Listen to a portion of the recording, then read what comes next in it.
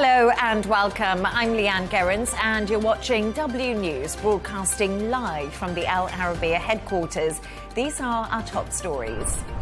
A federal court blocks President Donald Trump's tariffs, ruling he overstepped his authority. The White House says it will appeal as businesses and trade partners are thrown into uncertainty. According to Israeli media, Prime Minister Benjamin Netanyahu has said he's accepted a new ceasefire plan proposed by US envoy Steve Witkoff. Meanwhile, Hamas says it's studying it. The European Union has officially lifted the majority of its economic sanctions on Syria.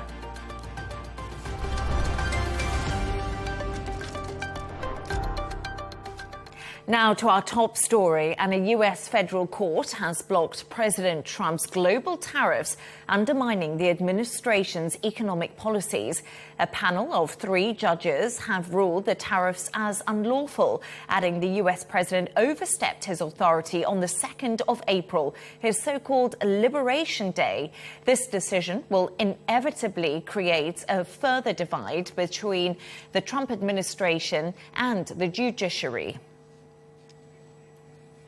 I'm now joined by Angie Wong, Miami GOP committee woman, who's in Washington. Angie, it's great to have you on the show. Thank you so much for joining us.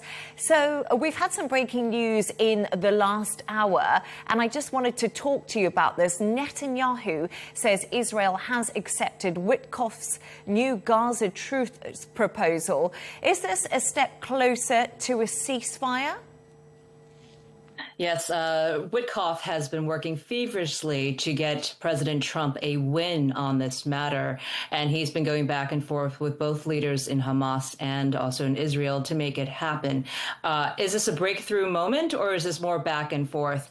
Experts I've been speaking to just in the last few minutes, they all expect this just to be another act in a long, long play, and they expect that Hamas may be looking to reject this latest proposal. And Israel knows this. They want to get back into war and to doing everything they have to do to Gaza, which was their original mission. So I think right now, Witkoff is trying to give Trump a desperate win, at least a desperate headline, to show that he's winning in the region. Whether or not Hamas will come to the table on this, that is a big, big question mark. Now, if they do, I think a lot of people will be surprised. So, Angie, do you think, and from what you're hearing from the conversations you're having, this is something Hamas isn't going to accept, and we're going to see the ongoing fighting between Israel and Hamas carry on? And really, what will this mean for the Trump administration? As you say, Witkoff has been working so hard on this.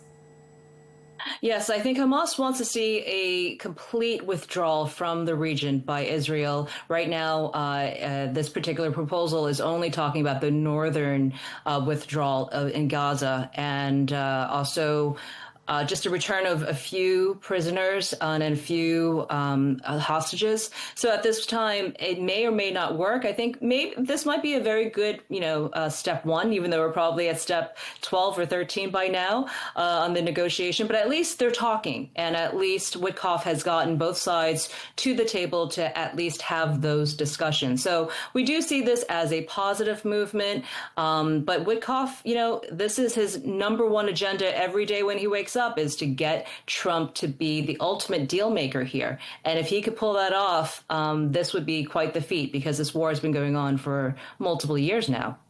Angie, thank you so much for commenting on that. But let's just get back to the tariff situation that's unfolding over in the US.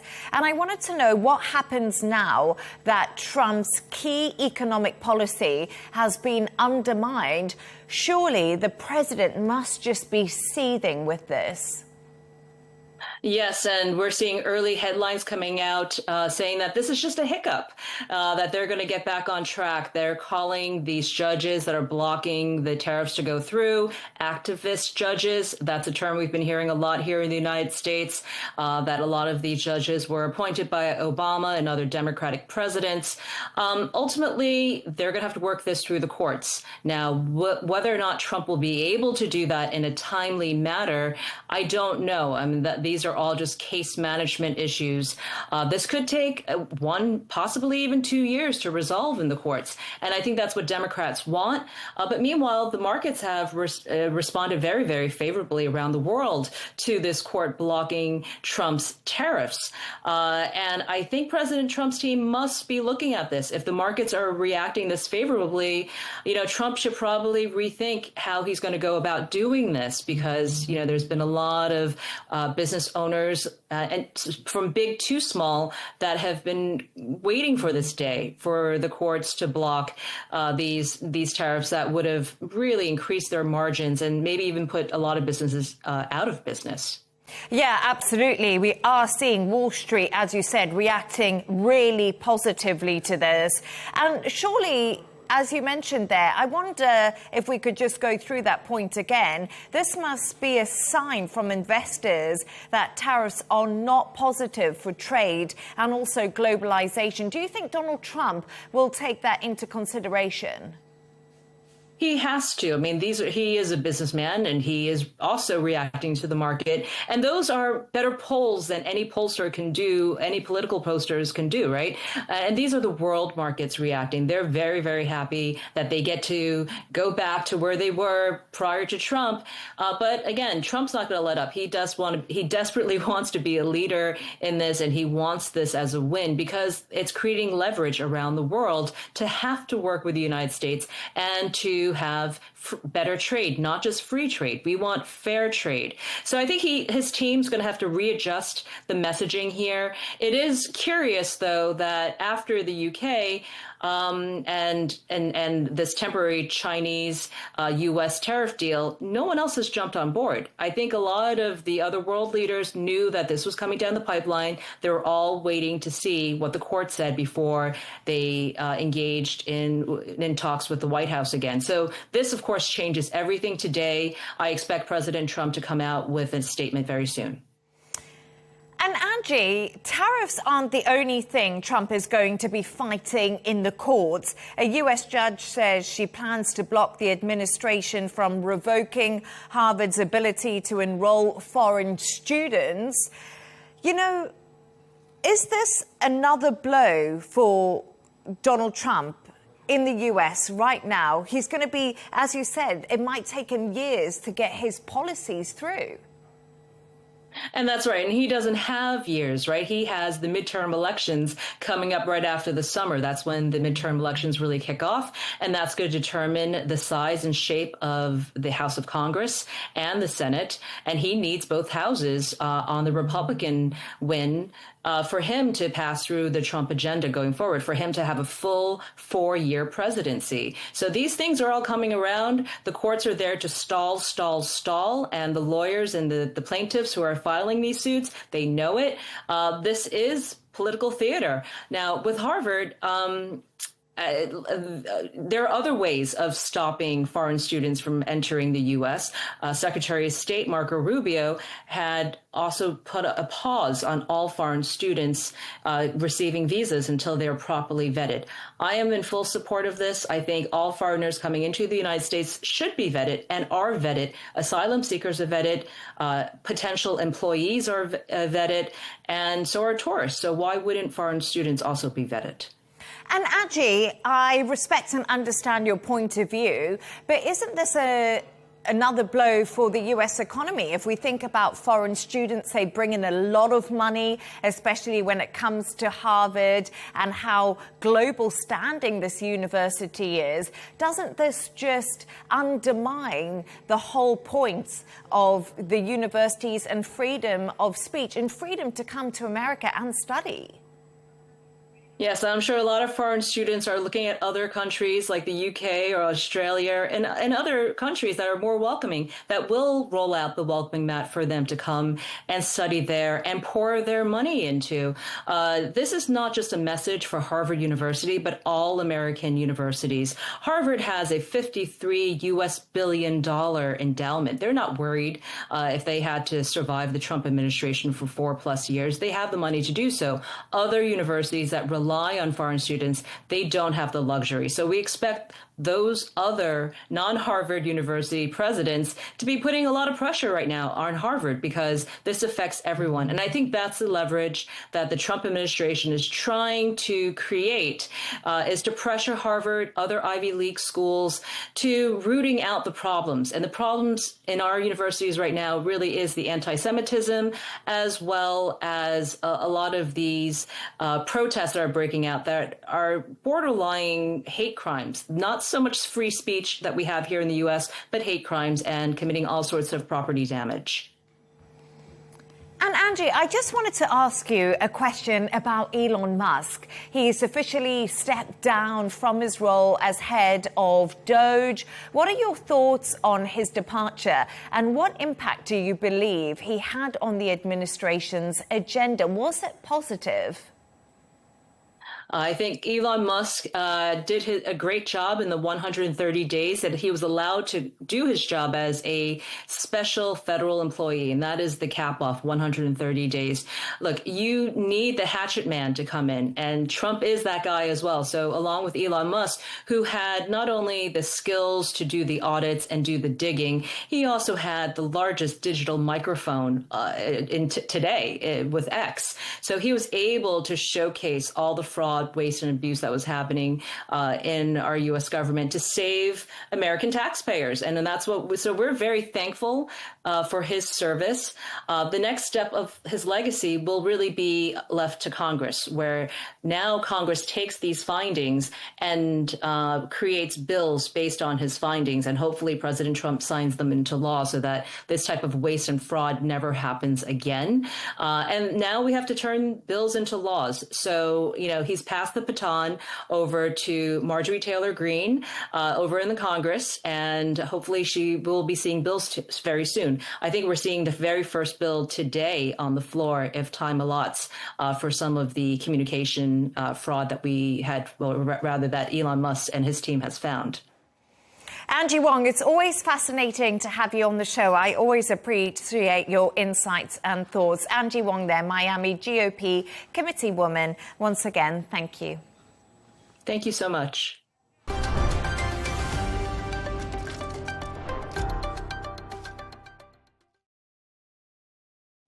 According to Israeli media, Prime Minister Benjamin Netanyahu has said he's accepted a new ceasefire plan proposed by US envoy Steve Witkoff. Meanwhile, Hamas says it's currently studying that plan. It comes as Israel announced plans to establish 22 new settlements in the occupied West Bank, marking the largest expansion in decades. For more on this, I'm joined by Asher Friedman, former Ministry of Strategic Affairs official and the director of the Misgav Institute for National Security. Absolute pleasure to have you on, Asher. Thanks so much for joining us. Can we start with... Thank you. Good evening. Can we start with the news we're hearing of Netanyahu saying Israel accepts a US Gaza ceasefire proposal? Hamas says it's currently studying it. What steps will Israel take next? Israel has, from the outset, set a key goal of bringing home as many of our hostages as possible. But at the same time, we can't allow Hamas to survive as the dominant power de facto in Gaza and rebuild its terror capabilities for carrying out the next October 7th attack. According to the latest proposal, there will be a temporary ceasefire. A number of the hostages will come out. There will be discussions about what the day after might look like. I believe that if Hamas is truly willing to relinquish power, we might see a lasting and permanent ceasefire. If Hamas wants to remain either officially or de facto the dominant power on the ground, we will likely see the resumption of the current war. And my guest that I was speaking to before you, Angie Wong, she says that she's speaking to sources and it doesn't look like Hamas is actually going to accept this plan. What will the consequences of this be? Hamas's primary goal from the outset has been to survive. If it survives, if Israel retreats and it holds a big rallies in Gaza City, it will be seen as the victor. The And therefore, it's unlikely that Hamas will accept any deal that doesn't have a permanent end to the war that leaves it in power. Israel has launched the Gideon's Chariots operation in Gaza. It's really the first operation that we've seen that's truly designed, truly calibrated to achieve this goal of dismantling Hamas as the dominant military and governing power. For just one example, the plan is that Israel will hold on to territory long enough to find all of the tunnels and the weapon storehouses that are hidden underground. In the past, Israel went in, captured an area, and then left. The idea now is that Israel will stay, find all the terrorist infrastructure, and only then leave. This has, of course, made Hamas very nervous, which is creating some willingness for a hostage deal, but it remains to be seen whether, in fact, the hostage deal indeed happens. And thank you so much for your insights into that deal that we're hearing at the moment that Benjamin Netanyahu of Israel has accepted. But on to another story. The UK government has condemned the decision by the Israeli government to approve the 22 new settlements in the occupied West Bank. Will this have any impact on the Israeli government's decision?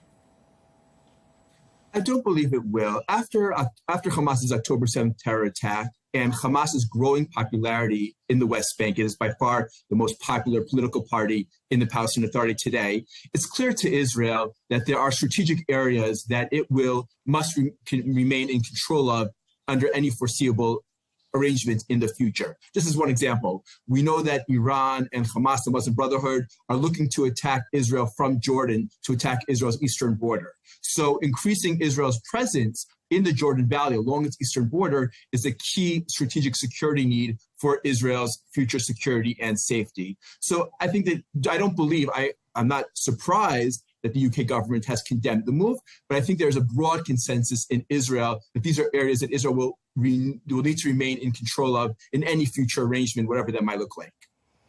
Is Israel still working towards a two-state solution in light of these new settlements, or is it looking more like a one-state solution is something that the government is working towards after what I've just heard from you there? Let's look objectively. The Oslo paradigm, which has been dominant for the last 30 years, has not brought peace or prosperity or stability neither to the Palestinians nor to the Israelis. And each side will blame the other, and it's very obviously a very complicated and complex issue. But the bottom line is, for 30 years, we've been trying the same thing. It hasn't worked. And it might be time to consider new paradigms, more out-of-the-box solutions, which will be good for the Palestinians and good for the Israelis. I don't think we have to say, well, this is what was decided 30 years ago, and we can't think of any other potential solution, especially given the fact that the Palestinian Authority is already losing control of parts of its own territory. It's losing control to militias in the northern West Bank, to terrorist groups. We might have to have a rethink about what the future looks like for Palestinians and for Israelis, so we can both enjoy stability and security and even prosperity in the region.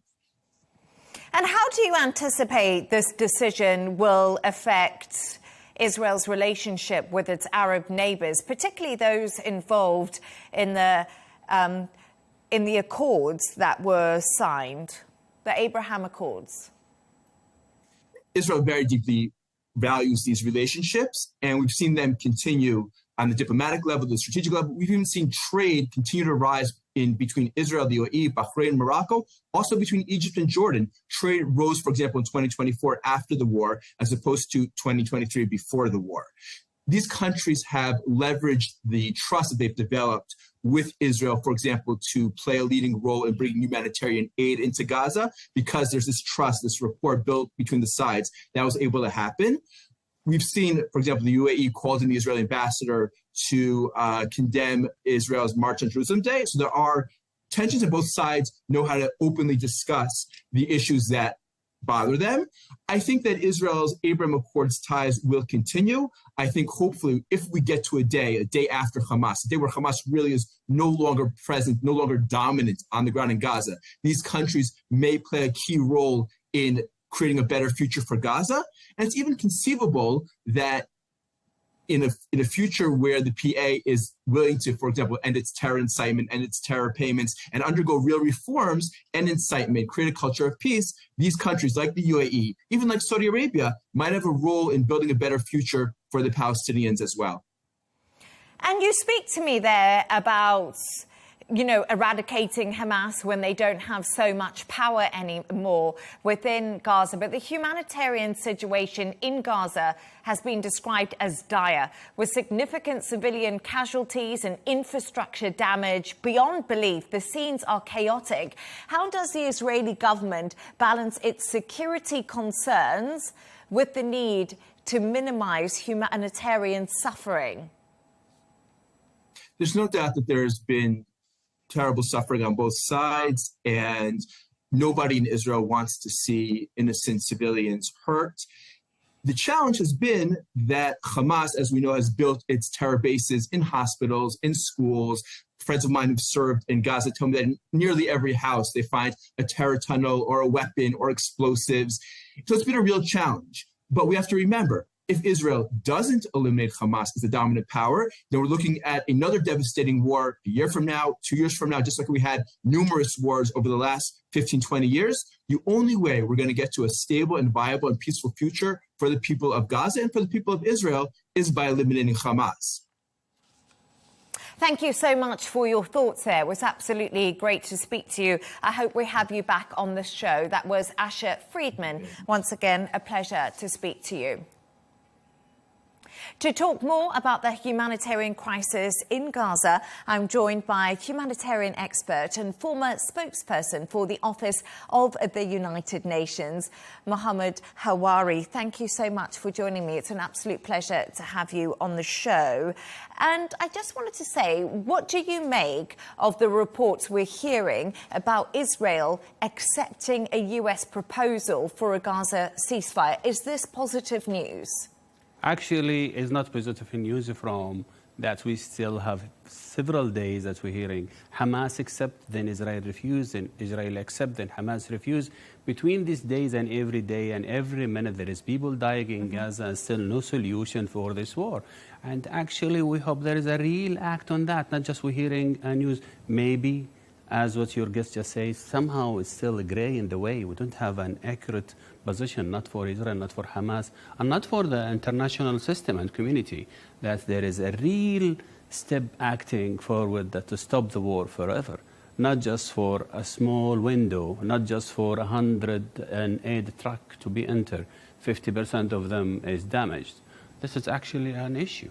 No, absolutely. And just to pick up on the aid there, Gaza, we have seen such chaotic scenes, haven't we? And it's been extremely sad as the new US-backed group, the Gaza Humanitarian Foundation, starts operations within Gaza. What factors have contributed to these incidents that we've seen? We've seen deadly incidents as people try to get aid. We've also seen looting, storming of aid trucks. What's going so wrong? That's when you give the non-professional people, other people, professions. When you take the responsibility, what should UNRWA, WFP, WHO, OCHA, UNICEF, to deliver the aid, what they are doing since 77 years, and they know where is the location, and they send the aid to the people. What this organization did, they just opened 3 centers of the aid in the center of Gaza, and the people have to travel to them, and the people already suffering. As you know, this truck enter Gaza after 11 days of none trucks enter, 0 food. And actually it's so shame when you saw some news, people stealing the aid. They're not stealing the aid. They need to live. And you put it in very far location. Actually, by the Israeli military, they report the road is not safe to these locations. How you can travel for hours in this summer with non-safe road just to reach a small bag of bread. So you're saying there, the 11-week blockade, people are absolutely desperate. But I just want you to explain the situation. I know that you've got workers on the ground right now. People are desperate for aid. Most of the aid is coming into southern Gaza, if I'm correct. So how are your workers managing the situation? And is it really dangerous for people to be coming from the north of Gaza to these aid centers? Actually, it's dangerous to move from each location to other location. From the north to the south, it's a dream to move, as what we saw in the news. And the situation It became horrible to the level that we heard the statement released a couple of days ago that there is a 13 child who are going to be died in next 48 hours if no aid enter Gaza. And this is true. Actually, this is a new millennium. And we find people dying from hunger that we can avoid the reason of their death. There is the real issues of the complication of the situation. You want to enter just 100 a truck in 3 days, and the people need the daily over 600 a truck. You are talking about 2.2 million, and they are getting an exile inside exile and a camp inside a camp, and the movement is to keep going, and the people isolated in different location and no communication ways to people to approach each other, and no aid center is functioning. This is very important. The hospitals, schools, safe areas, safe haven, 90% something around that is damaged. We're talking about a small percentage is semi-function about the hospitals. That's a small image. But Israel's argument is that they have to bomb the hospitals, and that's what they've been doing because they Hamas control centers. And this is exactly what we're hearing from Israel time and time again. Do you think this is an accurate portrayal of what the situation actually is and who's in those hospitals within Israel, within Gaza?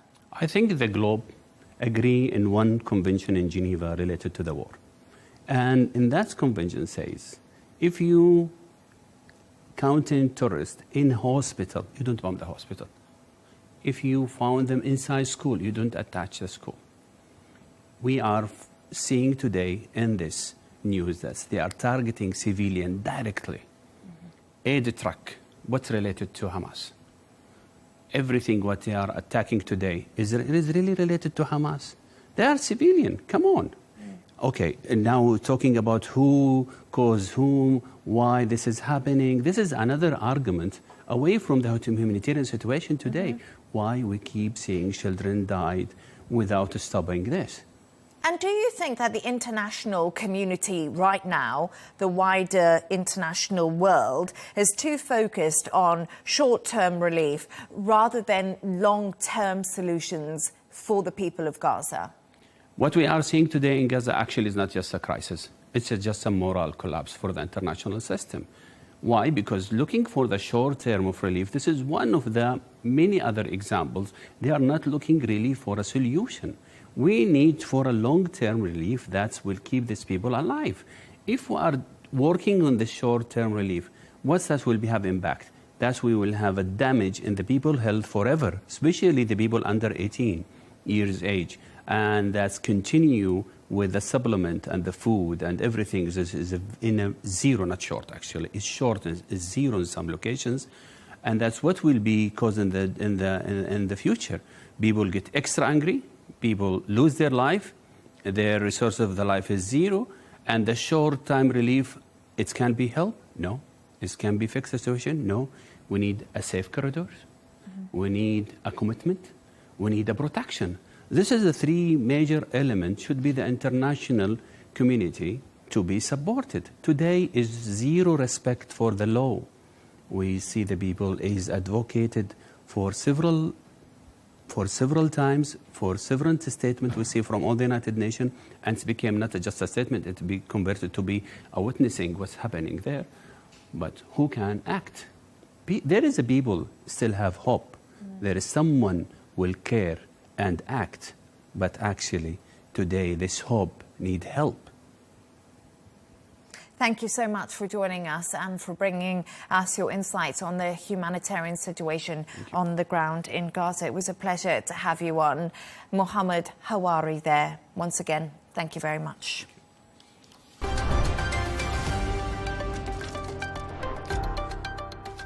The US economy shrunk 0.2% in the first quarter on weaker consumer spending and an even bigger impact from trade than was expected.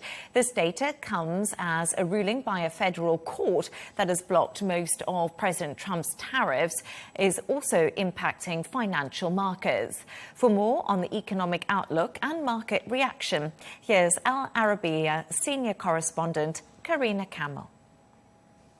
It's a busy day for global markets with a number of factors impacting investor sentiment. We've been following U.S. GDP figures out today. That's the reading of economic activity in the first quarter of this year. And today, the second reading or revision was announced, data confirming that the economy contracted by 0.2%, a bit better than was expected previously, but that's still the first contraction since the beginning of 2002.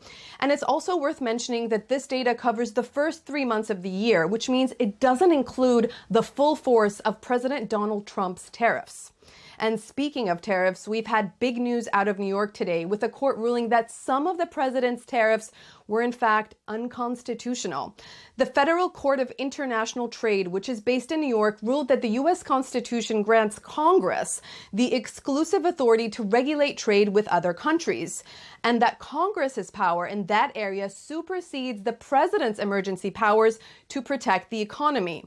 And here it's worth clarifying that when President Donald Trump imposed a range of tariffs, be it targeting specific countries, specific sectors, and those across the board reciprocal tariffs he announced on Liberation Day on the 2nd of April, he used a variety of emergency laws that he argued gave him, the president, the executive branch of government, the authority to do so without needing to go to Congress and to get their approval, essentially to put it to a vote to Congress. Now, this particular court is saying that was an overreach. The court is saying that he exceeded the limits of his executive power, and therefore those tariffs are unconstitutional. Now, it's also important to note that this ruling does not apply to all tariffs. It strikes down the tariffs Trump imposed under what is known as the International Emergency Economic Powers Act, a law dating back to the late 1970s. And practically here, we are talking about those 10% reciprocal tariffs on all nations, some of the tariffs imposed on Canada, Mexico, and China. But we're not talking about the sectoral tariffs targeting specific sectors such as auto, steel, or aluminum. Those tariffs remain in place. And just to give some added background here, the reason there was a court ruling on this issue in the first place is because about a dozen U.S. states, led by the Attorney General of the state of Oregon, along with a number of businesses, brought a legal challenge against the Trump administration, saying that these tariffs were damaging the state economies. Now, for its part, the White House has rejected the court's authority, saying it's not up to unelected judges to decide how to address what the president considers a national economic emergency. Now, the court's decision can be appealed at the federal level, and the White House has indicated it will appeal. It could even potentially reach the U.S. Supreme Court. Now, as far as markets are concerned, this news has brought some short-term relief, but it does carry longer-term uncertainty. Will we now see a protracted legal battle over trade policy? How does that impact trade negotiations underway with the EU and also Japan? How will those countries respond? Will they plow ahead and continue talks, or want to wait and see? What about the deal already agreed with the United Kingdom? There is no doubt that this legal roadblock was welcomed by investors to a certain extent. But extended policy and legal uncertainty will inevitably impact investor sentiment going forward. And it could also lead to companies delaying decisions about hiring more employees in the United States and increasing their investments in the US. And at the end of the day, that is bad for the US economy.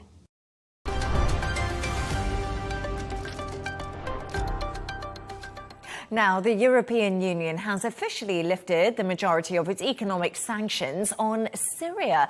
It has removed restrictions on key sectors, including banking, energy and telecommunications, and unfreezes assets of 24 entities, notably the Central Bank of Syria.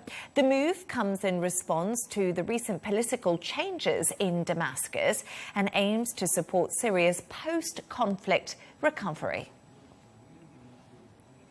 For more on this, I'm joined by Navar Shabam, researcher at Harmoun Center. Absolute pleasure to have you on, Navar. So I just wanted to say the EU has lifted a wide range of sanctions imposed on Syria, including on its financial system.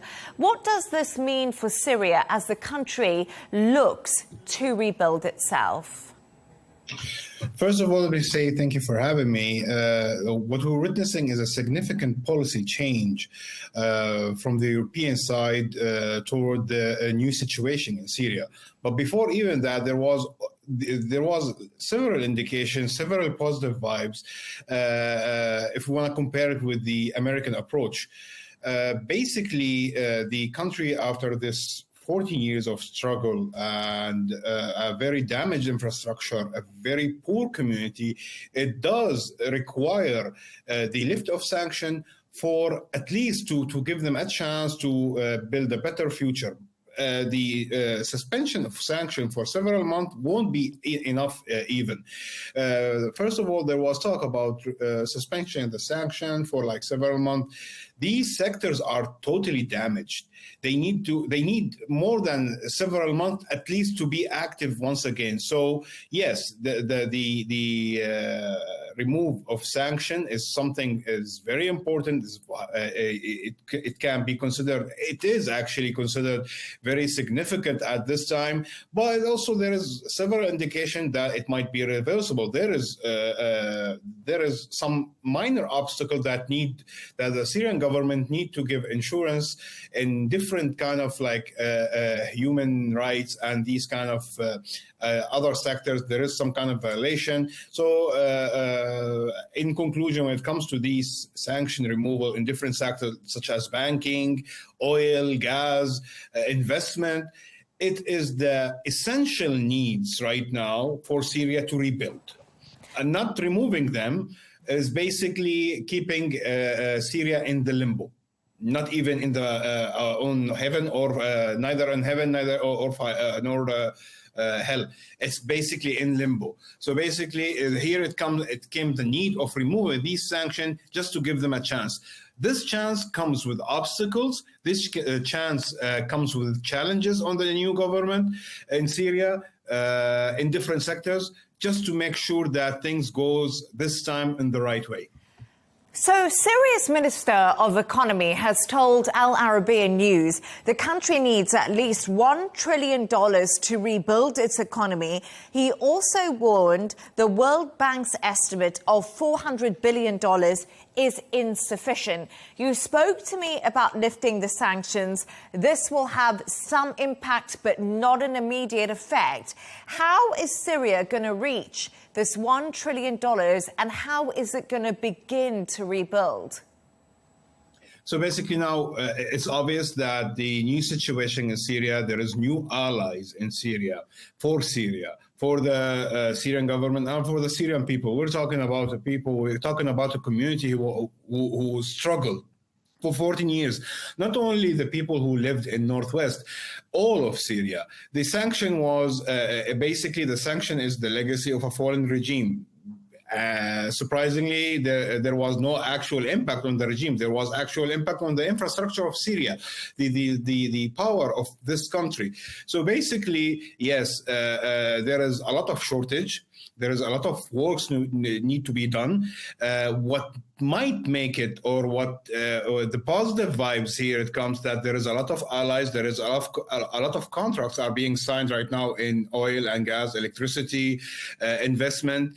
All the Syrian minister from Nidal, from Hind Qabawat, from Haikal, all of these new Syrian ministers are trying their best just to ensure that the channels for investment, channels to help to be part of rebuilding Syria is open. This is what actually Syria needs right now. And on the other half, the Syrian government are trying also their best to ensure that both the EU, the American, to ease their worries when it comes to the current government background and how Syria is now once and for all, just like before the 50 years ago, it's all for all Syrian, and it's one community. So there is a joint effort happening right now. There is the ministry trying their best to ensure that the environment is suitable right now for investment in Syria, because these huge amount of investment is a necessity right now. There is a huge shortage. Without these investment, just by lifting the sanction, it's not magic. This is what all the officials are trying to explain. Us as a researcher, it's not about like today we lift the sanction, tomorrow everything will be okay. We're talking about a legacy of a damaged infrastructure, damaged community, a lot of obstacles. But at least right now we have the right environment to make things to the better, to make things at least toward a better future. Navar Shaban, thank you so much for joining us. It was great to have you on the show. Much appreciated. Thank you.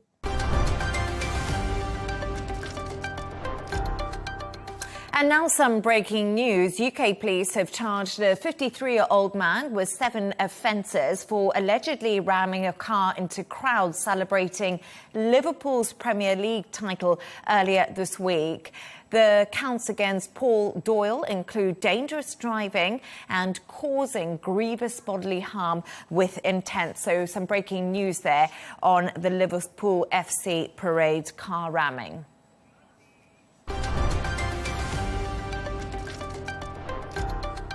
And a reminder of our top stories. A federal court blocks President Donald Trump's tariffs, ruling he overstepped his authority. The White House says it will appeal as businesses and trade partners are thrown into uncertainty. According to Israeli media, Prime Minister Benjamin Netanyahu has said he's accepted a new ceasefire plan proposed by US envoy Steve Witkoff. Meanwhile, Hamas says it's studying it. The European Union has officially lifted the majority of economic sanctions on Syria.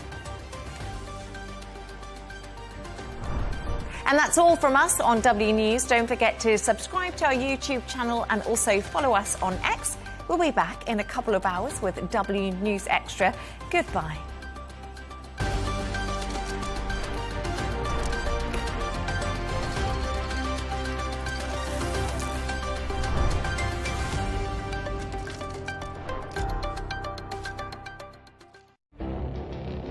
It feels like decades are passing by in a matter of weeks. Seismic shifts in the world order. Never, ever will be part of America. With so much happening and then so much noise. Whether it's political upheaval, Canada has been ripping us off for years, economic shifts or social movements. And no one wins from tariffs. I think America can be more friendly to the rest of the world. For in-depth analysis and all the latest developments across the globe. To have an inclusive policy together. The meetings with Hamas gave me some hope. We're in another nuclear arms race. The most important development straight to your screen. Welcome to the dressing room. I'm on my own. I need backup. And an insightful look at the issues shaping our world today. It was not going to happen, that war, and it happened. Join us on Arabiya News, where the world talks. We're always telling children that it's not winning that matters, it's how you play the game. But as adults, is that really true? As a society, do we celebrate winning at all costs? On Counterpoints with me, Melinda Nucifora, we'll debate the safety and the ethics of the drug-fueled enhanced games. That's coming up on Thursday.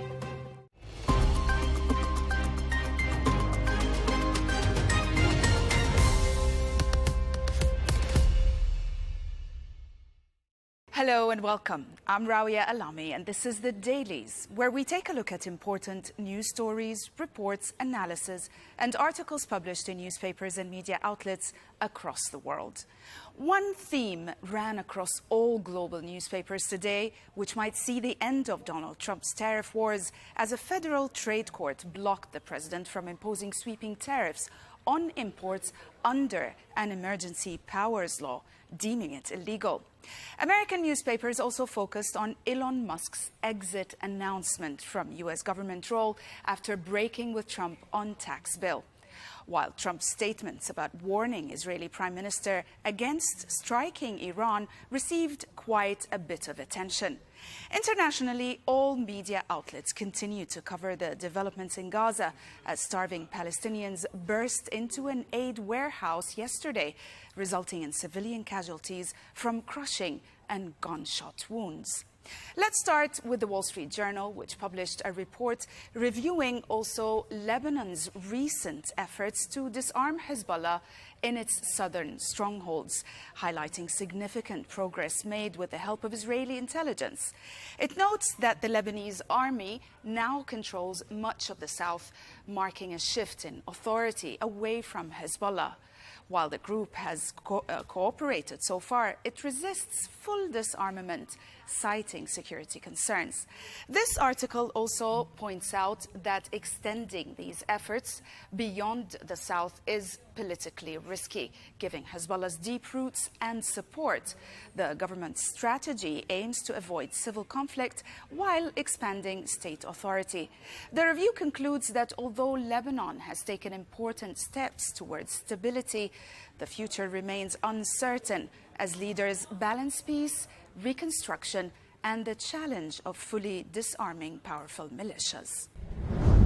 While most newspapers reported on the utter chaos that engulfed the distribution of aid in Gaza by the GHF and the trampling that took place after starving Palestinians stormed an aid warehouse, causing the death of 4 Palestinian civilians, Gil Paris wrote in Le Monde today, examining how Israel's response to the Gaza war, including rising civilian casualties and media restrictions, reflects a troubling shift in Israeli society's values and attitudes. The article highlights strong criticism of Israel's policies that have spread recently beyond pro-Palestinian circles after 20 months of this war and a civilian death toll reaching to 54,000.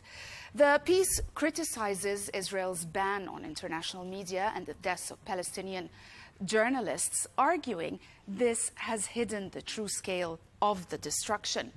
It also highlights growing Israeli public indifference to Palestinian suffering and fierce backlash against critics.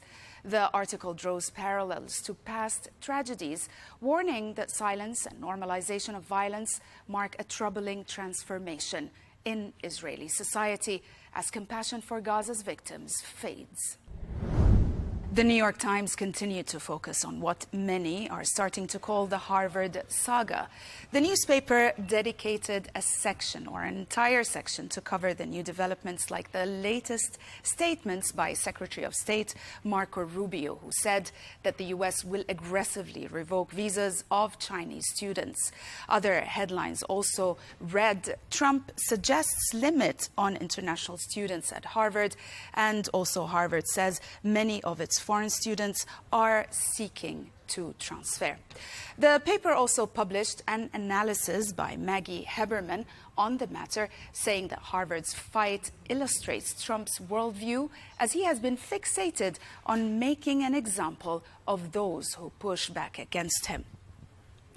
The analysis reviews how President Trump indeed blames Harvard for losing federal funding by refusing to comply with his administration's demands.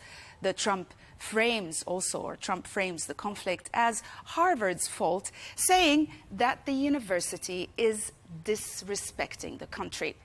The piece highlights how Trump uses Harvard as an example to warn others that dissent will not be tolerated. And the administration's approach extends to other critics as well, including law firms, former officials, and artists, blaming them for any punitive actions taken against them. The author contends that while some agree universities should address cultural issues, the administration's attacks on Harvard have gone further than most expected. Local American news was the focus of the Washington Post's front page today. In one of its top stories, the paper tracked key cases covering President Trump's actions on law firms, immigration, worker firings, DOGE cuts, transgender care, and more, concluding that Trump lost on tariffs but won on DOGE, as most of his tariffs were halted by U.S. trade court. However, the Post also published a report on how much international students contribute to the U.S. economy following what some call the administration's war on academic institutions and foreign students. The report reviews economic and social impact of the Trump administration's pause on new student visas, warning that the loss of international students could not only hurt universities, but also local and state economies. Now, last year, over 1.1 million international students contributed nearly $44 billion to the U.S. economy and supported more than 378,000 jobs. The report also included this map of the United States. It shows the distribution of the foreign students across the different states in the U.S. And as you can see in the big circles that represent 100,000 students, where they are in New York, in Massachusetts, in Texas, and in California, and some also in Illinois. These students pay higher tuition, rent apartments, and spend money on local businesses, fueling job creation and real estate markets. Economists say universities can't easily replace this revenue with domestic students, and long-term effects may include fewer entrepreneurs and less innovation. The university around U.S. Visa policy is already discouraging, or that's what the universities say, that the new American policy is already discouraging talented students from applying, risking America's reputation as a top destination for global talent. Moving on to Axios, which published a report on Elon Musk's X post yesterday announcing his exit from Doge and his role as a special government employee under President Donald Trump. Here is what he wrote on X. Let's have a look. So if you can see, he says, as my scheduled time as a special government employee comes to an end, I would like to thank President Donald Trump for the opportunity to reduce wasteful spending.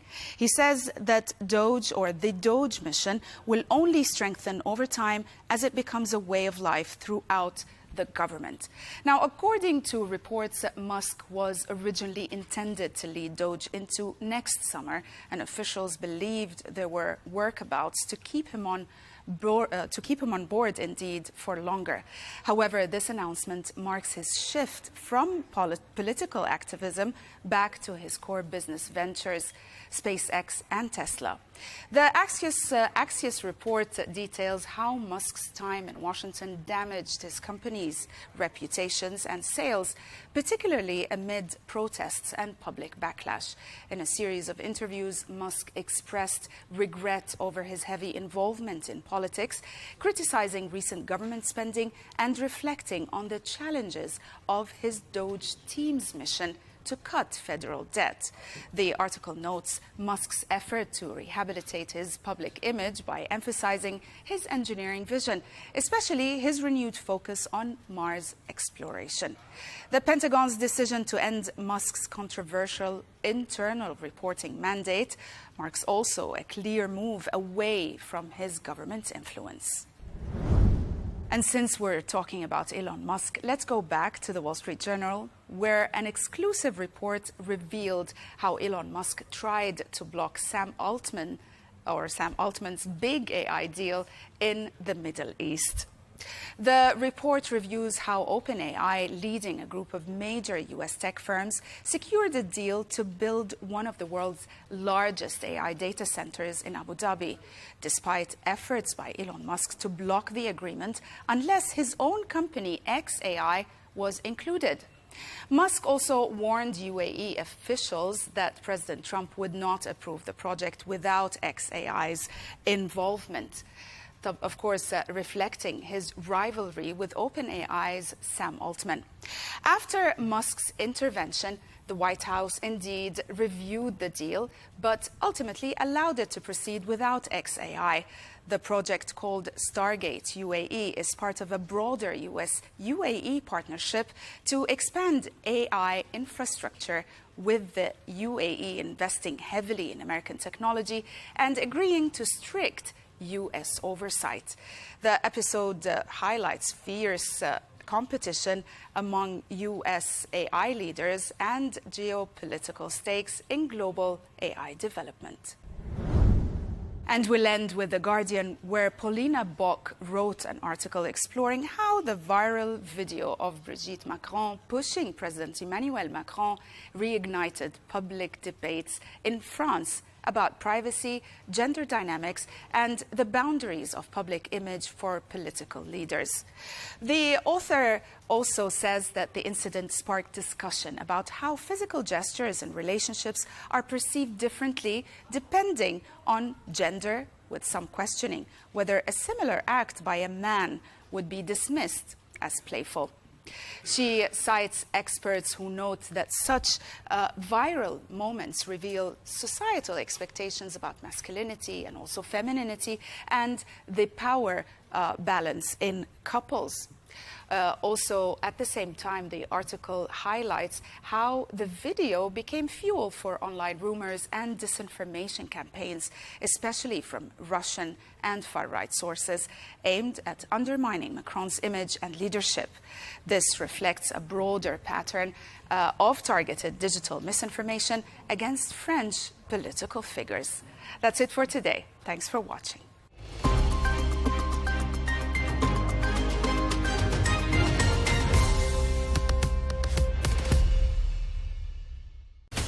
From the White House to Gaza, Kiev to Beijing, elections, economics and the environment compete with conflicts and other complex issues for our attention. In an age of fake news, deep fake and artificial intelligence, they've got to have a vote and a say. It's important to look beyond the loudest voice to understand the truth. From newsmakers to groundbreakers, my campaign is going very well. Presidents, prime ministers, princes and peacemakers, and cultural tastemakers. As Arabs, as Middle Eastern, we're too emotional. Join me on the Riz Khan Show for empowering conversation.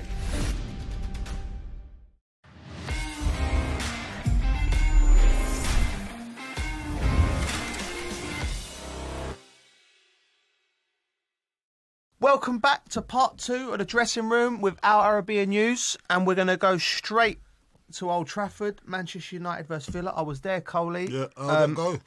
Mate, how did it go? Do you know what it was like when you go to? I've never experienced going to a football club where the atmosphere. It was like, it was just so weird. Like the Man United fans were just grumpy.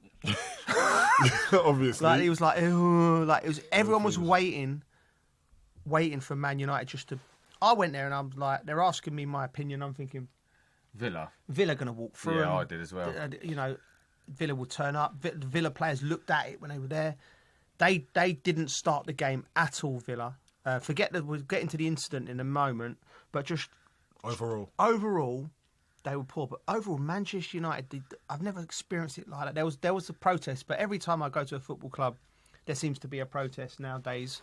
Yeah, but like I'm not adverse to it because I think people should. One thing about this society and being in England is the right to protest is important because it holds power to account, and they're not happy with the power. They're not happy with the Glazers, and I hope who are still in the background who've done the move where they've sold it, but they ain't sold it. Do you know what I mean? So they're not.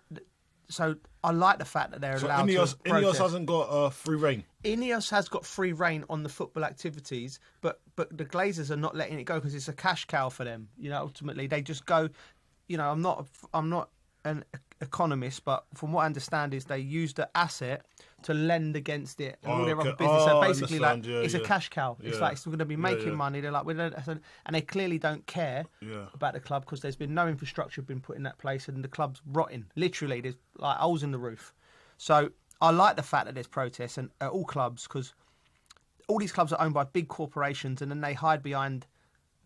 Do you think that should be allowed anymore? Like state-owned clubs. State-owned clubs. Well, like a massive corporation like Ineos, even the Glaciers has got. Are you allowed to lend against your asset? I think there should be a cap on that. Do you think? Listen, Football it's club hard, shouldn't Coley, be- because we're going We're well going into into- the areas we don't Yeah, domain. yeah, but that's what I what I'm would say thinking. is, I believe in like. It's gone to the days of family-owned clubs. Yeah, isn't it? gone the days. Nowadays, there's entities that own clubs, like whether it be the Qataris, groups, banks that are, these huge banks. And I feel like from the Premier League's perspective, you should allow them a bit more freedom financially, as long as I would say, right.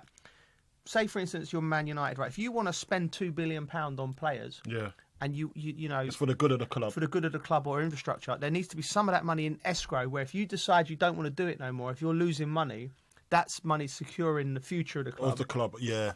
But they won't want to do that because Why? because they want their cake and eat it. They want the asset that, from what I understand, is they buy these clubs and they buy them for, like, say Man United, £4 billion. They fully expect that Manchester United, regardless of how they perform, in 10 years' time to be worth £8 billion. So they're going to double the asset value, and in the meantime, they'll be sort of locking in all other of their companies into the club. Do you know? And they'd all get clever with the account. It's way above my pay grade, and I don't understand. But it ain't. It's legal, but is it right? I don't know. Anyway, getting back to my point. I think the human touch of it is the Manchester United fans are just not happy. They're seeing their club fall to bits around them, and they should be allowed to protest. And I hope one day somebody in the board will recognise that and start running the club accordingly. I hope they do. But back to the football. Manchester United's the best I've seen them in 6 months. I was stunned, Coley. Were they Bridges, good? I was stunned, mate. Honestly, you that team we watched Wednesday night. Yeah. Was completely Harry Maguire dominant, he looked like Harry Maguire at his best. I thought he was okay the other night as well. I thought he's one of the only players that did okay. Mason looked sharp. Is that a bit playing without fear because there's nothing resting on it anymore? You know what I mean? Maybe. It's a bit like, Season's done. Yeah. We're done. We haven't won it. They played with more freedom than what they have done for a while, maybe. Yeah. I don't know what So it was. you're saying, in essence, that they're not good under pressure? But they haven't been. They haven't been. Yeah, so that's they basically... are, but they haven't been. Then obviously not good under pressure because the whole season's been pressure for them. Well, you look at some of the other teams that were playing for top four, probably not a lot of people weren't good under pressure, were they? Yeah, we'll get into that. So you think the pressure come into it? Maybe, yeah. They played with a bit more freedom, a bit like, it's the last game. Got to go That's a out good with way a of bang. looking There's at it. nothing on the line. There's no trophy on the line. So we can Do you know express what I mean? ourselves. That's a cop-out, isn't it? Yeah. Like, we're built for pressure. Yeah. That's what footballers are built for. We're built to be A resilient. bit like his golf the other day, mate. He wasn't going too well. He got put under pressure. Nobody started people coming up. watching, mate. Just spanked it straight down the middle. Hard. Hard the hole. Out of the bunker. Professionals there. Unorthodox, like. He smacked it against the lip and it popped up next to the hole. got He there. was good under pressure, mate. done. Yeah. Job done. Yeah. Do you know what I mean? Some people thrive on it and some people yeah. can't handle it. And I think they've got a lot of players in that team, apart from obviously the big boys, Casemiro, even to Bruno. But it's different pressure for Bruno because now he's captain. So Maguire's he's been there, done that. It's been tough season. But Isn't it? but they ain't got enough players in that team that can handle the pressure. Yeah, that's true. They crack, That's or true. they don't turn up, Yeah. or they shy away. I tell you what, though. But they didn't. There's didn't loads on of stuff Saturday, to go Sunday. into it, isn't there? It's the way he Yeah. plays, the system he plays, everything, the whole club, the recruitment of it and everything. It's all discombobulated, isn't it? What a word that is. I do try Yeah. sometimes. Discombobulate. Discombobulate. My man's discombobulated. Discombob Marley.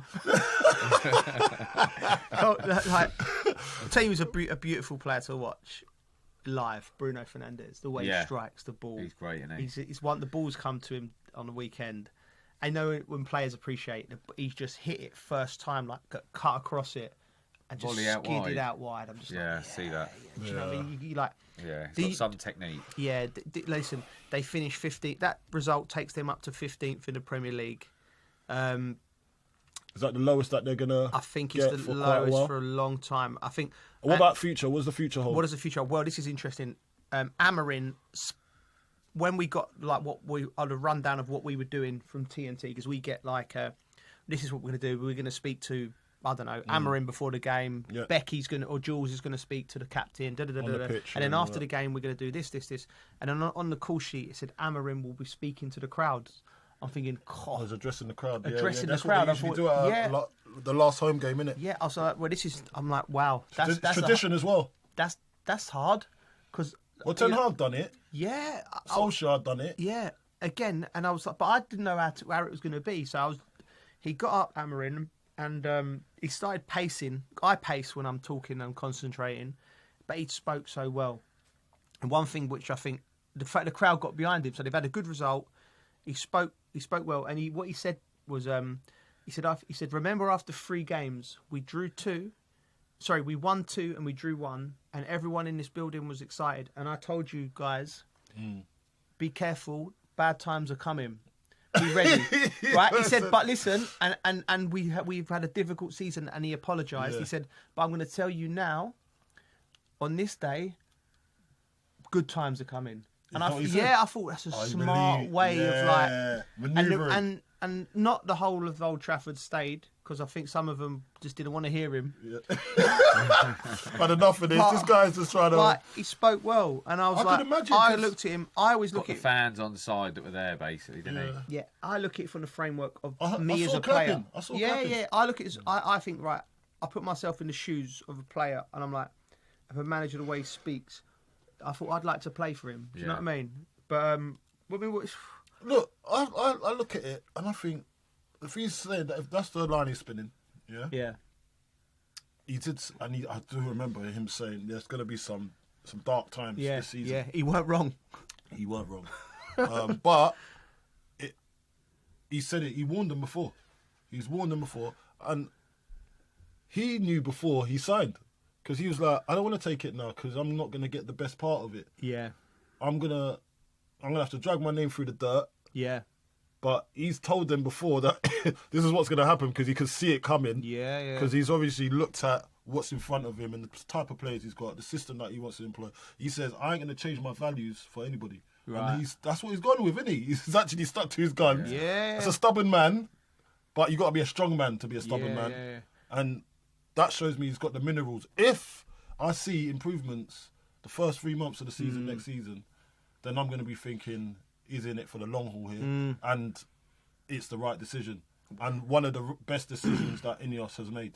Yeah, because if he does come off for him the way he's talking like it is at the end of the season, then it's only going to looking up for Man United. But their recruitment this season, this summer, is going to have to be something astronomical because they're not in the Champions League. So you can't go and get the best players. You got to be looking at Championship or someone in another league that's up and coming that no one's gone and got seen yet. So let's get it right. Man United's recruitment's been dross the last 10 years. Yeah, dreadful. Dross. Yeah. So what's going to change in that small piece of time? Unless he's got his own recruitment team now. Well, let me go back to Jim Ratcliffe. You know, he owned Nice in France, and you speak to the people. People who know the French league. He dragged that club into the mire as well. Yeah. So I don't know him himself. He hasn't got any track record. Like, he's not like he's Nice, a stable club that's gone when he's gone there and gone through. I think he threw a lot of money at it and it went wrong there. So something and still going wrong. And he's still going wrong at Man United. Maybe he should have stuck to sailing or whatever he'd done before, Jim. Do you know what I mean? Making chemicals. He means well. Yeah, he means well. Listen, I've got Ineos wipes at home. Yeah, I don't like Ineos.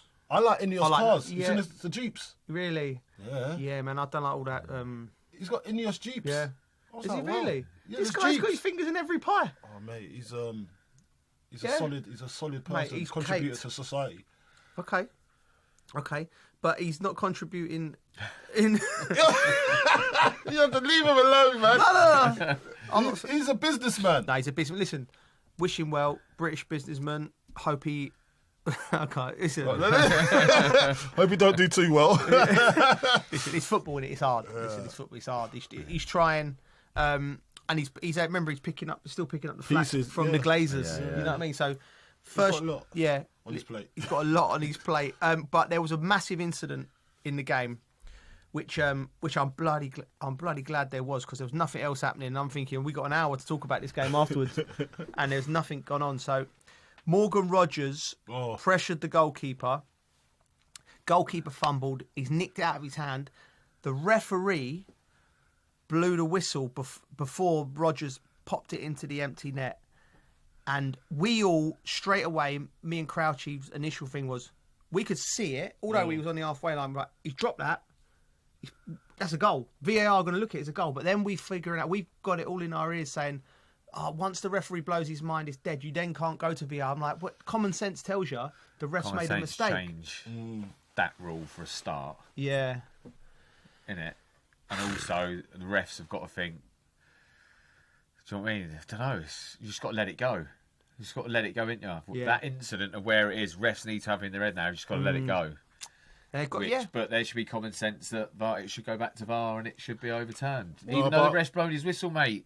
Do you know what I mean? That's why he's kicked the ball. It's going to go. A bit of common sense. Yeah. Well, it's letter to the law, isn't it? Oh no, so, buddy. Yeah, but have a common sense law put in there. I remember, do you know what happened with me, mate? Do you know what I mean? Listen, go on YouTube. Yeah, go on YouTube. You're probably on YouTube. Pause this. Yeah. Go and see Carlton Cole disallowed goal. Okay. It's a disgrace, Bridget. Really? Coley's a bit disgrace. Really? Go on, explain to me. The ball's come in, yeah?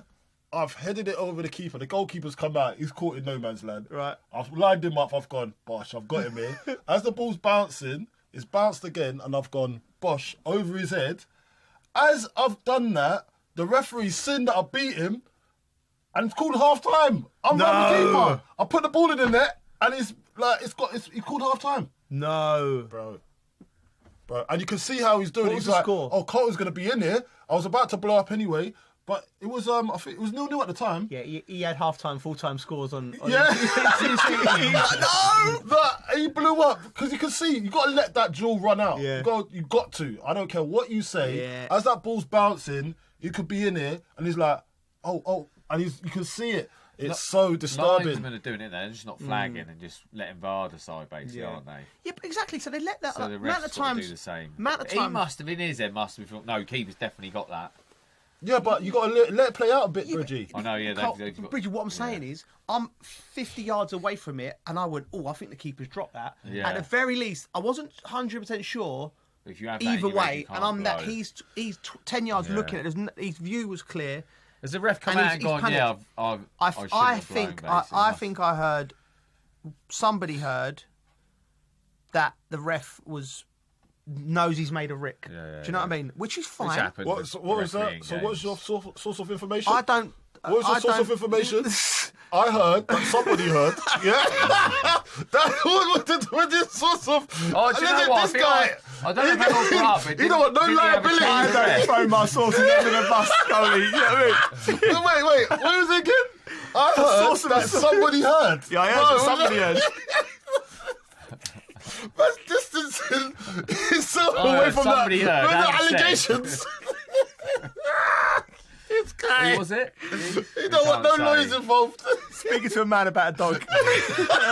Okay. I'm crying today, man. I heard that somebody. That's the first time I've ever heard that comment. Relax. Anyway, ref got it wrong. Do you know Villa have wrote the letter? They wrote a letter up they can play. You're not going to get anywhere with it, though, are you? Who so what's the point? End of the season. End of the season. End of the season. You're not going to get anywhere, so there's just no point in that. There's just no point. And credit to Unai Emery. We must write a letter. No, there's no point. You're going to get nowhere from it. Like, Unai Emery walked past us after the game, right? And by the way, an asterisk, right? Yeah, he had the right hump. He's down 100 million. Understandable. He's down 100 million. Of course he's going to have the up. I don't even know how many figures that is. Was that 8 figures, 9 figures? I don't even know. He's down 100 million. Anyway, he walked past us, right, and I could see him. You know, like looking like a man with so much in his mind. Like I swear he was talking to himself. Yeah. And then the owner or one of his pals was coming. He was at the ref. But what I would say is, you done his duties.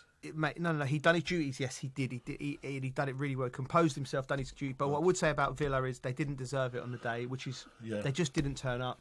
So, although they got it away, the ball was in their court anyway, it should have been a goal. Yeah, it should have been. The ball was in their That's court. what I was saying about Chelsea. They're the ones that on the day, even though they're the youngest, they got the job done, mate. And that's not shirking responsibility. That's making sure that get this over the line, lads. We've not had the best of seasons, but we at can least sit turn and up go, for it's this your game. own fault. You didn't deserve it, but really, it's the ref's fault. Yeah. You still got that. You still got that get out of jail card, didn't it? Yeah. I hope the letter goes down well. Yeah.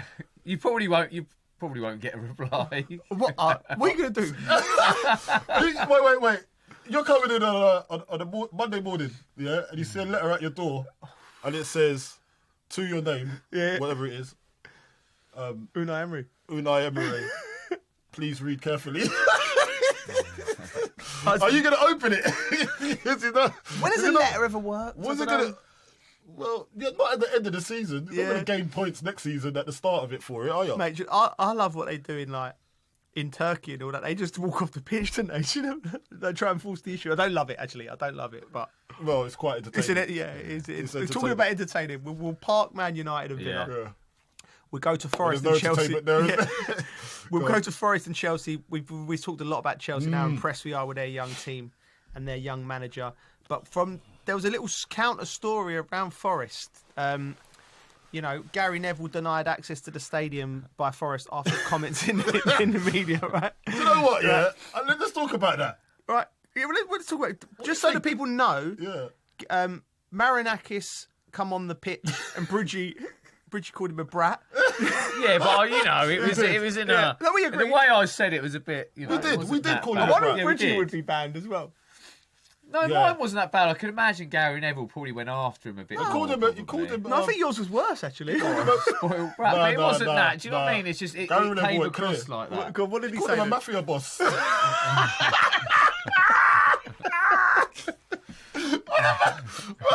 Tony Soprano. Well, bro, look, there's ways of saying things, isn't it? You can't just liken someone to a mafia boss on live TV. Yeah, I know. Like, what kind of message is that? It's not nice. It's not nice. Yeah, and it's also it's probably unfounded. I don't think he is a mafia boss. I don't think he is a mafia boss. So if you're throwing stuff like that, I don't know if I'd invite you around my house. You know what I mean? So and then go on. So all jokes aside, explain it first. Explain what's happened exactly, because. Oh, well, we know exactly. We know. We talked about it last week. People might not know. People might not know. Oh, so Marinakis has come on the pitch. Obviously, Taiwo's supposed to get substituted. Yeah. But eventually, Taiwo goes full pelt into a lamppost, post, and then ruptures his intestines or something like that. His abdominal muscles. Yeah. He has to go. Later on, it's found out that he has to go for a scan, and it comes out that he needs to have an operation. So they put him into an induced coma. Yeah. And sew him up and everything, what he needs to do. And he's healing now. He was at the game the other day. Good. But before that, we see Marinakis going on the pitch, having a go at... Looked like he was berating the man, Nuno. Right, Nuno. okay, yeah. And look, when you put yourself... When you step onto that field, you know everyone's watching. So there's a way you have to portray yourself. Yeah. I know emotions are high but you just don't give the press something to speak about. Yeah. And that's a little bit of training. I don't think he'll ever do that again. No. Because of the hoo-ha that went on around it. But now he's learnt the hard way. But I can understand where he's coming from, where... Because it looked like that, people are going to weigh in. People are going to always weigh in, especially media. That's what we get asked about it, in our opinion. And at the time, what we see. So... But one thing I didn't like, though, Bridgie, as you were talking about Sport Brat, you know, when I was doing a little bit of commenting on this on TalkSport, right? I said, my mate Bridgie, he's crashed you right. My mate Bridgie said he's a little bit of a sport brat, and now he's actually confirming it for me because he's not letting Gary Neville go in and do his job. It's wrong, really. It's actually wrong that you're going to ban someone for having an opinion on what it looked like the week before. Like, who does that? That's sport brat business, isn't it? Yeah, exactly that. Well, you're coming to, I'll take my ball home. That's that type of guy.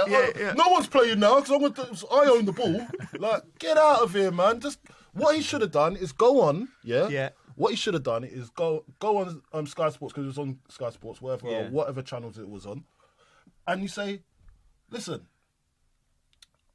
I want to come on today. Yeah. And I'll make sure Gary Neville's there. Yeah. So I can have a little ding-dong with him. Yeah. And get this right, the story. Yeah. Get your story right. Yeah. Because sometimes that's all that's needed. Yeah. I'd rate him even higher. I'll be he put Gary in his place. Yeah. Not do what you done and say, he's not allowed in the building, take your accreditations away. Like, come on, bro. That's sport. Has Gary Neville come out and said anything since that? Yes. Do we know? I think he has. I think he...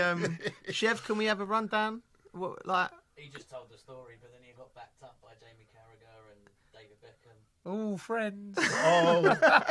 So what happened? Say Coley? I think he's I think it's for Sky, and you know, it's a back and forth, it's a story, isn't it? So I think Gary come out and said he and I agree with him on this. Like, you shouldn't be banned, like you said, from a stadium for comments for doing your job. Absolutely. And then I think Beck said something about it might be the 7-1 game. What was it? What was it? Come on, tell me. To be fair, if it happened to you, me and Carlton probably would have gone, yeah, you deserve it. So look, what's the context? I don't know this David Beckham part. No, listen, if it happened to me, if I ever get banned, we'd be laughing. You'd be laughing. Don't let him back in. He done what he said he did. Yeah, what you said he did. He's guilty. Do you know what the banner would have been? If it happened to me, I'd have gone, right, I'm turning up with a moustache and glasses and taking videos while you're in there. That would be good banter. That's great banter. Just like make it start. Make it funny. Marinakos, like childish for banning him. Like, come on, mate. The other lads, like, just. What did they say? What did the other lads say? Beck said, you know, the worst thing about it is that they haven't qualified either, have they? I know. Which made it even worse for them. I don't know. He's probably fuming even more now. You lot have not told me the crux of the story. I don't know what them others. What did they say? What did Cara say? I don't know. I don't know. What are we talking about here? Cara refused to go because he's. Oh, is that what happened? Yeah. So they all got behind him and said, we're not going because he ain't going. That's brilliant. You two ain't losing out a day's pay. I'm over here. Listen, if that was I'm going, mate. Listen, Coley, listen, look. I'm going to go and represent you properly. I'll do the job for both of us. Okay, can I get your pay packet too?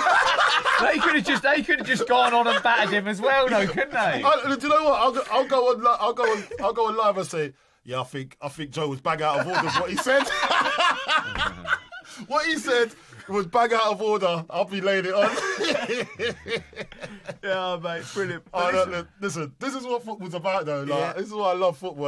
I'm talking about it now because you get these once in a while you get a little story like this where you can just berate everybody. Just don't listen. One thing, listen. Never take yourself too seriously in football. No. Like, it's never that serious. It's never that serious. Other stuff is going on in the world. Other stuff is going on in the world, and let's hope we all learn from this. Listen, let's hope we all take. We might be getting banned now from everywhere. About stuff we've said. I don't even know if I'm welcome into the Spurs quarters. I'm not supposed to be going to a concert in a couple of weeks. Definitely ain't welcome there. I'm asking for a box. I don't think they're going to give me a box, are they? We won't be welcome at Arsenal either. We're banned from all Premier League football grounds. Brilliant. No, listen, it's football. Well, it's football. It's just banter, man. Like, what are you going to say? Like, everyone has their team. Everyone has their team that they love. But if someone talks ill of your team, you're going to be a little bit upset, but don't take it too seriously. We're only humans too. Both teams, like, it's all out of love. Forest have had a good season. Yes, they've done better than what anyone would expect. Brilliant. And Chelsea got what they wanted as well. Yeah, done it well. And I think actually done it okay. Actually, the Conference League, like, considering where they've come from, I think they for me they've done it better than any. They've handled that day better than all the other teams did. Good shout. Good shout. And for being such a young team as well. And like we said, we've already picked up on what he said after the game about telling them to F off. Yeah, brilliant. He's handled himself well all season, brilliant. Hasn't he? He has. Love him. Right. So Newcastle and Everton, this is another shock result, which is talk about handling pressure. The Geordies just they just rolled over, didn't they? It was Everton were good for their win. And let's quickly have a look at David Moyes' his record since taking over. Coley played 19, won 7, drawn 7, lost 5. That's what he does, though, isn't it? Yeah, that record over 38 games would have seen them get 56 points, the same as Bournemouth and Brentford. Yeah. Now, by the way, the Bournemouth manager was linked with Real Madrid. Yeah. And they've spent more than what Everton have done under David Moyes. And we all know how good a job Thomas Frank's done and the team he's produced there. So, David Moyes, listen, does he get enough credit for what he's done? I think no, Everton fans weren't happy. Well, I know some might have been, but I know a lot of Everton fans that weren't happy about him going there. Yeah. Mate, they eat their words, mate. Yeah. Listen, I think that there's different managers for different things, and look, but Coley, I'm just going to explain it quick. There's different managers for different things. Sometimes you've got the managers that need to save a club, and they do that really well and consolidate. They can work with certain calibre of players. And a certain budget. I think pressure comes on when you are now dealing with superstars. Yeah. How you handle those superstars, how do you handle the biggest talents in the world. Like, you got managers for that too. Yeah. So the Carlos, Ancelottis, they can deal with egos. Mourinho's. Yeah, but as soon as... But that comes after a certain calibre of players. If you've got an underachieving team, you've got certain managers that can get the best out of an underachieving team. You can pick up their morale, know how to ride the wave. Then you got the plateaued managers that can deal with teams that just want consolidation in the Premier League. Yeah. And then you got the ones that go on to win titles, and there's an elite group that can get, you know what I mean? So there's loads of different managers, but I don't think you should compare any manager to any other. I think it's unfair because everyone has their skill on what they bring, and they might get the same points at the end of it, but they're doing different things. Because different teams need different type of leaders. Okay, and that's the way I look at it. So, with them stats that I've just read out to you, though, I understand what you're saying, right? But like you said, Thomas Frank's been linked with Manchester United job, and he got linked with the Liverpool job. Areola, as I said there, Areola's been linked. Yeah, but Areola at Bournemouth's been linked with Real Madrid and Bournemouth have been linked with Real Madrid quite a lot. Yeah. So like, but what I'm saying, why do them managers get linked? David Moyes, let's just say the Spurs job. Style of football, I just said what I said, didn't it? Yeah, and that's why I've just explained it. Different managers have different values to a different type of team. Bournemouth won't need a David Moyes. Yeah. They don't need a David Moyes unless they're going through something. I think David Moyes brings structure and infrastructure to build from. Yeah, but I also think David Moyes has a off little bit more than that. Like, yes. I think he's got. I think he's. You know, we talk about. I think it's unfair to put David Moyes in the same category as a sort of Allardyce, Steve Bruce. No, I don't. Pardew's of this I think he's learned differently. He's operated in that era, and he's developed and learned. And I think his Everton team actually starting to play his style, the way he was. Because he did that with West Ham. He did that with West Ham. We were playing some beautiful football when he released. Yeah. When he said Paqueta, says, let Paqueta be Paqueta. Yeah. And that was hard for him to do. Yeah. Because he liked structure. Yeah. So when you're dealing with these type of players, that's when the real skill comes in. And I think he learned. Yeah, that's and when he's developed. He grew from that to say, do you know what, let him have freedom. And although it's going to be up and down, you got to let him operate. Yeah. Because he's that type of player. So I think he learned that, David Moyes.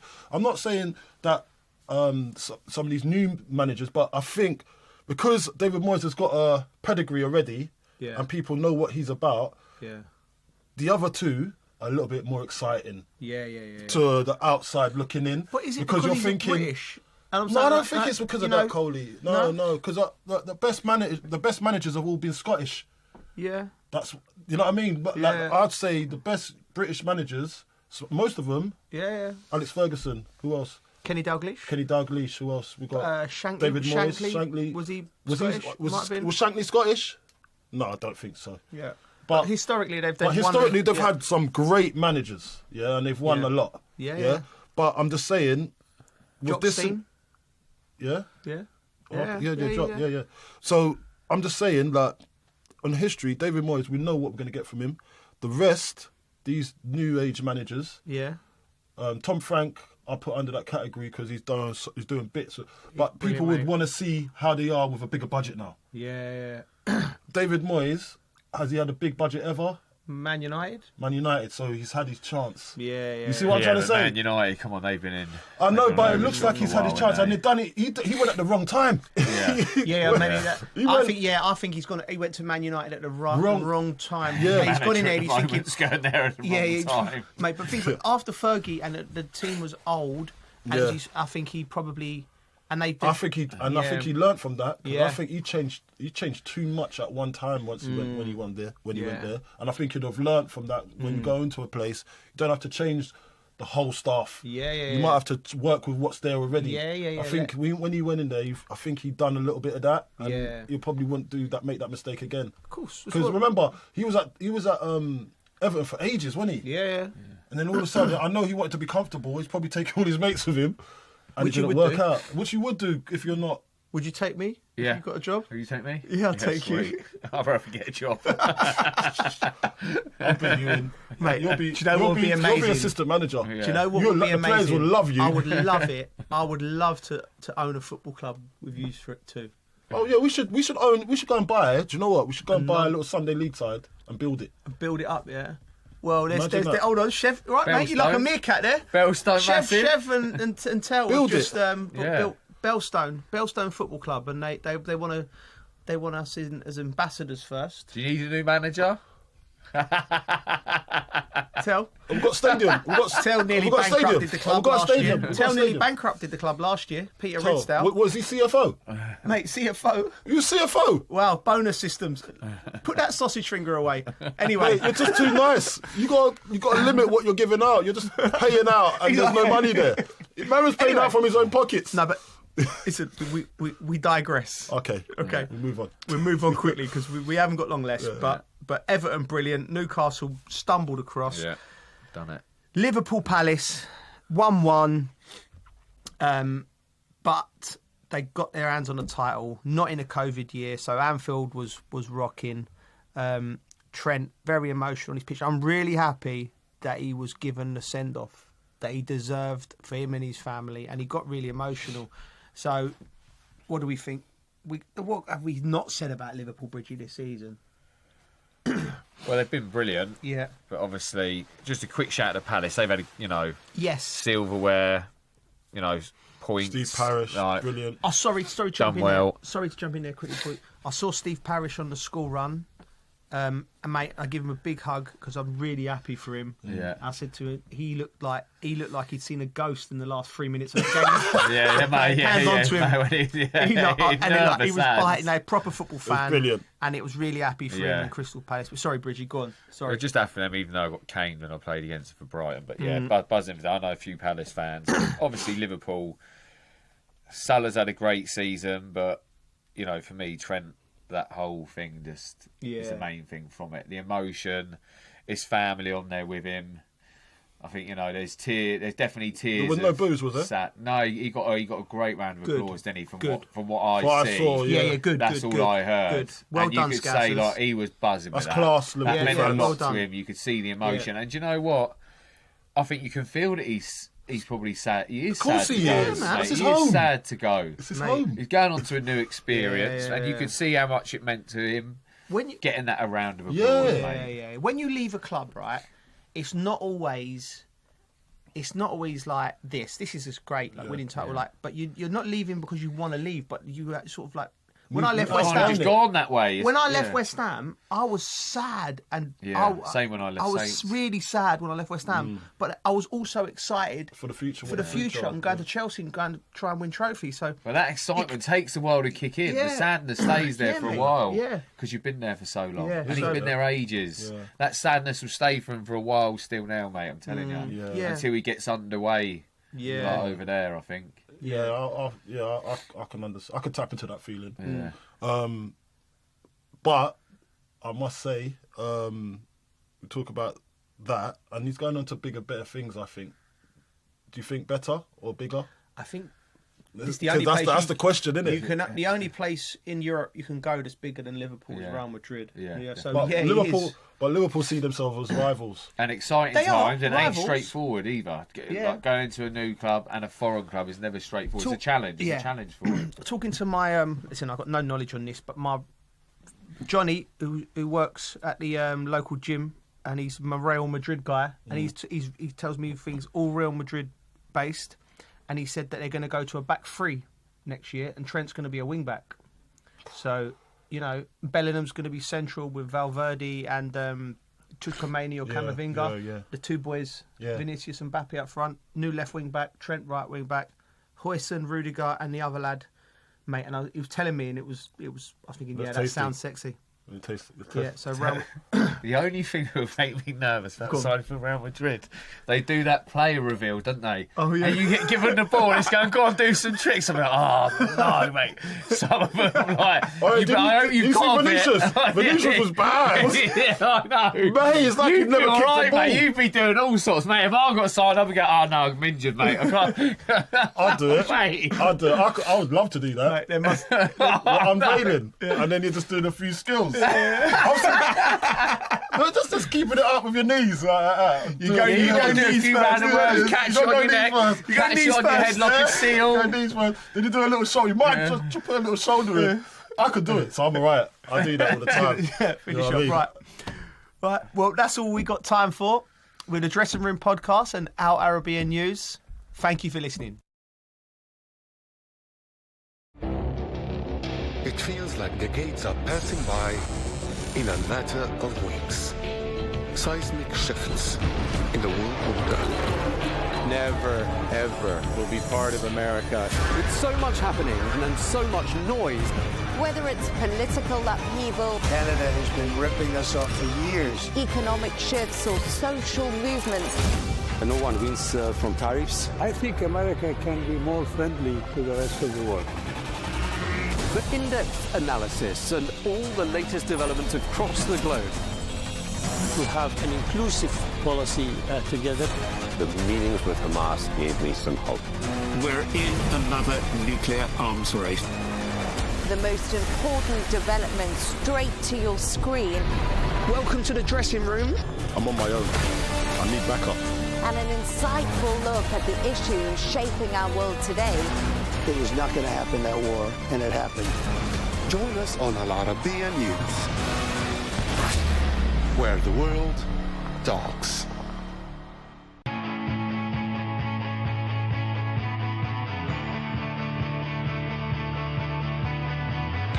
Welcome to the metropolis,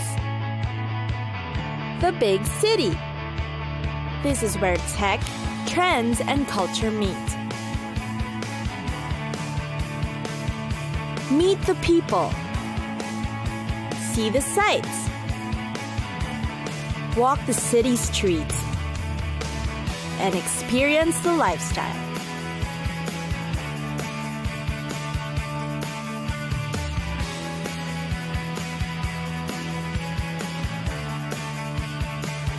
This is your first-class ticket to the cities of the world.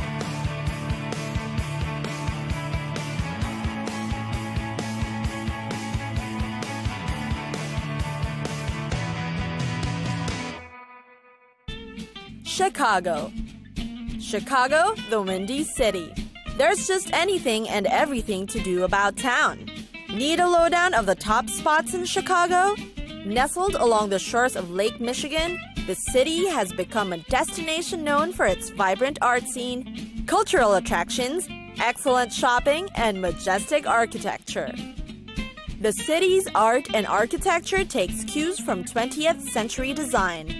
Architects Louis Sullivan and Frank Lloyd Wright, and artists like Picasso, Miro, Dubuffet, and Chagall are the known design mavens who've beautified the city. There's the Art Institute of Chicago, a world-class museum that holds thousands of art masterpieces. Its collection dates from thousands of years back, including paintings, prints, photography, sculptures, and even architectural drawings, textiles, and decorative art. Surely a feat for the eyes. Impressionist and post-impressionist paintings, including Georges Seurat's 1884 A Sunday Afternoon on La Grande Jatte, Renoir's 1879 Acrobats at the Cirque Fernando, and numerous paintings by Claude Monet are among the popular ones in the museum. The city isn't short of spectacular sports events too. There's the Chicago Bears in American football, the Chicago White Sox and Cubs in baseball, and who wouldn't forget the Chicago Bulls in basketball? The Millennium Park is also a hip place to visit, being a venue for many creative events. The park has a pavilion for outdoor concerts, an interactive fountain, plus a huge garden and plaza. Chicago also boasts of the famous Michigan Avenue, one of the most attractive boulevards in the U.S. Here, you will chance upon rows and rows of galleries, boutiques, and luxury shops. People often drop by the Wrigley Building, the famous Tribune Tower, and the John Hancock Center. The Navy Pier, which dates back to 1916, is another famous tourist spot. It's got up to 50 acres of gardens, attractions, restaurants, shops, concert venues, botanical gardens, and parks. There's a huge Ferris wheel and a carousel too. There's a 3D IMAX theater and the Chicago Shakespeare Theater for classical performances. The pier is most known for its sightseeing tours and excursions. Better catch one during your visit. Last but not least are the destinations for learning. Visit the Museum of Science and Industry or the Field Museum of Natural History for some educational fun.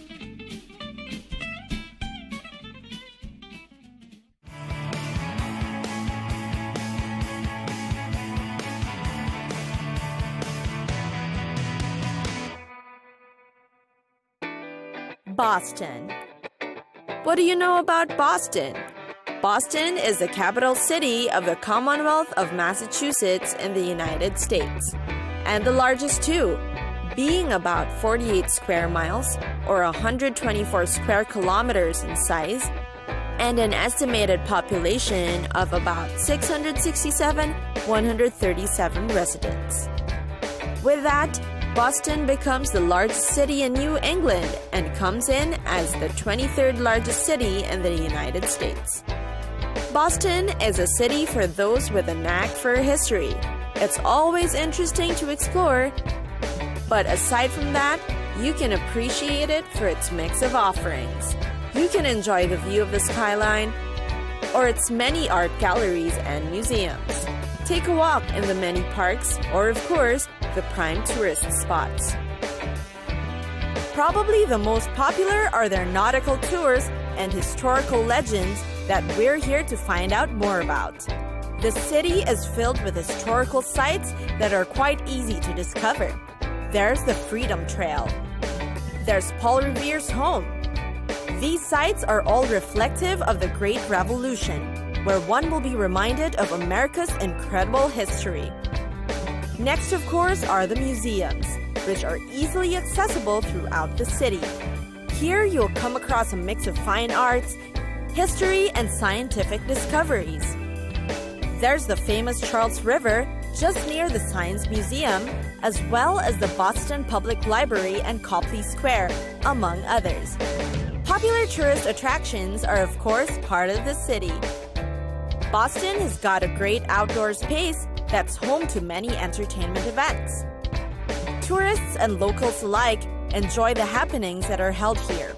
You can choose from a lot of various activities, from seeing the historic churches to visiting the sea animals or the Fenway Park. Take your pick. And then there are the friendly neighborhoods. It's what makes the city of Boston unique. Each area has its own identity and mix of history, cuisine, attractions, and urban scenery. You can enjoy strolling through the different areas and see everything from brownstones to skyscrapers. Last but not the least, the city is also famous for its diverse culinary offerings. They have dim sum in Chinatown and authentic Mexican food in Fort Point. Then there's also the incredibly good homemade Italian food in the North End. Each boasts of distinct tastes that make up the uniquely diverse Boston city.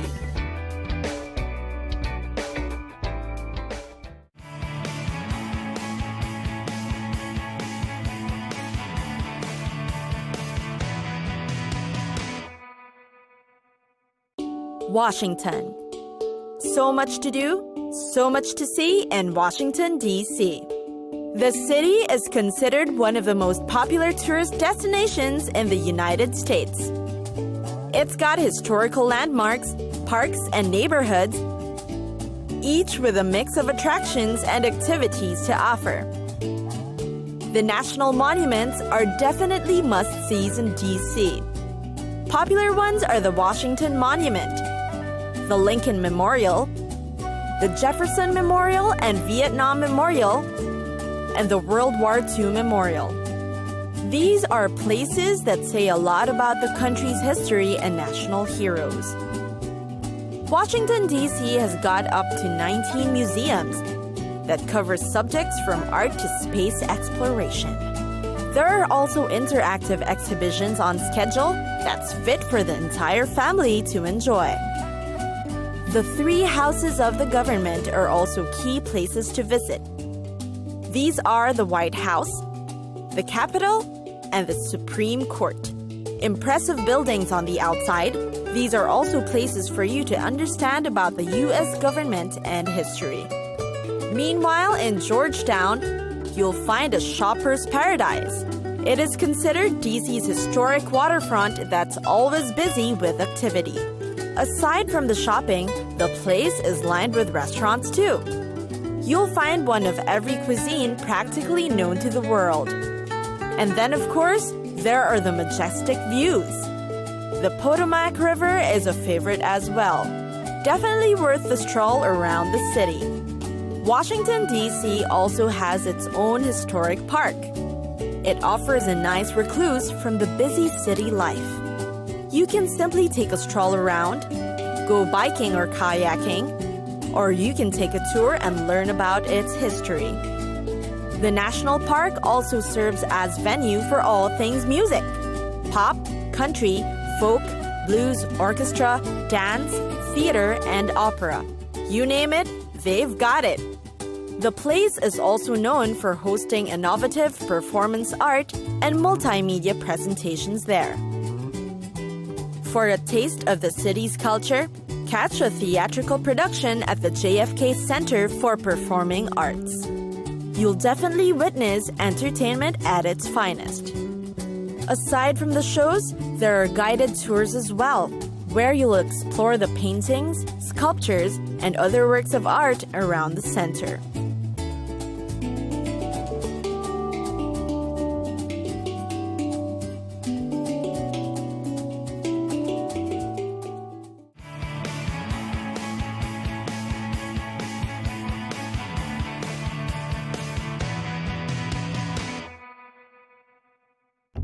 Incheon, a city with a lot to offer. Incheon in South Korea.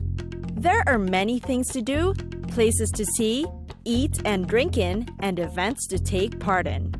It's got a rich history, plus interesting cultural sites to visit. It's probably most known for being the home of the International Incheon Airport. Incheon City is located in the northwestern area of South Korea. Seoul and Bucheon are nearby, as well as Goyang and Asan. The city has a population of about 2.8 million people. It is considered the 3rd biggest city in South Korea. The city is known for its majestic natural landscape, from white sand beaches to unique rock formations. One of the most popular is the Yeolwangni Beach, offering pristine waters and great sand too. Tourists often visit this beach to watch the sunset and take lots and lots of photos. The beach is also surrounded by a grove of pine trees, completing the picturesque view. Aside from Incheon's beaches, Being a sight to see, it's also where you can try activities such as swimming, fishing, and some water sports. Incheon is also known for its great historical and cultural structures. There's a Museum of Korea Emigration History. You can go through a display of exhibits that tell the stories of the country's first emigrants. There's also the Incheon Landing Operation Memorial Hall. It is a memorial hall that features photos of military arms used by both the North and South Korean military. Then, there's the architectural masterpiece, Incheon Bridge. It is considered the longest bridge in Korea. It's linked to the world-famous international airport and is also one of the best places to witness the sunset. Incheon is also known for its special market. Want a taste of their famous fried chicken? Or buy the freshest fish from the port? The marketplace is where you should go. Aside from the fresh food, some markets also have amusement parks in it. Some are near the coastline where you can enjoy the view or try an activity. Bupyeong is where you can go shopping in Incheon City. It is linked to the subway stations, so it'll be easy to find and accessible as well. Not only is it a mecca for fashionable clothes, you'll find great products that are for your health and beauty.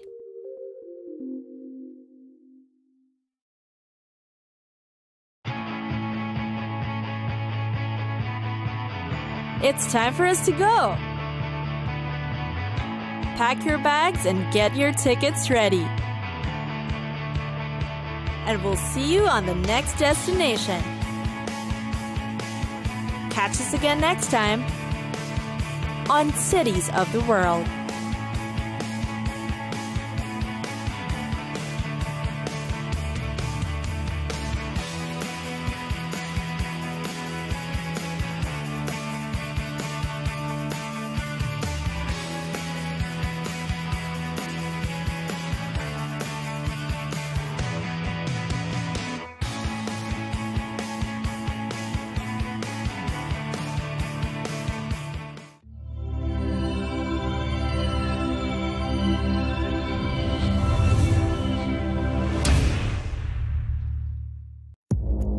Our allies, in many cases, are worse than our enemies. Stay informed and connected with the latest international headlines.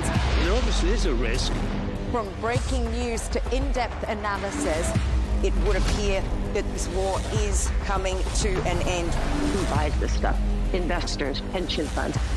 we deliver the most important developments straight to your screen. Iran always wanted to deal with militia. Join us for compelling, expert-driven conversations. A curfew order has been established. And an insightful look at the issues shaping our world today. There are lots of proposals about European architecture for security. I'm Leigh Ann Gerrans, and this is W News. We dealt with this when I was Chief of Staff in the first term. Where you don't just hear the headlines, you get the full story. We're always telling children that it's not winning that matters, it's how you play the game. But as adults, is that really true? As a society, do we celebrate winning at all costs? On Counterpoints with me, Melinda Nucifora, we'll debate the safety and the ethics of the drug-fueled enhanced games. That's coming up on Thursday. It's being billed as the Olympics of the future, a juiced-up version of faster, higher, stronger. The Enhanced Games doesn't just allow the use of performance-enhancing drugs, it actively encourages it. But is it setting a dangerous precedent? And just because the drug use is out in the open, does that make it okay? It's up for debate here on Counterpoints with me, Melinda Nucifora.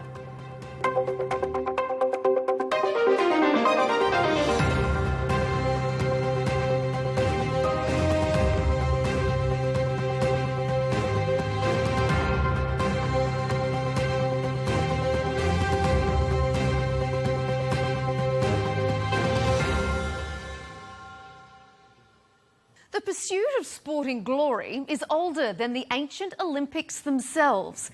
That drive, that desire to be the best. But at what cost? Would you risk your health? And what about your reputation? The Enhanced Games is flipping traditional sporting narratives on its head.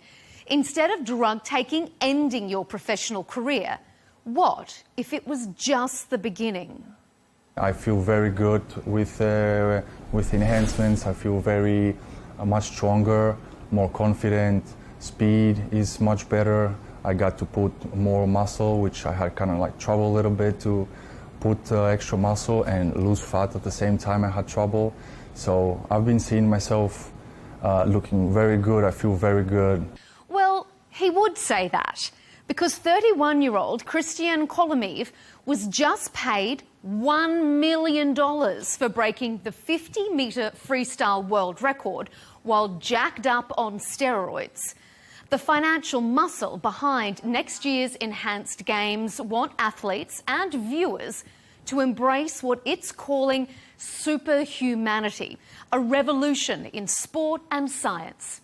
Strip away the marketing spin and you're left with a celebration of drug-taking athletes breaking records which were set by clean sportspeople. Gold medals aren't won, they're earned. But at the Enhanced Games, who's earning them? The athletes or the scientists?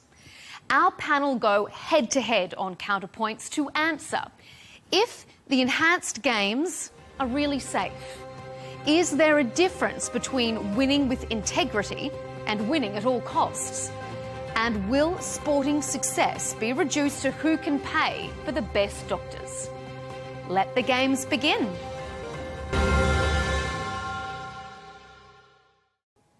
Well, joining us for this discussion on the Enhanced Games and both the potential opportunities and moral dilemmas it poses, I'm joined by Aaron D'Souza, the president and co-founder of the Enhanced Games, and by Mark Foster, a British former Olympic swimmer. Gentlemen, thanks for being here on Counterpoints. Now, the dangers associated with performance-enhancing drugs are well known and well studied. They're addictive. They can have serious physical and mental side effects. And in this setting, athletes are being encouraged to keep pushing the boundaries and pushing their bodies to the limits. It's a winning at all cost sort of playing field. So, Aaron, let me ask you to kick off our debate. Despite all the science and all we know about the potential dangers, why are you promoting this as a safe platform? Well, if we want to talk about safety, let's talk about it in a scientific context. According to Professor David Nutt of Imperial College London, published in The Lancet in 2012, self-administered anabolic steroids are significantly safer than alcohol, tobacco, cannabis, many substances that we consider very acceptable in our society. And let's remember, if we're talking about health, public health, McDonald's and Coca-Cola are two of the largest Olympic sponsors. They've done more damage to public health than any other entities in the totality of human history, yet we don't even view this as problematic anymore. So let's base this on scientific evidence, not anecdotal experiences. But you can't deny that there is scientific evidence that steroid use has negatively affected some people as well. It's not all anecdotal. Yes, so there are many things in our life that carry great risk. Let's consider climbing Mount Everest or going into space. The fatality risk of climbing Everest is about 1 in 100. The fatality risk of going into space is about 1 in 16. But we consider these very noble and very aspirational endeavors. We consider the people who go into space heroic because they take risks for pushing the boundaries of human excellence and for showing us what is possible. So should we not go into space? Should we not climb Mount Everest because there is risk? No, I don't think that we should be in a society that takes no risk. We should be in a society that takes risk thoughtfully and on a considered basis. Mark, how do you respond to that? Do you think steroids are safer than alcohol?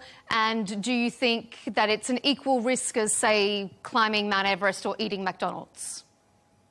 Well, first of all, I'm not really a drinker myself, but Aaron's got a good argument when he talks about McDonald's and Coke, because we know the problem with fast foods and probably one of the biggest killers in the world is down to diet and obesity.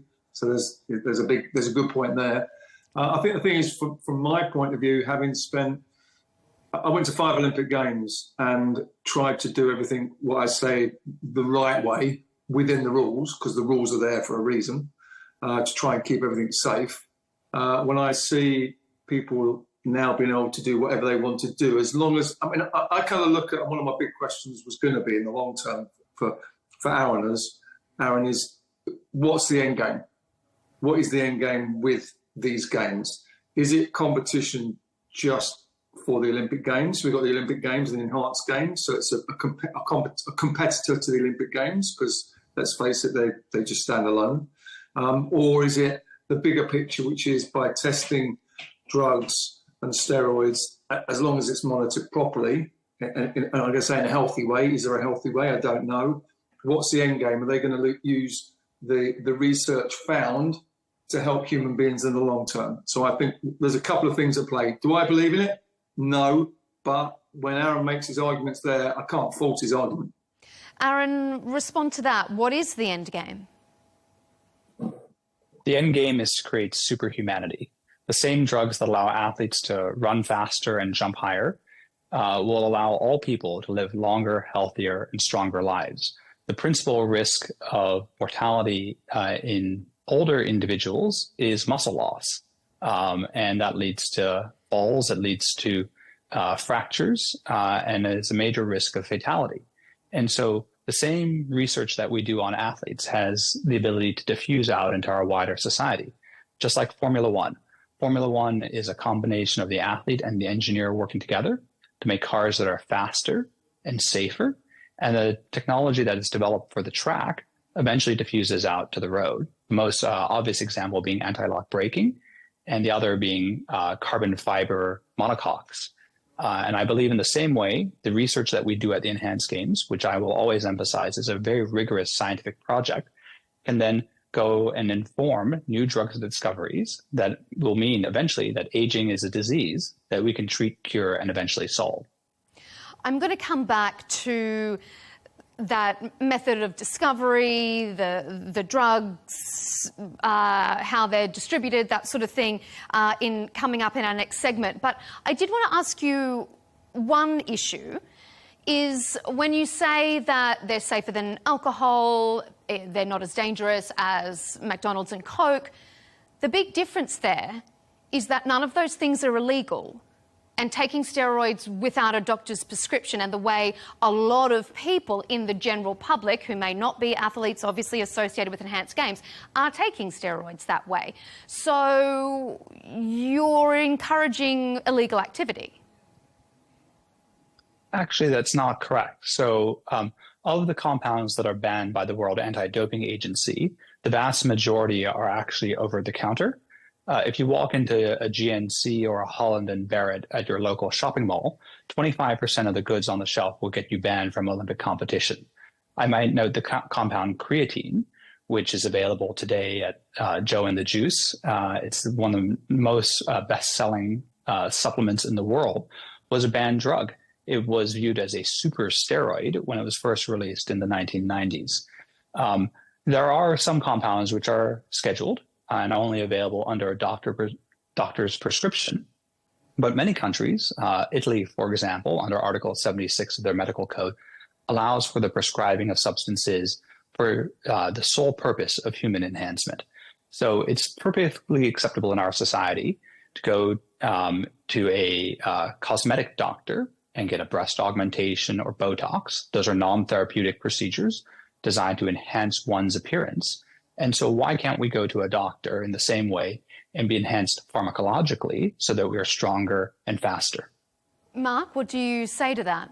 Why shouldn't we? I guess it comes down to monitoring how these drugs are dispensed, so to speak, because I can imagine, and you know, I read horror stories in the paper and I'd read horror stories in the past, and I know things have changed an awful lot now. But someone could go down to the local gym and get something from someone where they don't know where it's come from.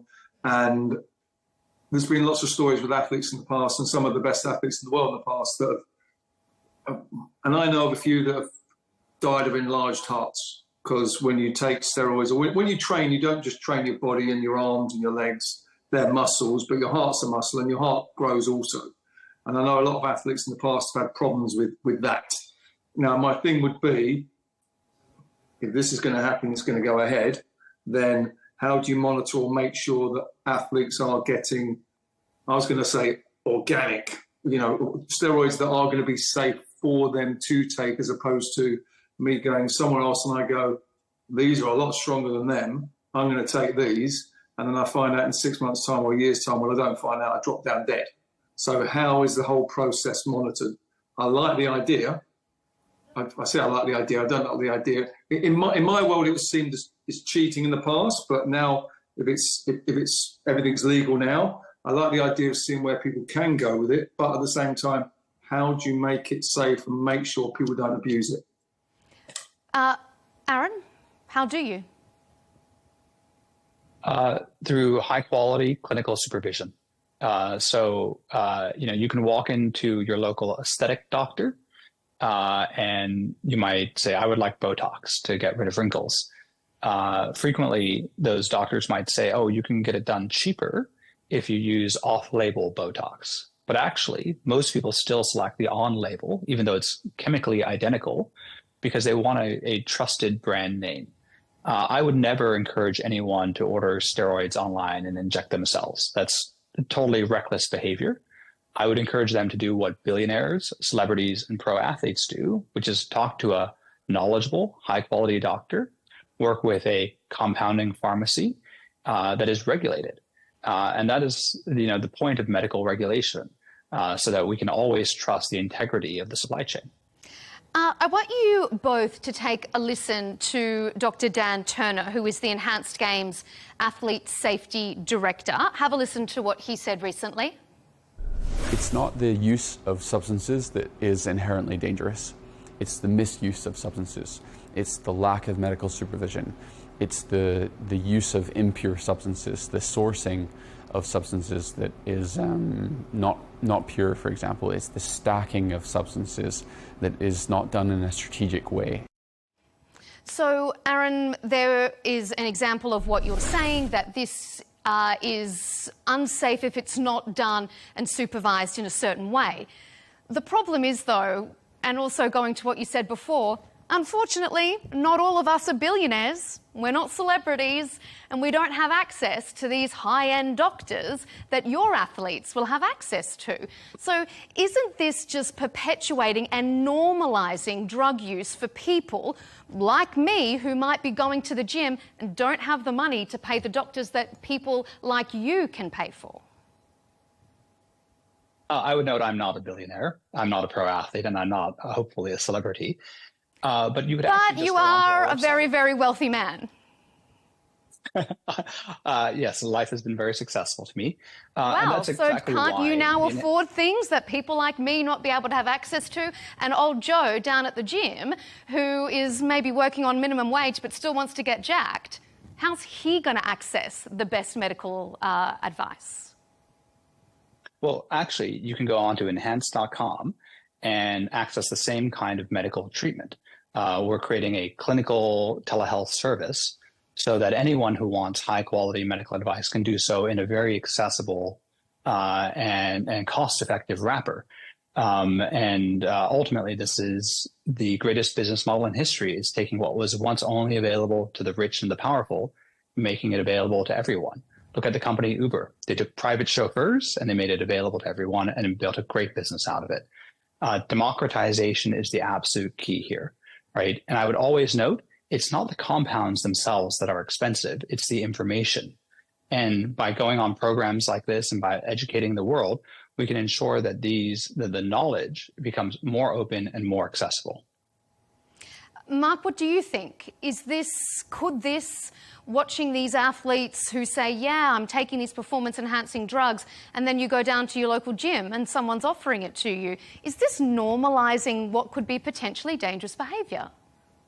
I guess so. I guess at the moment there's probably, again, I don't know because I don't know anything about steroids, but there's probably people down the local gym that do ask the questions, or I'm not saying I'm a member of David Lloyd. I don't see anything happening in there, but I'm sure down lots of different gyms, or maybe in there, maybe I'm naive, there are a lot of people that are already taking steroids, but not in terms of performance enhancing, that they're pro athletes, performance enhancing in terms of they just want to change their body shape and their figure. And we all know how everybody looks the way they look nowadays, even more because of social media.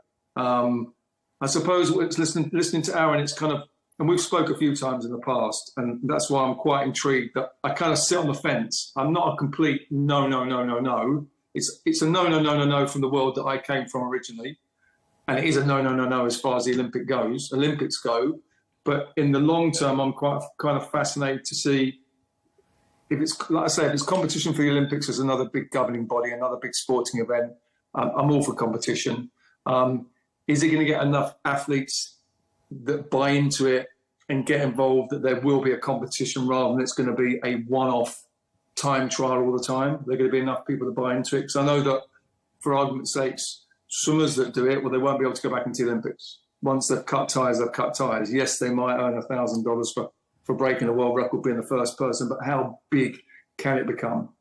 And is it about, and we mentioned that, and we know how big the IOC is and how much money they earn, is it a way of making a few more people a lot more dollars? Is it another business model? I don't know. Before we move on to our next segment, I do want to ask both of you really quickly. Aaron, I'll start with you first because you're the one who was talking about creating superhumanity. Are there limits to that? Is there an age limit? Can you give it? Would you say, yeah, you want to be a model as a woman, take these drugs at 14 and you'll grow really tall and skinny? You know, where do you draw the line with what's superhuman? Well, actually, this is already happening. It's very common now for gene editing to be done. CRISPR gene editing technology is being used by parents to enhance the embryos of their children, even before they're born. And obviously, there are therapeutic uses for this to prevent birth defects, but there are also cosmetic uses being done. And that innovation is happening in our society today. And I believe that as a human being, an adult with free and informed consent should be able to do to their body what they wish. Now, it gives me pause when parents are editing the DNA of their children even before they're born, and it even gives me pause about young people, minors, being using medical procedures before they have free and informed consent.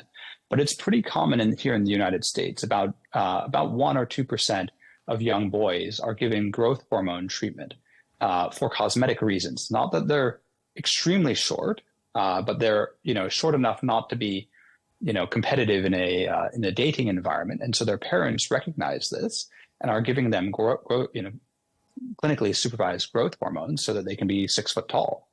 Do I think that is socially problematic?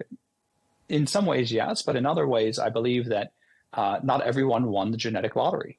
Not everyone is going to be, a 6'3" blonde-haired, blue-eyed individual, and so that individual should be able to make that choice for themselves. Mark, before we move on, what do you think about that? Like I say, I think Aaron has a point with these things, because I think the bottom line is people do have choice. People have a choice what they take and what they do. And I guess like with a lot of these things, if you make them legal, then people aren't going to go down the back streets and get something that's maybe not good for them. And people do. Nowadays, we know how much people change their appearance just to be able to make themselves feel good. So I guess I look at this in terms of going, okay, well, it's taking stories, making someone feel better and look better for themselves. And if it works, it works. As Aaron mentioned there, creatine. I used to take creatine, HMB, glutamine, all these things because I was allowed to. But how far does it go? I think my argument's always been, how do you make sure whatever people are taking is safe? And I think that's when Aaron said they're going on an enhanced website and finding out what is legal and what you can take, then I think they've taken all the precautions they can take. But people will always do what people want to do. People don't like being told what to do. I think my thing is, ultimately, it's how you monitor what these people are taking and what they're doing. I'm on about pro athletes, not people in the gym. They're always going to do what they want to do anyway. But pro athletes, and I looked at the world record, and I watched the world record swim in the time trial, and it was great seeing the world record being broken, but also at the same time, I knew the world record was being broken by, in my world, someone that was cheating. But ultimately, it comes back to me, how do you monitor and make sure people don't abuse the system and then drop down dead? All right, we've touched on safety, so let's move to the ethics, the integrity of it. Critics of the enhanced games have raised concerns, not just about the safety aspects, but about the fact that it erodes the fundamental ethics and integrity of the sport. Like what you were saying, Mark, about back in your day, it was, it was considered cheating. So you can argue that it still is cheating now. Indeed, of course. And I mean, you can argue that a certain percentage of Olympians are caught doping each games, or some aren't caught at all. But that doesn't necessarily mean we should lower the bar to catch them. And shouldn't our expectations of integrity, of athletes' ability, be a higher goal to aspire to? So, Mark, I'll start with you this time. Just because it's out in the open, to your mind, as a former professional athlete, does it still mean it's cheating? Yes. Well, not if they're competing in Olympic sport, no, because the enhanced games has got its own rules. So but when you look at that world record, does it really mean anything to you? Because no, of course it doesn't. I think the thing is, and if you know swimming, you look at swimming.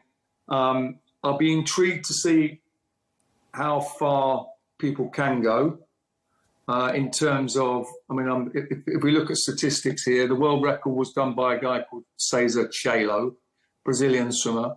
He swam 20.91 seconds in a swimsuit, it's called jacket swimsuit, which were banned because they were seen to make swimmers sit higher in the water, be more streamlined, more efficient, and world records tumbled everywhere on every discipline, on every distance. And the world record by him was 20.91. His best time without that swimsuit was 20.3 seconds. And the same number 2 in the world that was the world record holder, Freddie Bousquet, he improved by 0.4 of a second just by wearing a swimsuit. So we've been through what we call the swimsuit wars, so to speak, and then it comes down to what people take. Now, Gomalev, I might have had his name wrong there, Aaron, Christian Gomalev from Greece, he was a European champion. His best time was 21.4 seconds, and now he's swam 20.89 seconds. Now, a huge improvement. I don't just put that down to the steroids, though, because he also was wearing a swimsuit. So I don't know what to pick up on that because he was wearing a swimsuit. In performance-wise, I don't know how fast he can go. But if I put the best swimmers in the world today in those swimsuits, they would all smash the world record as well. So I don't look at it from my point of view. I didn't see it as a fast time. Yes, it's a world record. But in the long term, and this has only just started, and I think Aaron knows that's only been going for a year, how many people will buy into it and how far will it go? I still see the Olympic Games as the ultimate until I'm proved otherwise. Aaron, what do you think? Is the Olympic Games still the ultimate? Are you guys just a bit of a circus on the side? Well, I would note first about the world record that Christian Golomev also broke it in the shorts. So he swam the fastest time ever not wearing a super suit. So I think Mark's point is moot on that. On the point of integrity in sports, let's talk about amateurism. So from 1896 until 1992, all athletes competing at the Olympic Games had to be amateur athletes. And it was seen as the moral touchstone of sport to be an amateur. if you had ever taken even $1 of funding or been paid to participate in sport, you were somehow undermining the integrity of sport. You were cheating. You were banned from Olympic competition.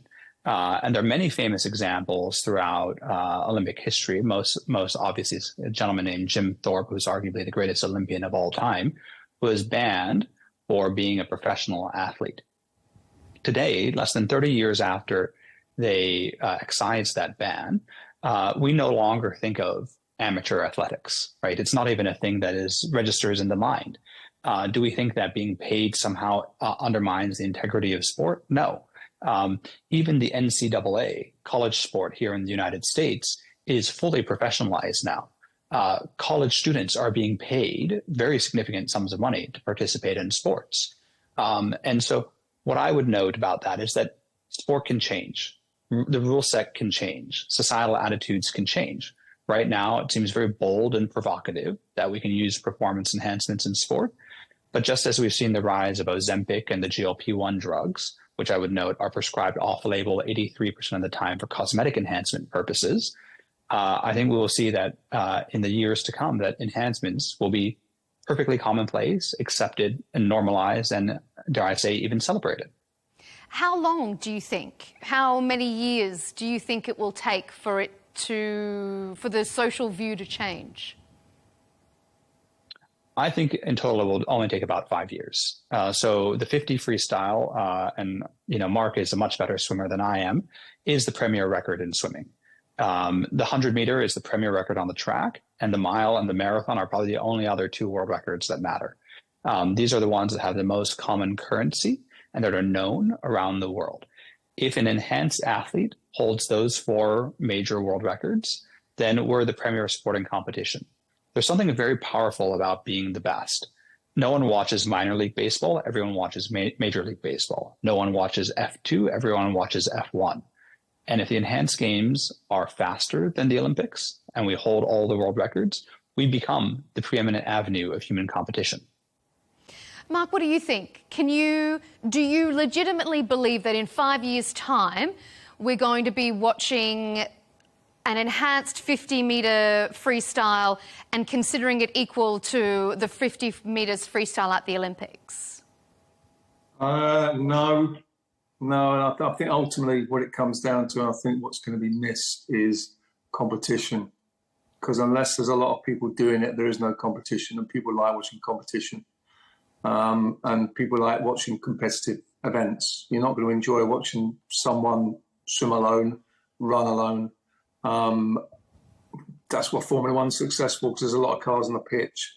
Football games or American football is only interesting when it's a competitive game. No one likes to see a one-sided event. But ultimately, if I put an event on with 8 swimmers, the best swimmers in the world, and it's a tight competition, it's exciting. If I'm just watching one person swim up and down a pool on their own, it won't be exciting. So the big problem here is getting people to buy into it. And how do you get people to buy into it? And if by buying into it, people are going to be able to cut ties with the Olympic Games, which is ultimately... I go to a lot of events, and the first thing, and I know this is in its infancy, but the first thing people say to me is, how'd you get on the Olympics? I went to 5 Olympics. I never won the Olympics. I won 6 World Championships, 11 European Championships. I broke the world record 8 times. But because I never won the Olympics, people go, oh. So that's how big the Olympics becomes. Can this ever become like the Olympics? Maybe in 50 years' time. I don't see things changing an awful lot in the next 5 years, unless a lot of current athletes that are competing at the moment go, okay, I can't beat, ultimately, Gomolev, and I'm saying his name wrong again, I'm sure, can't beat the likes of Ben Proud, Florent Manodou. That's why he's taken this path. Because I believe if he could have beaten them, he wouldn't have gone and signed up for the enhanced games. And I take my hat off to him. If he's earned himself $1 million for breaking the fastest time in the world ever, then that's great. I don't see it as a world record, but the fastest time in the world ever, then hats off to him. But until more and more and more people sign up to it, there's no competition. How do you then break that stigma, Aaron, of yeah, well, he only got 5th in the real Olympics. if he was the best, he would have been the best then, but he's only the best now because he's taken the easy way? Well, let's use the 100-meter example on the track. So we know from research commissioned by the World Anti-Doping Agency and the International Olympic Committee, published in the top sports science journal in the world by Professors Ulrich and Comstock, that 44% of track and field athletes admit to using banned performance enhancements, and only 1% get caught. Of the 10 fastest times in the men's 100-meter on the track, 8 of them are tainted by a doping violation. Usain Bolt is the only person in the top 5 who has not had a doping violation. And so ultimately, we have to ask the question, right? More than half of Olympians are admitting to using banned substances, according to the Olympics' own research. And so is Christian Golomev, not good enough in the Olympics, or was he actually competing on an unlevel field, right? Mark would be very familiar with the case of the 23 Chinese swimmers who were part of a state-sanctioned doping program run by the People's Republic of China that the World Anti-Doping Agency swept under the carpet and has caused great controversy at the Paris Olympics. And the integrity of the whole international doping system is in question. Mark? No, Darren's right. He's right. I was around in '88 Olympics in Seoul before the wall came down in Germany, and all the Eastern German swimmers on the women's side won all the events. '94 World Championships in Rome, the Chinese women wiped the floor with all the events, and they came from nowhere. He's right in what he says. I think ultimately what we try and do with the World Anti-Doping Organisation is keep things as clean as it can be. There's always going to be people that cheat. I don't think in swimming the numbers are as big as other sports potentially, because there's not as much at stake. But state systems are always going to try and cheat and buy themselves Olympic gold medals. So it is always a tricky situation. And like I say, I can't fault Aaron's argument. I just think, Mark, just because people are going to cheat, does that mean that everyone should lower their bar and, if you can't beat them, join them? That's surely not the message that you're giving. No, I don't. Listen, I like to think that it's a level playing field and everyone plays on a level playing field, but some people don't. And I think some people never will. And some people always cheat their way to trying to win. And ultimately, if I were in a society where someone said to me, and I didn't know what the rest of the world were doing, and I was given an apartment and I was paid a lot of money, or I was looked after and I didn't know what the rest of the world was doing, and I was given a blue tablet every day to take because I'm told that's what I need to do, that's what I do. But I live in a society where I have a choice and I know a lot of information, and I chose not to cheat. But in my mind, I think the rest of the world isn't cheating, but that's naive to think that everyone else isn't cheating. There'll always be people that try and cheat. Aaron, let me...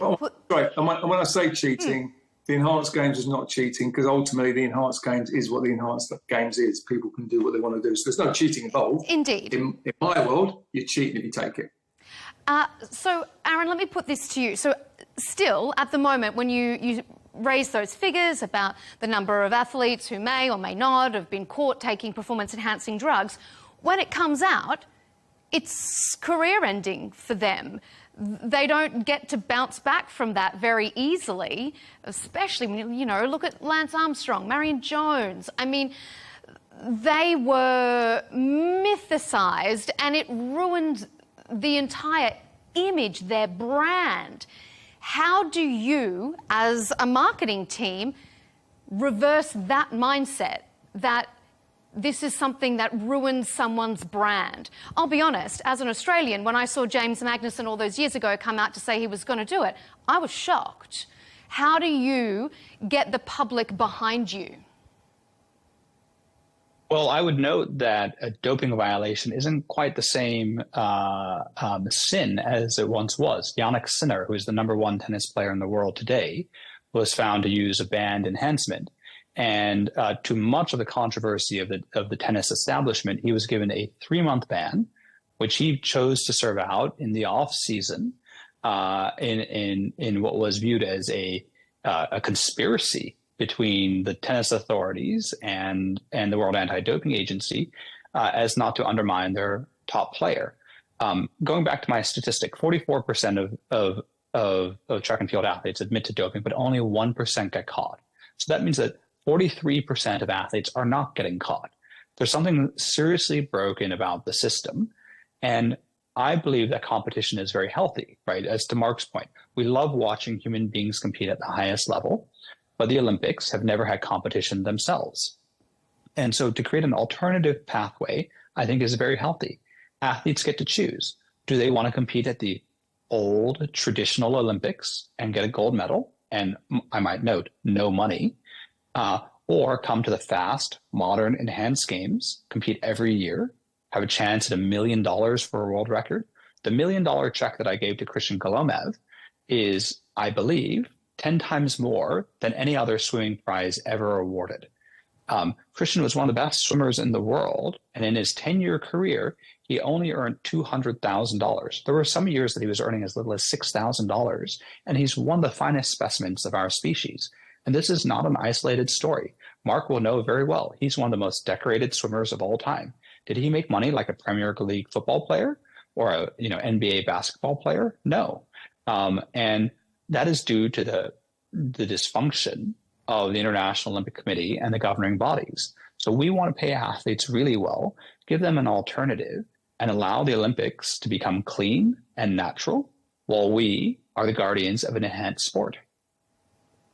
Mark, before we move on the topic of money, would you do it for money? No, I wouldn't change my career because my career was my career. If I was competing athlete that even for $1 million, Mark. What about right now? Come out of retirement.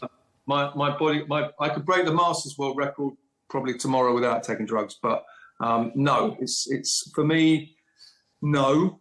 But 30 years ago, the young me, had it been today, would I have thought about it?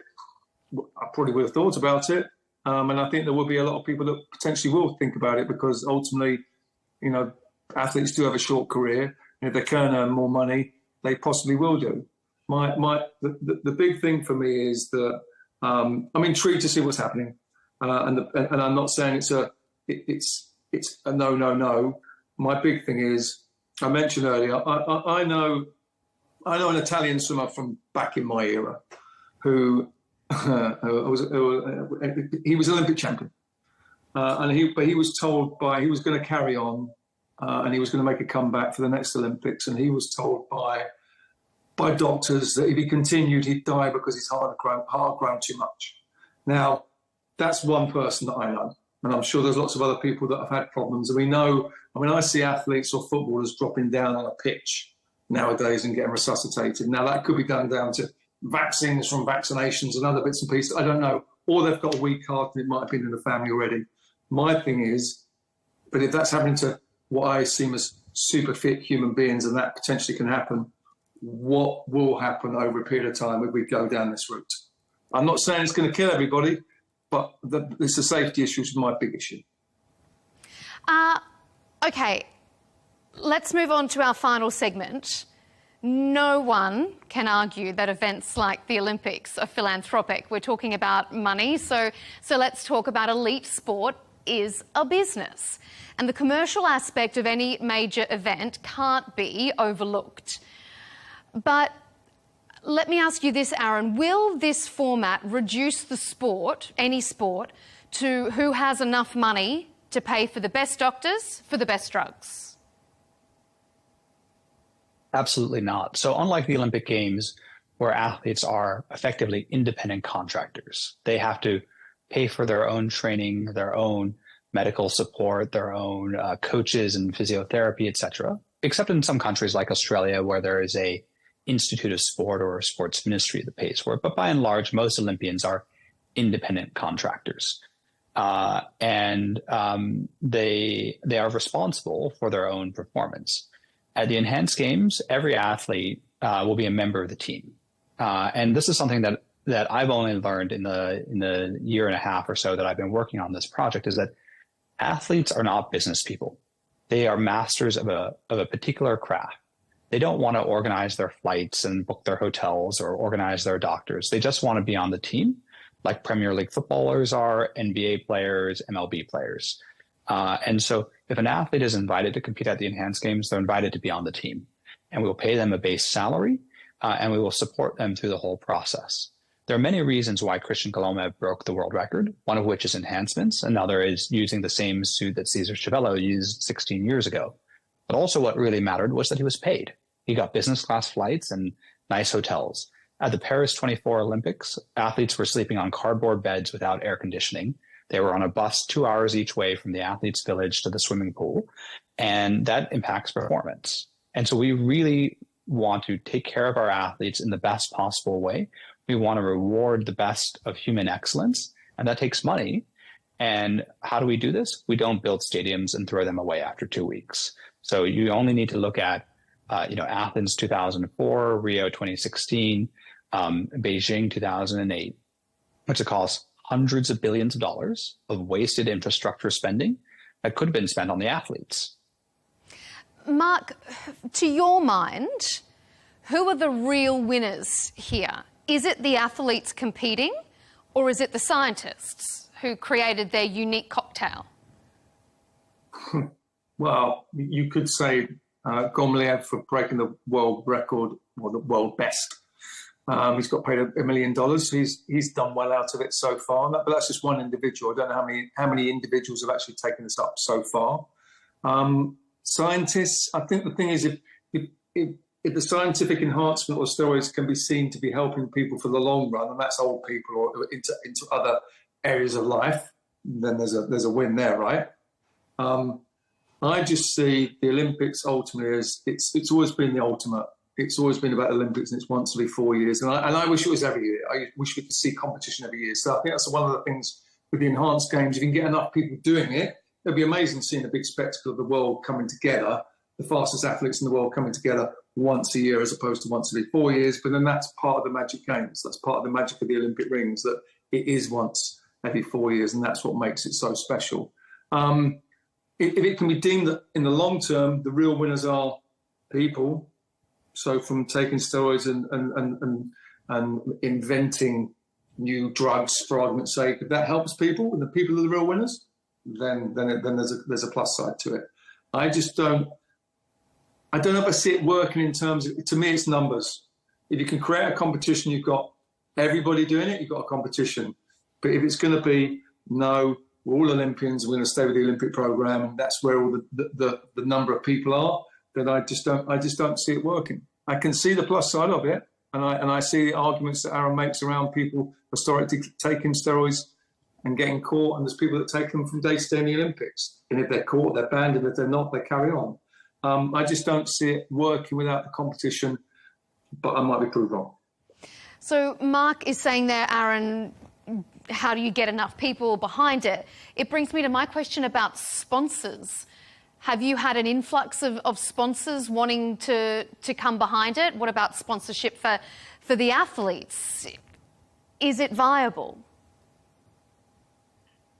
Well, I would say that my largest investors are people like Peter Thiel, co-founder of PayPal and arguably the world's greatest venture capitalist, Christian Angermeyer, Balaji Srinivasan, and even the Trump family have all invested in the Enhanced Games. And why have they done this? Because they see a successful, sustainable business model. But you still need sponsors. The Games need sponsors. You need,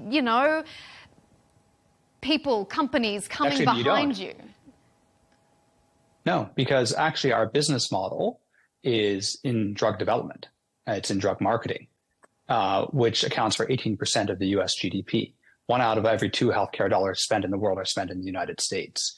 And so why would I want to build the fast, modern, Enhanced Games and attach to an old, dying business model of media rights and TV rights sales and corporate sponsorships? Our business model is a lot more like Red Bull. Red Bull doesn't need corporate sponsors because Red Bull sells a 90% gross margin energy drink that has allowed it to scale in less than 20 years, being the third largest beverage company in the world, worth more than $100 billion, and the principal sponsor of extreme sports activity. The world is, Mark's core critique is this will only work if it gets to scale. And let's think about some examples throughout history. 15 years ago, Uber, it would be hard to imagine to take a ride in someone else's car that you don't even know, a stranger, instead of taking a regulated traditional taxi cab that's been around for 100 years. And now Uber is the dominant mode of urban transportation. Taxi cabs have faded away. The same thing with Airbnb, right? It's almost unthinkable, right? Instead of staying in a safe, high-brand hotel, you would stay in a stranger's apartment, right? And, these were able to get to scale very, very quickly, change public perception dramatically. And I would note that Uber and Airbnb were both illegal when they started, right? Travis Kalanick, the founder of Uber, was threatened with a 150,000-year prison sentence by the city of New York. And now we take Ubers everywhere. Before we wrap up, I've got a final question for both of you. I'll start with you, Aaron, because it was one of your examples that you gave about Christian breaking the world record. You said, that he's an amazing specimen. He's an amazing athlete. But he wasn't a winner to the Olympic level. Why does everyone get to be a winner? Maybe he just wasn't good enough. Well, I believe that not everyone should be limited by their genetics. Some people have won the genetic lottery, others have not. Some people have not been afforded the same economic opportunities throughout life. And if we can use technology to overcome some of those structural limitations, I think that is one of the greatest gifts that I can give to humanity, right? There are a lot of limitations in our life, right? Some people have, in the developing world, for example, look at India, has 1 out of 6 people in the entire world has won perilously few gold medals. Why? Is because childhood nutrition is really poor in India. Stunting and development is limited. And so could we use performance enhancements to overcome some of those limits to ensure that India is playing on a level field as the United States or the United Kingdom? I think that would be very powerful for our society. Mark, what do you think? Do you think that some people are naturally gifted and that's why they're the winners? Does everyone get to be a winner? No, everyone doesn't get to be a winner. I think you've only got to look around the Olympic Village and see that the beauty of the Olympics is seeing what people can do if they obsess about doing something over and over and over again. But within swimming, you've only got one Michael Phelps. In swimming, you only have one Adam Peaty or one Usain Bolt. There's only one. I want to say superhuman being. That sounds wrong, but there's always one winner, so to speak. I don't think it could ever be made a level playing field, because if everybody, all those elite athletes, were also then taking drugs, you'd still get the same result, as in the best person would still win, but they'd all just be a little bit quicker. I think the big thing is, and I go back to the big thing with this is, if I can see that by the enhanced games, it has a positive outcome on society. And Aaron's mentioned there, we're talking about sport there and about India competing against the rest of the world. That's one side, but I see it more at grassroots and seeing if it can help people. If science can help people. My worry is, and this has been, I've been around in Olympic sport for 30, 40 years now, which is the people that do abuse, or people taking stuff that isn't certified, and the problems that people are going to have. I like to be proved wrong. I just see it getting very, very messy. It's such an interesting topic, and here on Counterpoints, we value both of your sides very much. We appreciate having you here, but unfortunately, it's all we've got time for. A huge thank you to our guests, Aaron D'Souza, the president and co-founder of the Enhanced Games, and Mark Foster, British former Olympic swimmer. It's been wonderful to have both of your points of view here on Counterpoints. And of course, thanks to you at home for tuning in to Counterpoints with me, Melinda Nucifora. Remember to subscribe to Al Arabiya English on YouTube to keep across all our debates and exclusive interviews. And of course, be sure to follow us on Al Arabiya English on X and TikTok.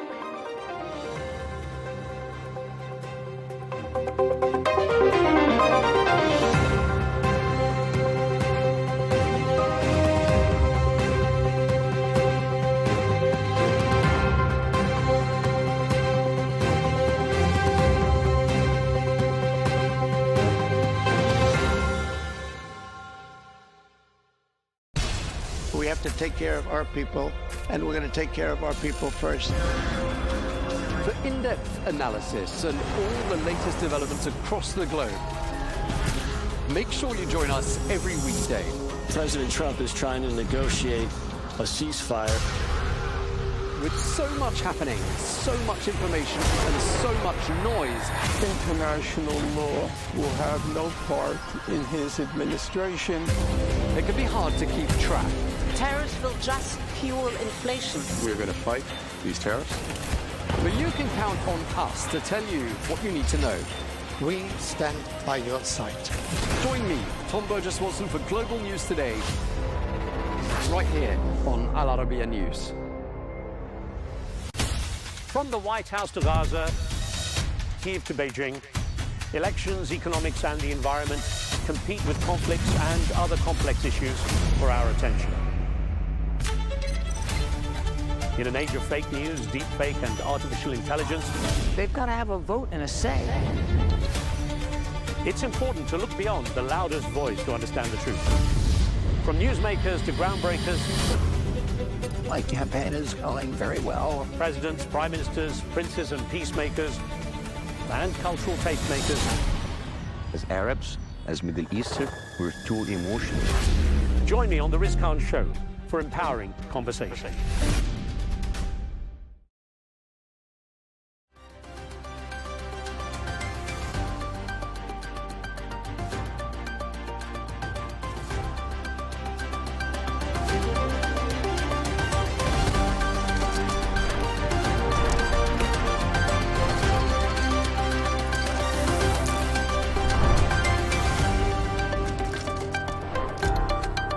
Hello and welcome. I'm Leigh Ann Gerrans and you're watching W News Extra, broadcasting live from the Al Arabiya headquarters.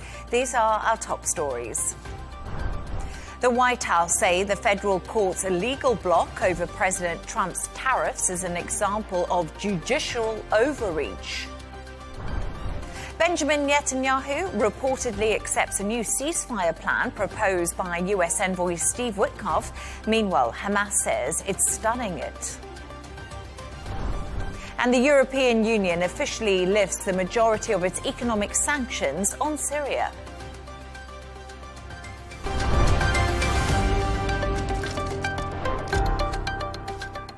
Now to our top story, and the White House has called the US federal court's decision to block President Trump's global tariffs a judicial overreach. A panel of 3 judges ruled the tariffs as unlawful, adding the US president overstepped his authority on the 2nd of April, his so-called Liberation Day.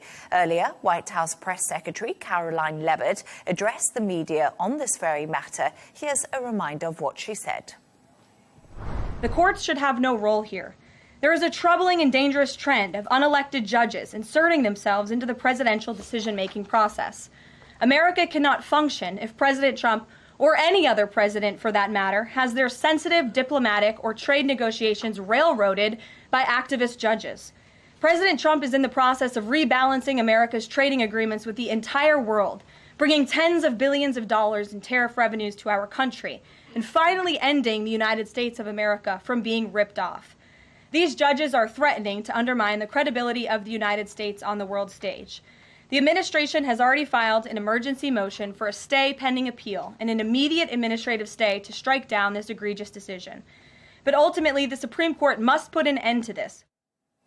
To discuss this and all of today's stories, I'm joined by correspondent and columnist Gemma White and business editor of Gulf Arabian Business Insight, Shane McGinley. Thank you so much for joining me this evening. Shane, I'm going to start with you. We just saw Caroline Leavitt there. What are your thoughts on what she had to say? Yeah, she was angry, wasn't she? So. She seemed a little bit exasperated. Yeah, she did. Well, the first thing I would pull up on is that she said that it threatens to undermine the US credibility on the global stage, which I think is quite ironic, because I think personally it actually reinforces the credibility on the world stage of the US, because if you look at the 3 sections of the government, there's the courts, there's executive Trump, and then there's the legislature, and I think this actually reinforces American democracy on the world stage. So I think it's a positive thing. And if anything, I think the tariffs and the sort of back and forth and the sort of flip-flop of that's what was damaging the credibility of the US, because the markets and everybody else in every country and businesses, they like consistency. And there was a great quote I saw during the day where they said, this is just more noise and uncertainty. So hopefully if this drags on through the courts, we'll have sort of maybe a certain level of less noise and a bit more certainty in the kind of months or years to come, depending on. And then finally, I think it's ironic that she was questioning the courts while at the same time pushing it to the Supreme Court. So in a week's time, if the Supreme Court rules in Trump's favor, are we going to replay that same sort of clip of her saying that this is brazenly abusive of the judicial power? So, she has to make her mind up. Is she going to be for courts or against courts before they go to the Supreme Court? Gemma, I don't know what you think, but a really dramatic turn of events with this blocking from the court. Yeah, I was just wondering, do you think the Supreme Court will side with Trump? Well, I would have always said yes, because he elected a couple of the judges that were conservative leaning and would have been Trumpian, but it's become less clear sort of recently. So I don't know. I kind of hope that they will, so it'll bring some sort of consistency. And also, as a news journalist, I hope it just drags on and there's lots of drama and lots of shouting and screaming and stuff like that. So. But it's quite interesting because I was speaking to Angie Wong a little bit earlier in our first show, who is on the Miami GOP committee, and she was saying to me, this could take 2 years if it goes to the courts, and it does drag on.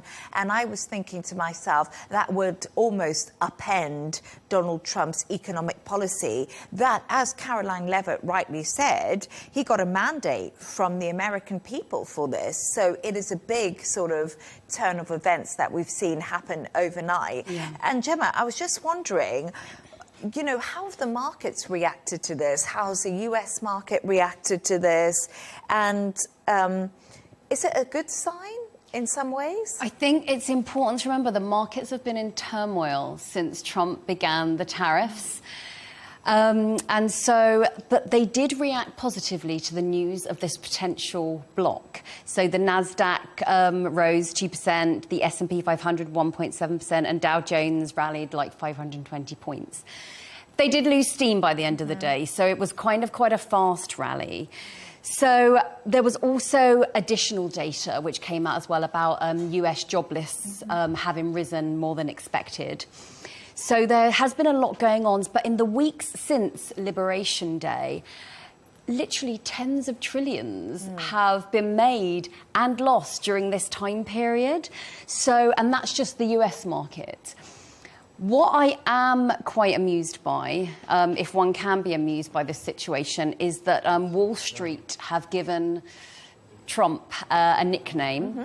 It's now called the taco trade. So taco, TACO, and it stands for Trump always chickens out. Interesting. So the bankers have given him this new nickname. It's now called a taco trade whenever he announces anything to do with tariffs. And obviously it's about the reversal of the EU tariff and backtracking with China as well. He wasn't aware of it. And when it was mentioned to him in a press conference, he was quite surprised by it. And then he returned to it. Obviously not happy about it. We know that Trump doesn't, like that kind of thing. I think Mexican restaurants are going to jump on this. I mean, Taco Tuesday is a thing, isn't it? That it must be, they must be rubbing their hands together thinking, let's kind of capitalise on that. So, yeah, now even Wall Street's kind of having a bit of a laugh at his expense now as well. And it is a difficult time for Donald Trump, I think, especially with this coming into play. I wonder how we're going to see the markets in Asia open, Shane. I don't know what your thoughts are on that. Well, I agree with what Gemma said, that, yeah, they did react to it, and, even oil went up a little bit as well. And in this part of the world, in the Gulf, there was the same reaction. But I think it did sort of sidle out, as you said. And I just wonder, is there a little bit of sort of tariff fatigue setting in, where people are like, oh, here we go again, but it'll change soon. But I think this one is probably slightly different because it's a court case related that, like you said, could drag on considerably. But I think it'll be interesting to see Like, for example, like in Britain, the stock market didn't react too much because they already have a trade deal in place. So a lot of it, they're kind of now immune to it. But then there's other countries like Japan that were coming up for a trade deal. And now they're, if I was sort of in Tokyo, I'd be going, right, we're definitely not going to sign anything now. We're going to pull back. So there's a lot of countries that Trump has said that are calling up to do deals. So a lot of those will now be looking at this court case and saying, okay, we're back to sort of a certain level of consistency, but also what is really going to happen with the Supreme Court. So I think a lot of these trade deals that were in the sort of pipeline are now going to be put into doubt. And also then as well, Trump kind of loses this sort of tariff leverage that he has been, the momentum of it as well. Absolutely. Yeah. And do you remember we always heard from the White House, they've had all the hundreds of calls from countries wanting to make a deal, you know, deals are on the table. Yeah. And now all of a sudden, as you say, that momentum has been rolled back slightly. It kind of like, has the phone gone silent kind of thing. Does the UK look a little bit foolish as well for having gone in so quickly as well? It was seen as a big win for Starmer, and now he's sort of looking a bit, oh, right, you were very quick to do that. Yeah. But he probably felt he didn't have a choice at that time. Definitely. So it is a difficult game to play, but really interesting. Thank you so much for your thoughts on that. And I don't think this will be the last time we'll ever be talking about this story. Hopefully not. Yeah. But let's stick with Washington now. Elon Musk has officially left the Trump administration after 130 days of service as a special government employee. The White House say his role as head of the Department of Government Efficiency was temporary and his exit is not unexpected.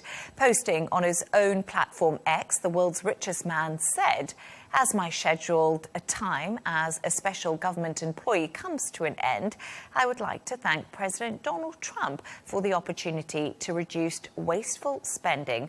The DOGE mission was only strengthened over time as it becomes a way of life throughout the government." Earlier, I asked Miami GOP committee woman Angie Wong for her thoughts on his departure. I think Elon Musk did a great job in the 130 days that he was allowed to do his job as a special federal employee, and that is the cap off, 130 days. Look, you need the hatchet man to come in, and Trump is that guy as well. So along with Elon Musk, who had not only the skills to do the audits and do the digging, he also had the largest digital microphone today with X. So he was able to showcase all the fraud, waste, and abuse that was happening in our U.S. government to save American taxpayers. And that's so we're very thankful for his service. There we are. So thankful for his service. Musk walks away. Do you think this is the last we'll hear from him? From my perspective, unfortunately not. Although I think he's been burnt in politics. So is it the last we've heard of in politics? For now, because I don't think he's the kind of guy. He's very similar to Trump. He doesn't like to lose, and he has kind of lost a little bit. So he's done 130 days, and he gave an interview with the Washington Post this week. He said the federal bureaucracy situation is much worse than I realised. And again, I think he thought he could come in and perhaps apply business methodology to politics. As Trump is finding, they are very different things.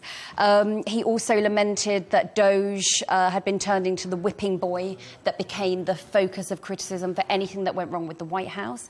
I remember he sunk a lot of money into Trump's campaign, estimates of up to $300 million into getting Trump elected.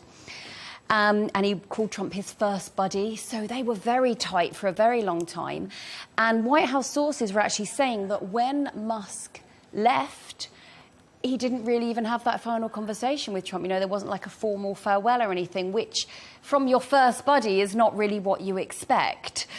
And then there's also the Wisconsin judicial candidate, who he backed, famously went on stage with a cheese on his head. He spent around 25 to 30 million, and his candidate lost, and it was a huge story because he was offering voters those £1 million checks on stage, to vote for his candidate. And so I do think there's an element of him leaving with his tail between his legs, which I think is not a position that's very familiar to him. And I think that's a hard part, isn't it? Because we've also seen during his 130 days with the Trump administration, Tesla has sunk. Tesla has gone through a really hard time reputationally with Elon Musk being Donald Trump's first buddy. Yeah, I think so. And I looked at the shares went up 2% today, but they're down 11% sort of year to date. But the Q1 profit was also down 71%. And like you said, the reputational damage. So I think Elon Musk, okay, whether you like him or not, and clearly you don't, I think he will go down as one of the key figures of this century. Everything that he has done, becoming the richest man in the world, the Tesla, the rockets, even like the potentially Hyperloop, and he's relatively young. He's got a lot more to do. So I think his legacy will probably be fine. But I think when he writes his autobiography at some point, he'll probably regret this stage. And I think the 130 days is probably good that he's gotten out now. But I do think the aspiration to sort of rein in the civil service and look for waste is admirable, and it is good. And a lot of governments have sort of taken on that sort of initiative and adopted it. And so I think that is possibly a good thing. I don't think it's been as easy as he thought, in the same way when he sort of restructured X or Twitter. So I think, yes, his legacy will be fine, but I think he will regret this sort of stage in his career, which I think is going to keep going on for probably decades to come. And what I find is interesting is, like you said, maybe Doge is a good idea in principle, but it was just executed very, very badly. 260,000 people have lost their jobs, and we can't forget that. That's that's livelihoods gone, and people who've been in those positions for years and years. And I guess government jobs did you think it was a job for life, wouldn't they? It would be that kind of thing. But also I think now, because he's sort of out of the government, I think he's already started to be more critical of Trump. If you look at sort of the big, beautiful bill he's come out against and said we should be saving that money and not using it to increase, or we should reduce the US national debt. And I found like a really good survey that was done by a publication called Politico, and they analysed Trump's posts on Truth Social, and they found that he used to sort of reference Elon Musk almost daily, but in the last couple of weeks that has sort of disintegrated or reduced a lot. So I personally thought the two of them would clash like spectacularly, really, really, really quickly. So it hasn't been the sort of great big fight that I was really hoping for and expecting. But I think now that he's out of the White House, he's got more sort of potential to sort of say what he wants, which he generally always seems to do. So I think we may be in store for some nice... I don't think he reined that in at all during his time. But I do think it's fascinating because Musk insulted Trump's chief economic advisor, Peter Navarro, calling him dumber than a sack of bricks. Yes. So, even though he had this bromance with Donald Trump, and loads of people kept on thinking, how long is this bromance going to last? So 130 days hasn't been a bad stint, but now I think Musk is saying, I'm going to go back to business, I'm going to go back to SpaceX, I'm going to go back to Tesla, I'm going to go back to what I'm good at. All places that he's in complete control of, which is so interesting. Obviously the White House, I think he thought he was going to get a lot of control, and he did for a while, but ultimately the control was always with Trump, but he's so used to running his own business and have everyone do what he asked them to. And he wasn't an elected member. Yes. I think that was another hard part for Elon Musk. But really interesting conversation. And the bromance did last 130 days. Probably longer than many expected, but I'm sure we'll hear about Elon Musk again. Thanks for your thoughts on that. Now let's move on to another story. According to Israeli media, Prime Minister Benjamin Netanyahu has said he's accepted a new ceasefire plan proposed by US envoy Steve Witkoff. Meanwhile, Hamas says It's studying it. It comes as Israel announced plans to establish 22 new settlements in the occupied West Bank, marking the largest expansion in decades. Earlier, I spoke to Asher Friedman, former Ministry of Strategic Affairs official and the director of the Misgav Institute for National Security. I asked him what happens if Hamas does not accept this proposal. Hamas's primary goal from the outset has been to survive. If it survives, if Israel retreats and it holds a big rallies in Gaza City, it will be seen as the victor. And therefore, it's unlikely that Hamas will accept any deal that doesn't have a permanent end to the war that leaves it in power.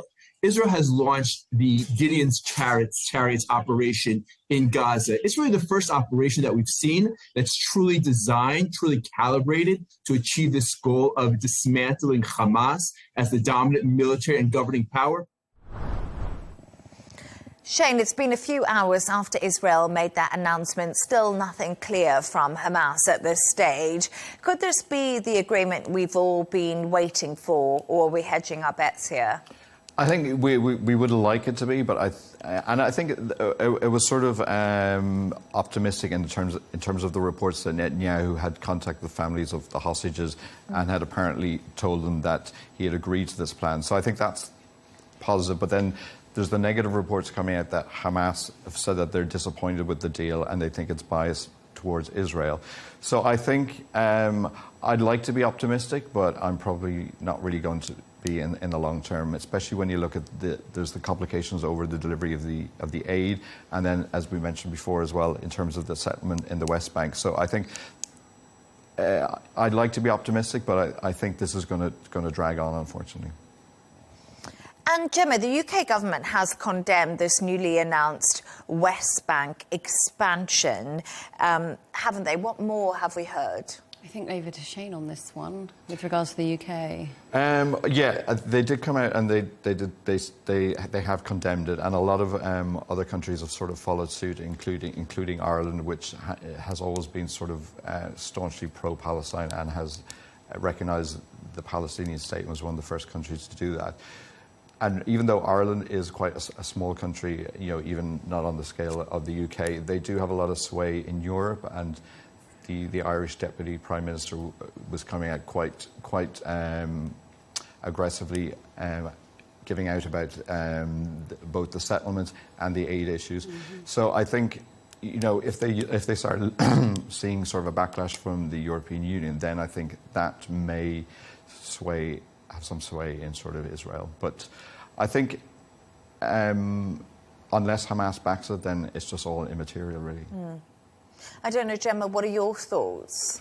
I mean, with regards to the two-state solution that's been discussed for decades now, really, I think that's off the table almost. It's almost unfeasible right now.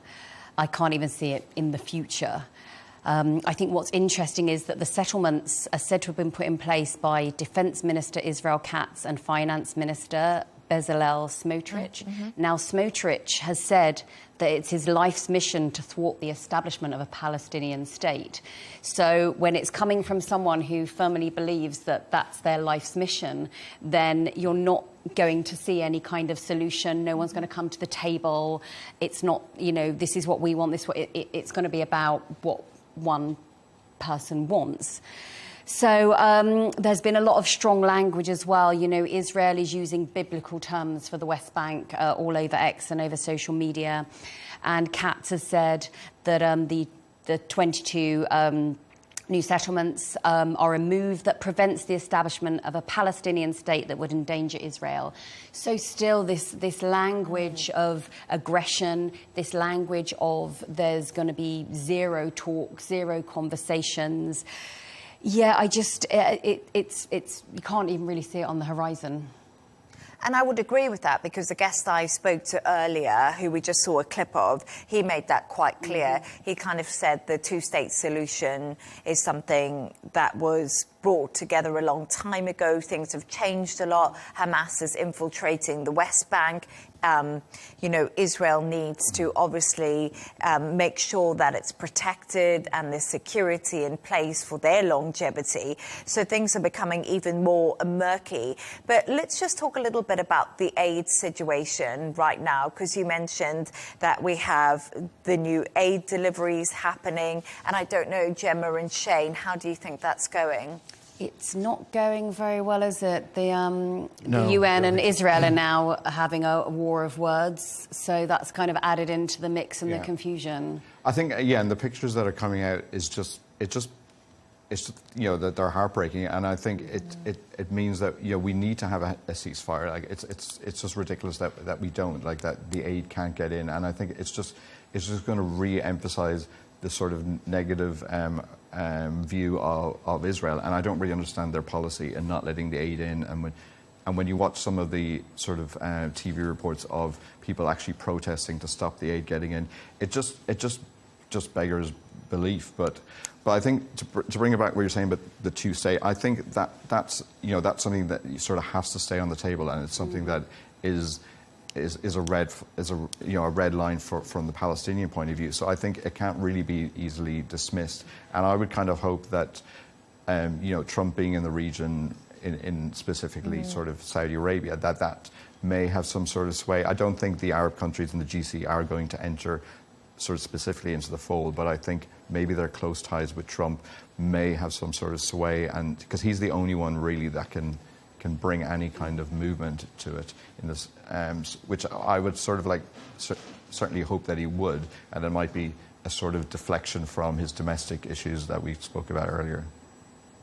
And I was actually just having a look at, according to Israeli media, the Witkoff plan calls for a 60-day halt in fighting, during which 9 living hostages and half of the known hostages who have died to be released. That will happen in 2 phases over the course of 1 week. Reports also suggest that humanitarian aid going into Gaza would resume through the UN and international aid agencies. So this is something the US is obviously looking at closely, because I just don't think the world can let this carry on. The argument now is, from the UN's perspective, that they're using a delivery agency that the UN fundamentally disagrees with. So it's not the UN who's bringing the trucks in. It's a separate organisation called the Gaza Humanitarian Foundation, which is a private US-backed aid group.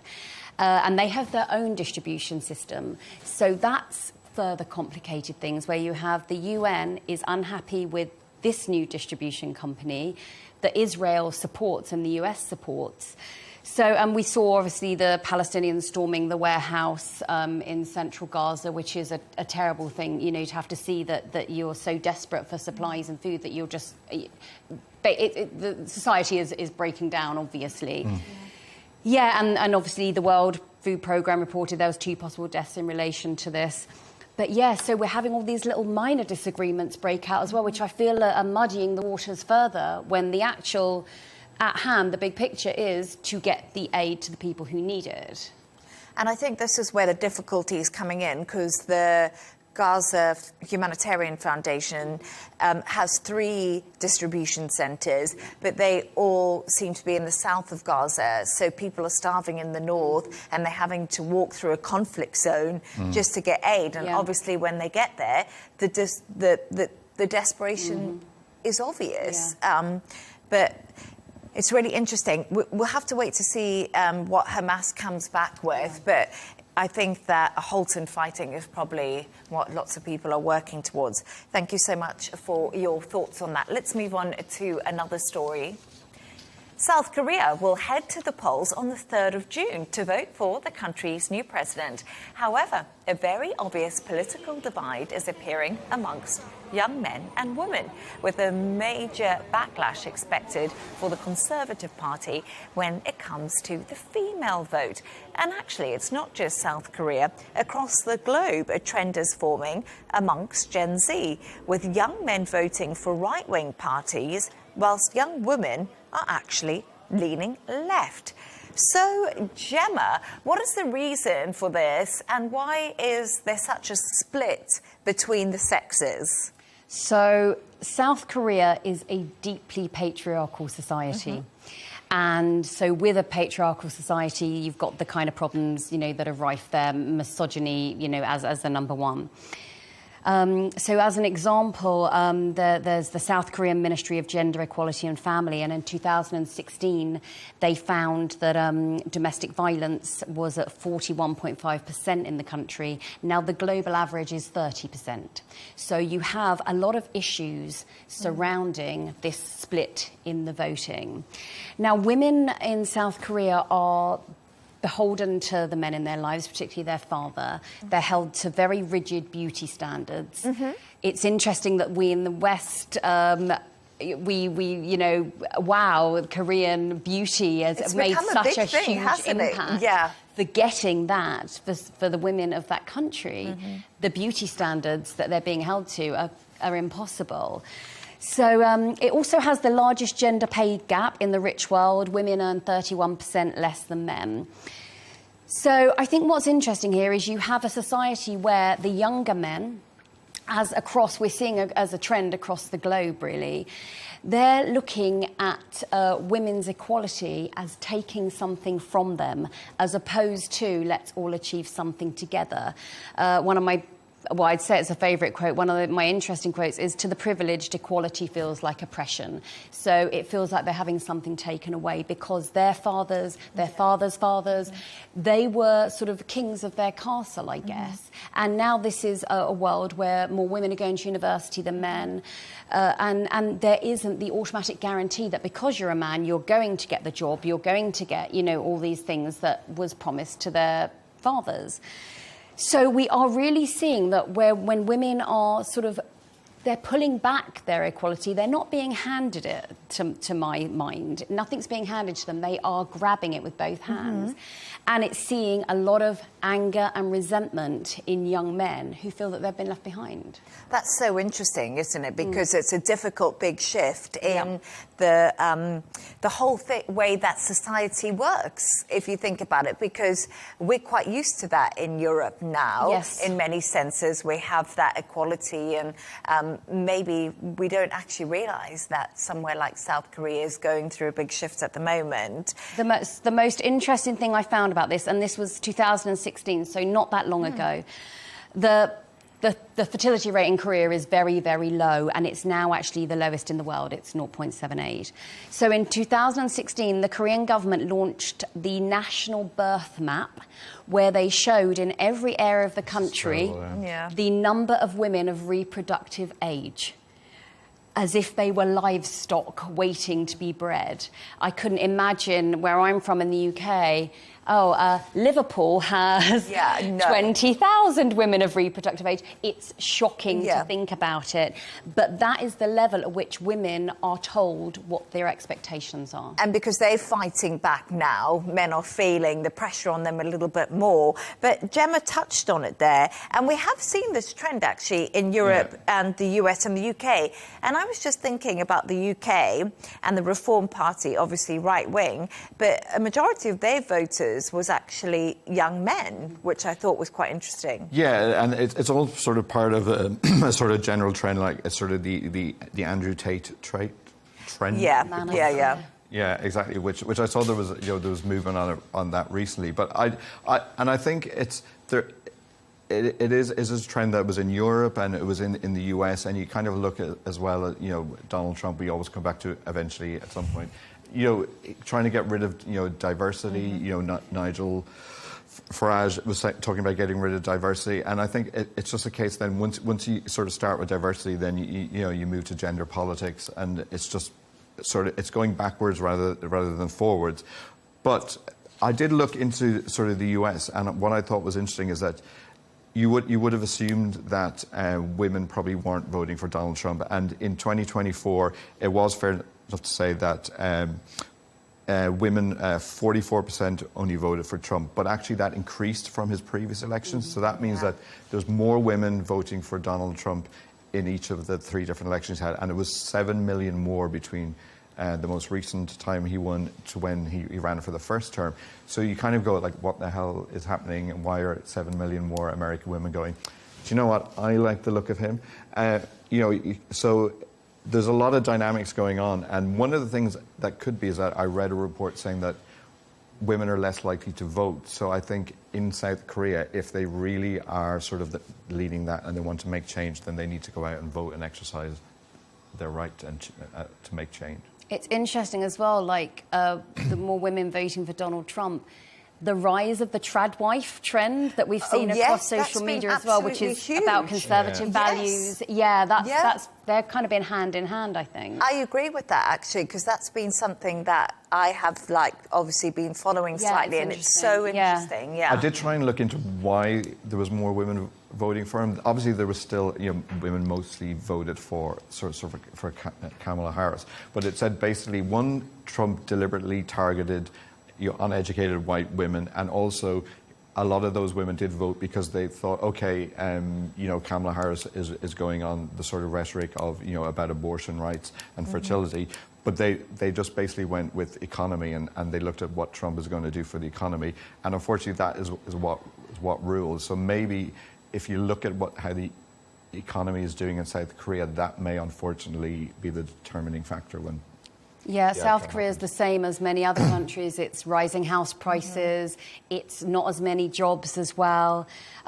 Interestingly, what you were saying about diversity, the right-wing candidates in South Korea, they're running on a platform of abolishing the Ministry of Gender Equality and Family. So that's one of the things they say they will get rid of, which is obviously appealing to that voter base as well. Absolutely. And I do also think it's interesting because, male influence, and I think we have spoken about Andrew Tate a lot. There's been a lot of media around that and concern about young boys watching Andrew Tate. And there's also Joe Rogan. Adolescence, the TV show. And Joe Rogan, but I would debate Joe Rogan was slightly different to Andrew Tate. But once again, it's sort of the UFC fighting, bringing men back to being like men. It seems a manly man. It's become a thing again, hasn't it? And I wonder if that's because us women, Gemma, sorry, Shane, we're just becoming more successful. Well, to be a manly man, then you should embrace the success of the women in your life. There is an economic theory that as women rise up in countries, the economy gets better. So, bring it on. I felt like if it means I can work less, that's fine. Shane, well, we were talking about this earlier. That the Washington Post did say that if this is a real thing where women are going more liberal, men are going more conservative, and they were saying like the Gen Z are going to struggle romantically because they're so disconnected in terms of politics. I think me and my wife are pretty much aligned, but you wonder as well, can you really sort of go out with somebody or marry them if you're completely polar opposites? Like if one is a Democrat and a Republican. I'd love to see the US breakdown of by couples. Are they, because the way you have to register as a voter, so the date is probably there. I think that would be interesting. But would you date a political? I'm not sure I could, to be honest. My husband and I are quite aligned, but I just don't think, because as well so many issues in politics are women's issues, and they have real life consequences. So I couldn't be with someone who had willingly voted against something that could affect me or affect my health or something like that. I just wouldn't be able to, no. You couldn't be a Melania Trump? I couldn't, no. I could definitely be a Melania Trump. I don't know why. I could. I don't feel like it should be something that gets in the way of things, but maybe I'm a little bit different on that, because I always think that you can always don't ever speak about politics and religion at the dinner table. That's basically, so I'd be a Melania Trump, I think. Sorry, Gemma. But then usually as you get older, you generally become more conservative and you move to the right wing. So what if your husband just wakes up and decides to move towards reform? You do wake up and you're like, get those kids off my lawn, and no more ball games out in the street. You just become a bit more like that. It's a shame. Yeah. definitely down with those immigrants, guys. Well, that was a joke coming from Shane, and that's the only reason I laughed. But I just wanted to say, we're going to move on to that part of the show which I really love, where Shane and Gemma, you've come up with a couple of quirky stories. And Shane, I found this quite interesting. British people are a lot less likely to swear compared to Americans. I think the British swear quite a lot. Yeah, I'm horrified that we've come second. Yeah. Joe, the US was quite considerably far ahead. Like if you look at the actual graph. So I went and found the actual report. So I thought, well, you know, I did research studies when I was in college, like decades ago, and it was just yesterday. Yeah. And it was done in Australia, but it was actually based on the written word. So it was all blogs, you know, tweets, web content, all that. And I generally think I'm not going to go into the actual curse words because it's a family show.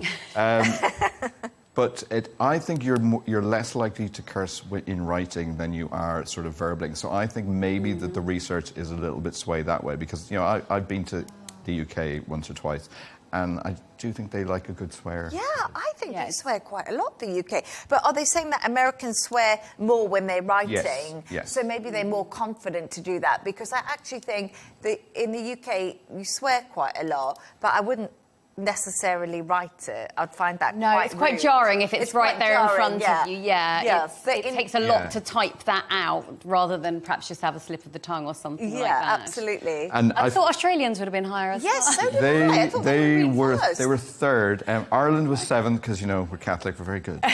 But I did find I wondered in my head, like, does cursing actually be good for your mental health? So I found you can find a survey to prove everything, to be honest. Yeah. But in 2023 in Pakistan, they did a study of 253 people, and they found those that cursed had lower levels of stress, anxiety, and depression. Okay. I can kind of believe that, because you get it all off your chest, don't you? You're just kind of like quite expressive if you're going to swear. I still get in trouble because I swear loads, and when I go home, I do in real life.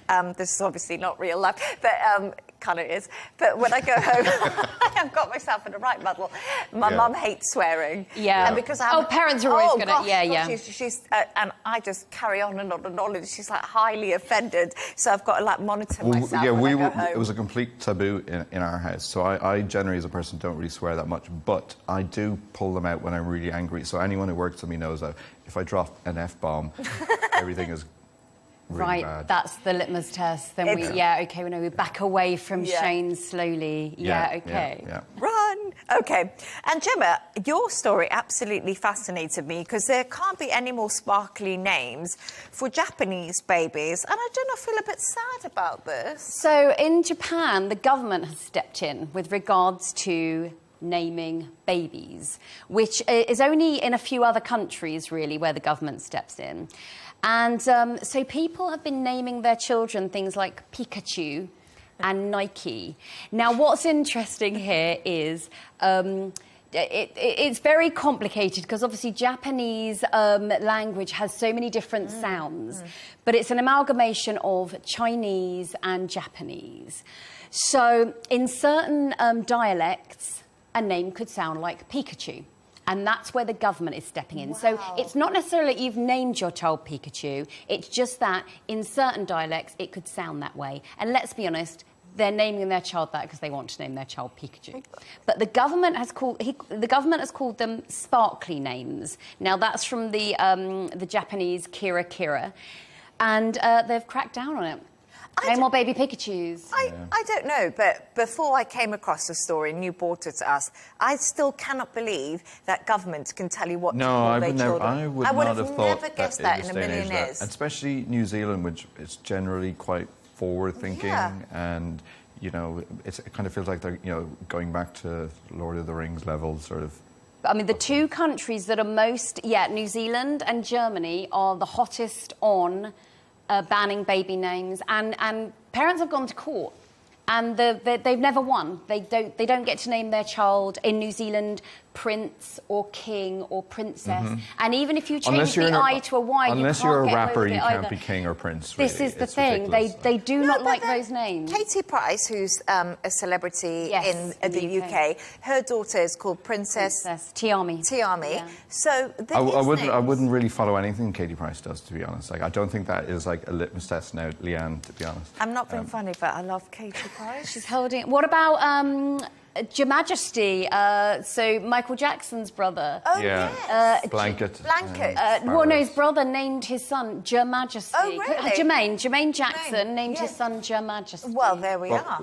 When I was on here a couple of weeks ago, we spoke about like the impact your name has, and we did find for that discussion that if you have a bland name, that it's better for when you send your CV out, when you go on a dating app, and also I think how much attention you get from your teachers. So you're better off just being John, Emily, or something like that. And I felt like that was something at school that really annoyed me because you brought this up last time. I did bring this up, but I'm going to bring it up again because it really irritated me because my name is double-barreled with a hyphen, and then my surname. I mean, if you look at it, it's like French, and no one really knows how to pronounce it. So I felt like everyone just sort of didn't ask me a question in class because they got away with it. The name wrong. And I always said to my dad, every time, why don't you just call me like Joe? It would have been much easier. I think the producers need to find your teacher. Next time you bring it up, bring her on as a guest. I will.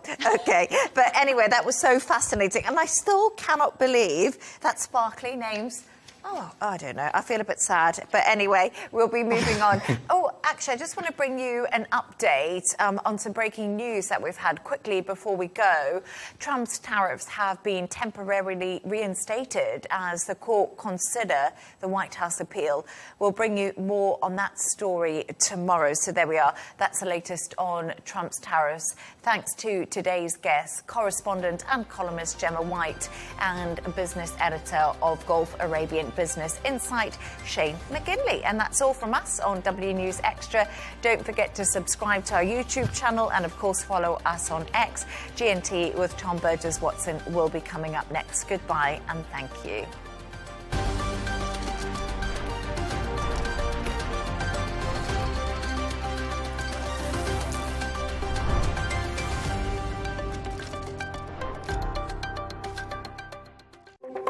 We're always telling children that it's not winning that matters, it's how you play the game.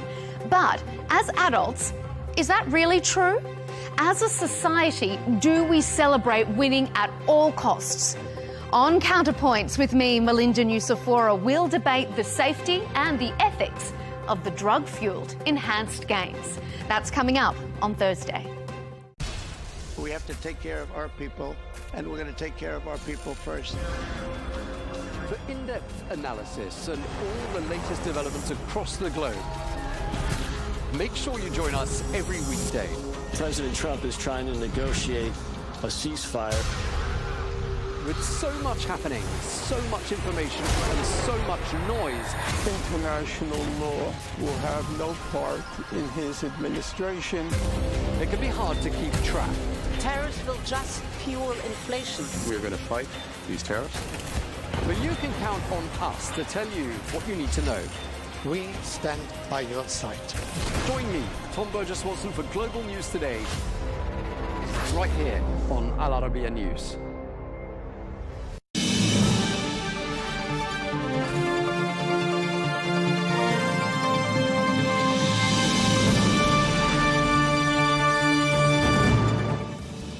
Hello and welcome to Global News Today, bringing exclusive interviews with leading experts every weekday here on Al Arabiya English. I'm Tom Burges Watson. Coming up on today's programme, we're going to be looking at the impact of US tariffs on the United States and also the wider world. This after a federal court blocked most of President Donald Trump's tariffs this week.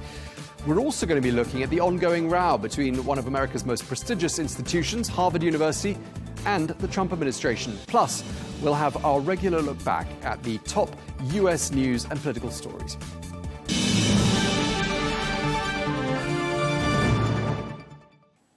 Hello and welcome to the programme. We begin with US tariffs. Now, this week, a US trade court blocked most of President Donald Trump's tariffs in a sweeping ruling, which found that the president had overstepped his authority. That decision came in response to a lawsuit in which the attorneys general of 12 states and several small American companies urged the court to strike down the import taxes. Well, President Trump's Deputy Chief of Staff, Stephen Miller, accused the court of, quote, a judicial coup.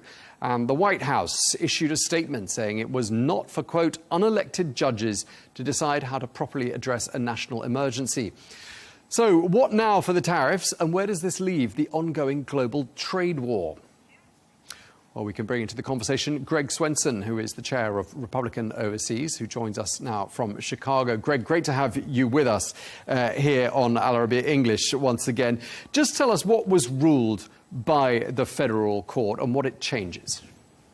Well, the important thing to keep in mind here, Tom, is that the court has basically said that the president can't use emergency power. So it's not that they're opining on tariffs specifically, but just the use of that emergency power. You know, by declaring an emergency, he can impose tariffs, and that is where they think that he overstretched. So I think ultimately it will be overturned. You know, this ruling will be overturned by higher courts. This is kind of an obscure court that no one's ever heard of, but they do have a point. You know, the question is this truly an emergency? The president thinks so. I think others would object to that.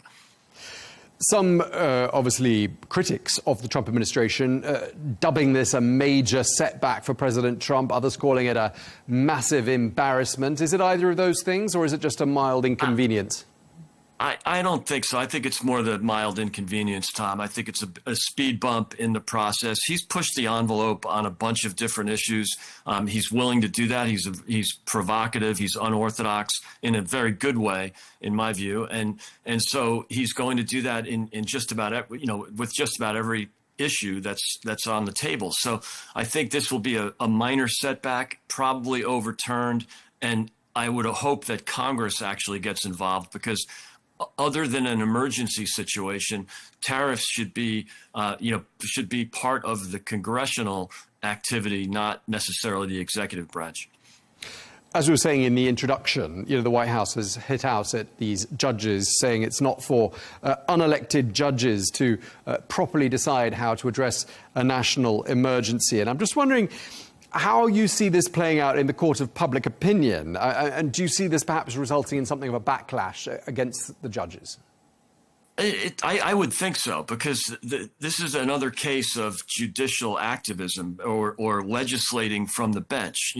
The laws should be decided or legislated by the Congress, by the House of Representatives and the Senate, not by unelected judges. So if they're opining on whether something is constitutional or not, that's fine, and that's up to the Supreme Court ultimately. But yeah, this is another case where anything that President Trump does, the progressive left will oppose it, even if it's a positive thing. They will never give him credit. So this is just another case of activist judges ruling against anything they can possibly rule against when it comes to President Trump.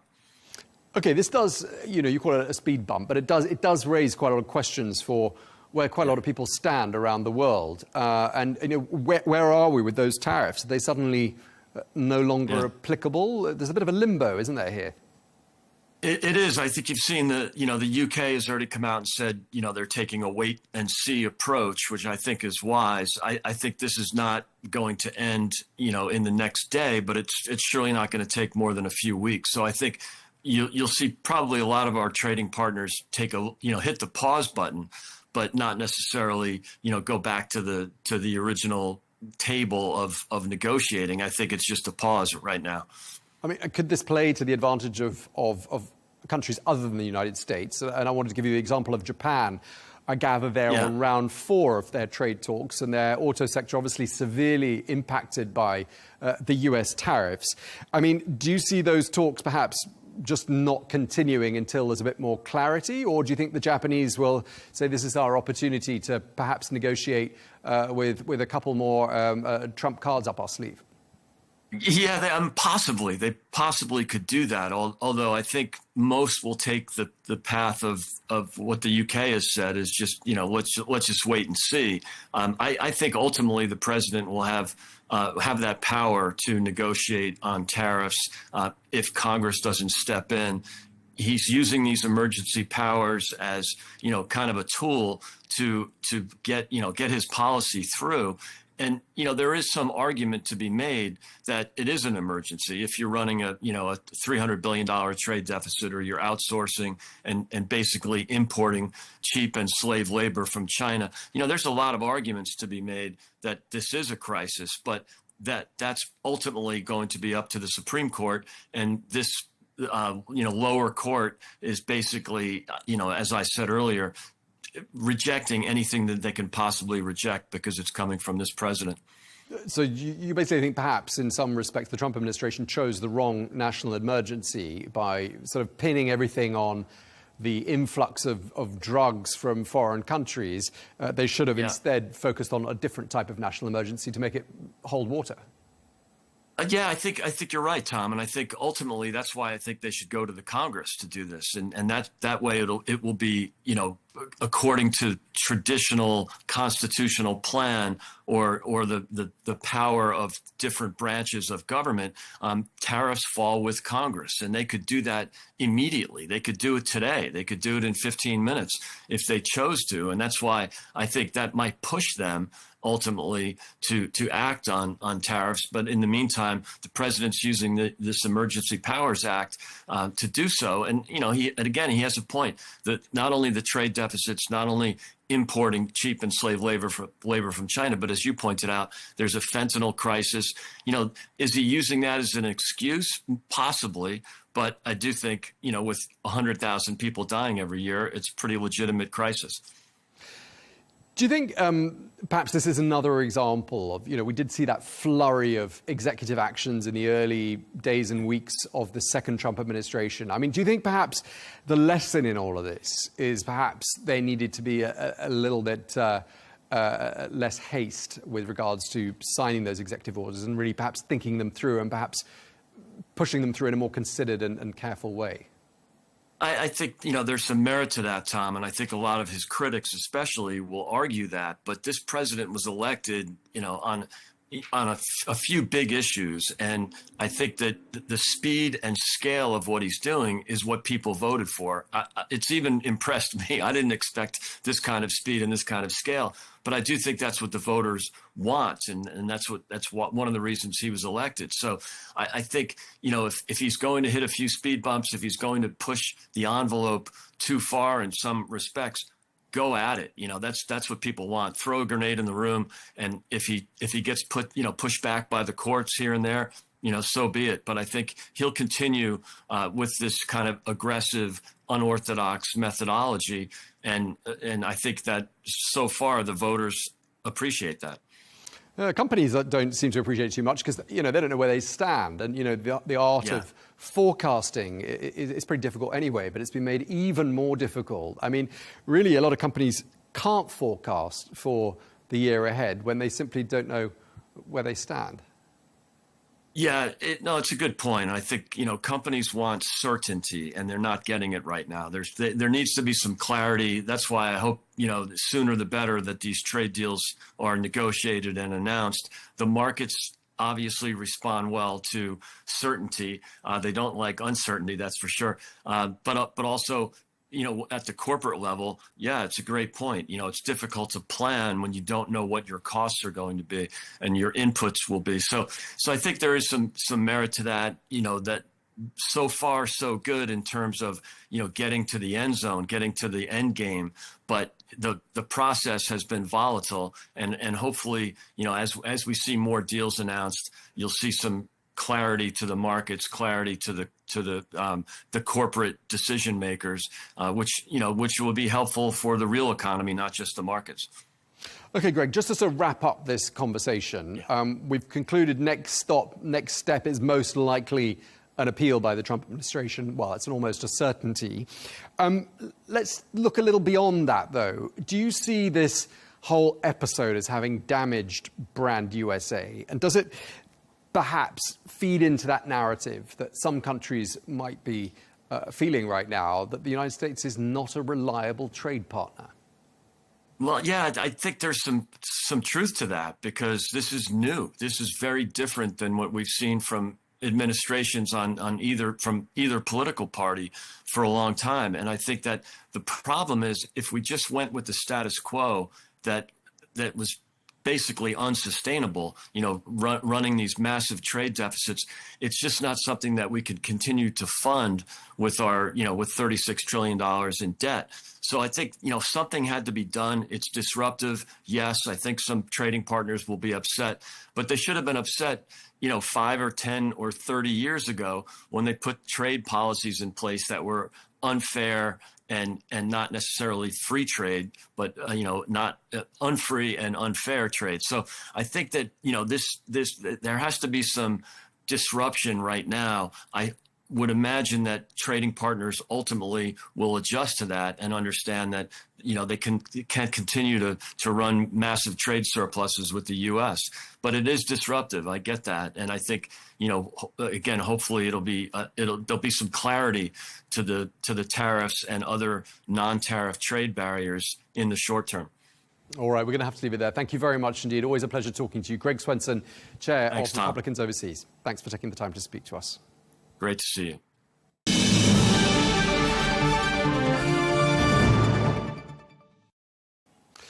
We're going to turn our attention now to the ongoing row between Harvard University and the Trump administration, which has sought to block the Ivy League school from hosting international students.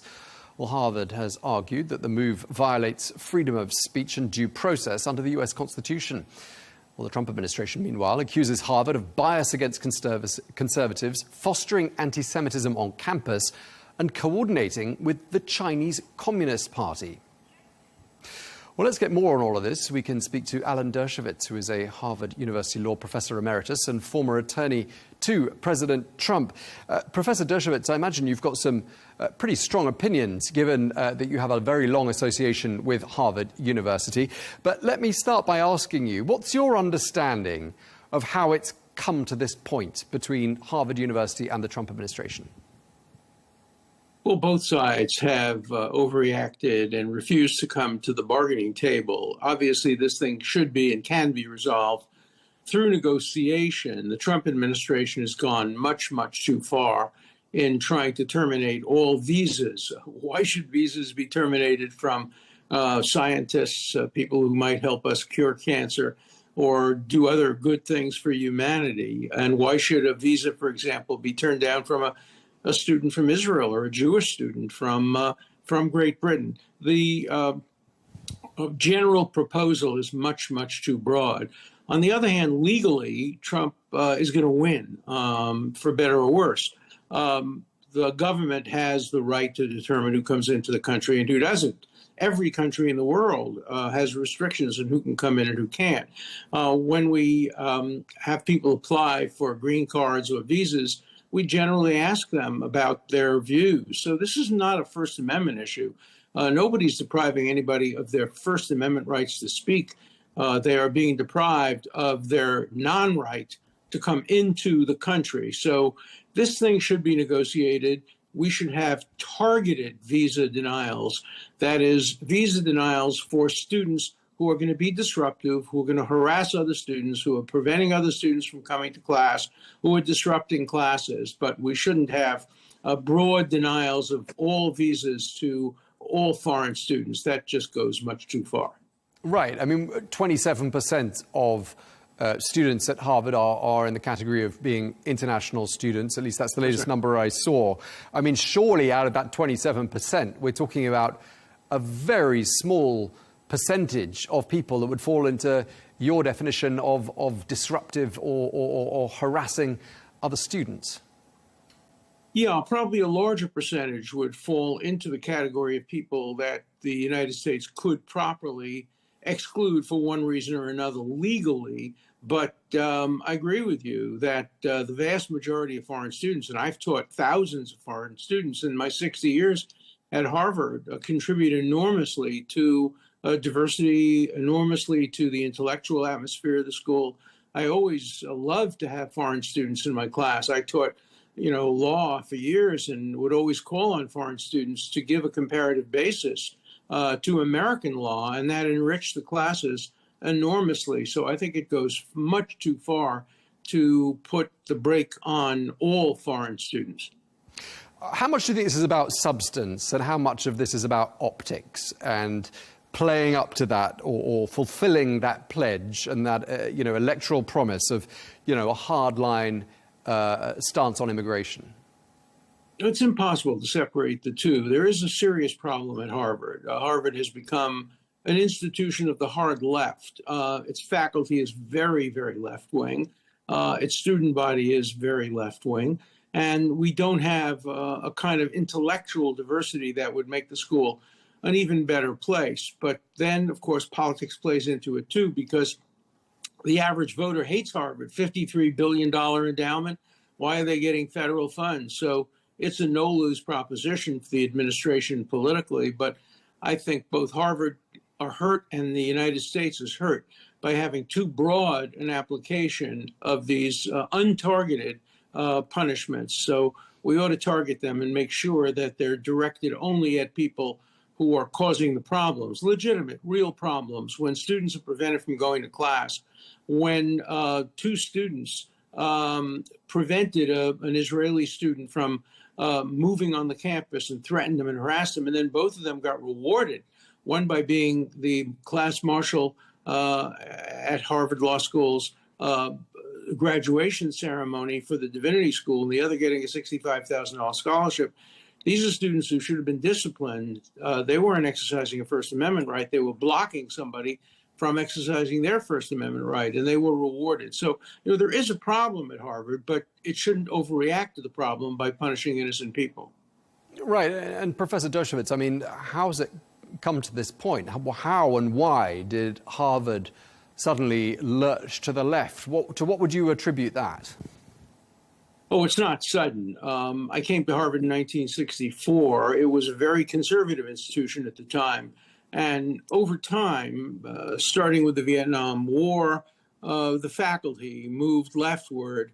And then they started appointing lots of administrators. When I came to Harvard, there were faculty and there were students, and there were a small number of administrators. Now there are an enormous number of administrators. I think they outnumber the faculty, and many of them are hard left people. And so these are people who hate America. These are people who hate Christianity. These are people who hate Judeo-Christian, Abrahamic religions. They hate religion in general. There's a lot of that at Harvard. There's a lot of the Democratic Socialists of America, who are an anarchistic organization. But all universities have that. Columbia is worse. NYU has it. Harvard is the most famous university in the world. So inevitably, it's going to be the target of any punitive actions. Right. And, we tend to think of universities as being places where students, go through various phases in their, political belief system, and they experiment with different political beliefs, and it's part of their rite of passage of growing up. And, you mentioned the Vietnam War protests, which are sort of synonymous with university life in the United States, in the minds of people around the world. Yep. But what you're saying is you don't have an issue with students taking to the streets and waving banners. You've got an issue with perhaps the way things were handled more specifically by the university. Is that what it boils down to? I don't have any problem with students waving banners. I've defended students who've waved banners. I defended Palestinian students at Harvard who could not fly the flag, the Palestinian flag, when Yasser Arafat died. I don't mix my politics with my constitutional law. No problem about waving banners. There is a problem about blocking access to classes. There is a problem about kidnapping janitors, as was done at Columbia. And I represented a lot of protesters during the Vietnam War, but some of them ultimately became violent murderers. Kathy Boudin became a murderer. The Weathermen started planting bombs.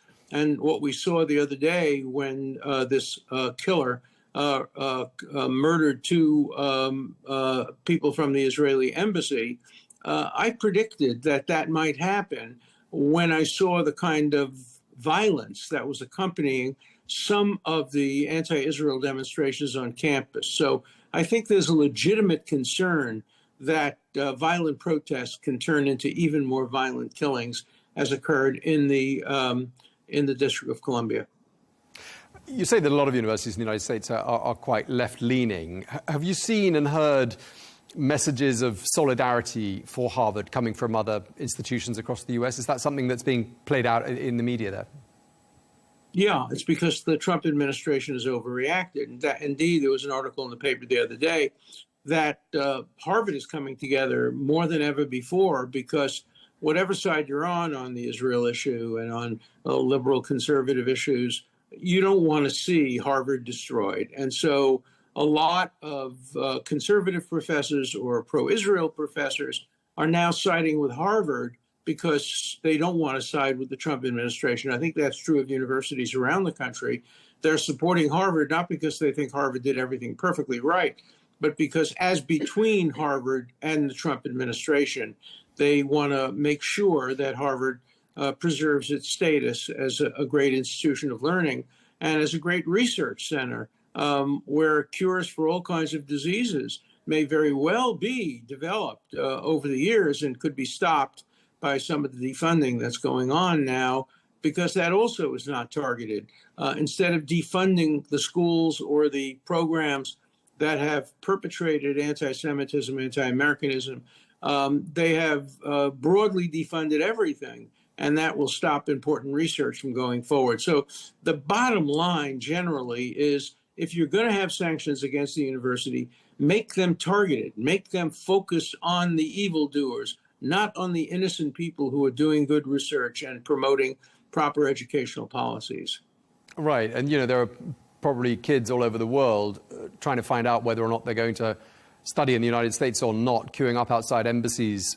Probably in those embassies, there's a degree of confusion as to what visas can be issued and which cannot be issued. But do you think all of this and this whole debate and this perception that, centers of academic excellence are being somehow, they're coming under attack from the very top in the United States? I mean, do you think the brand US as a destination to study abroad risks being damaged and therefore losing out to other countries where people might think, well, it's too risky to study in America. I want to go and study in China or in India or indeed anywhere else?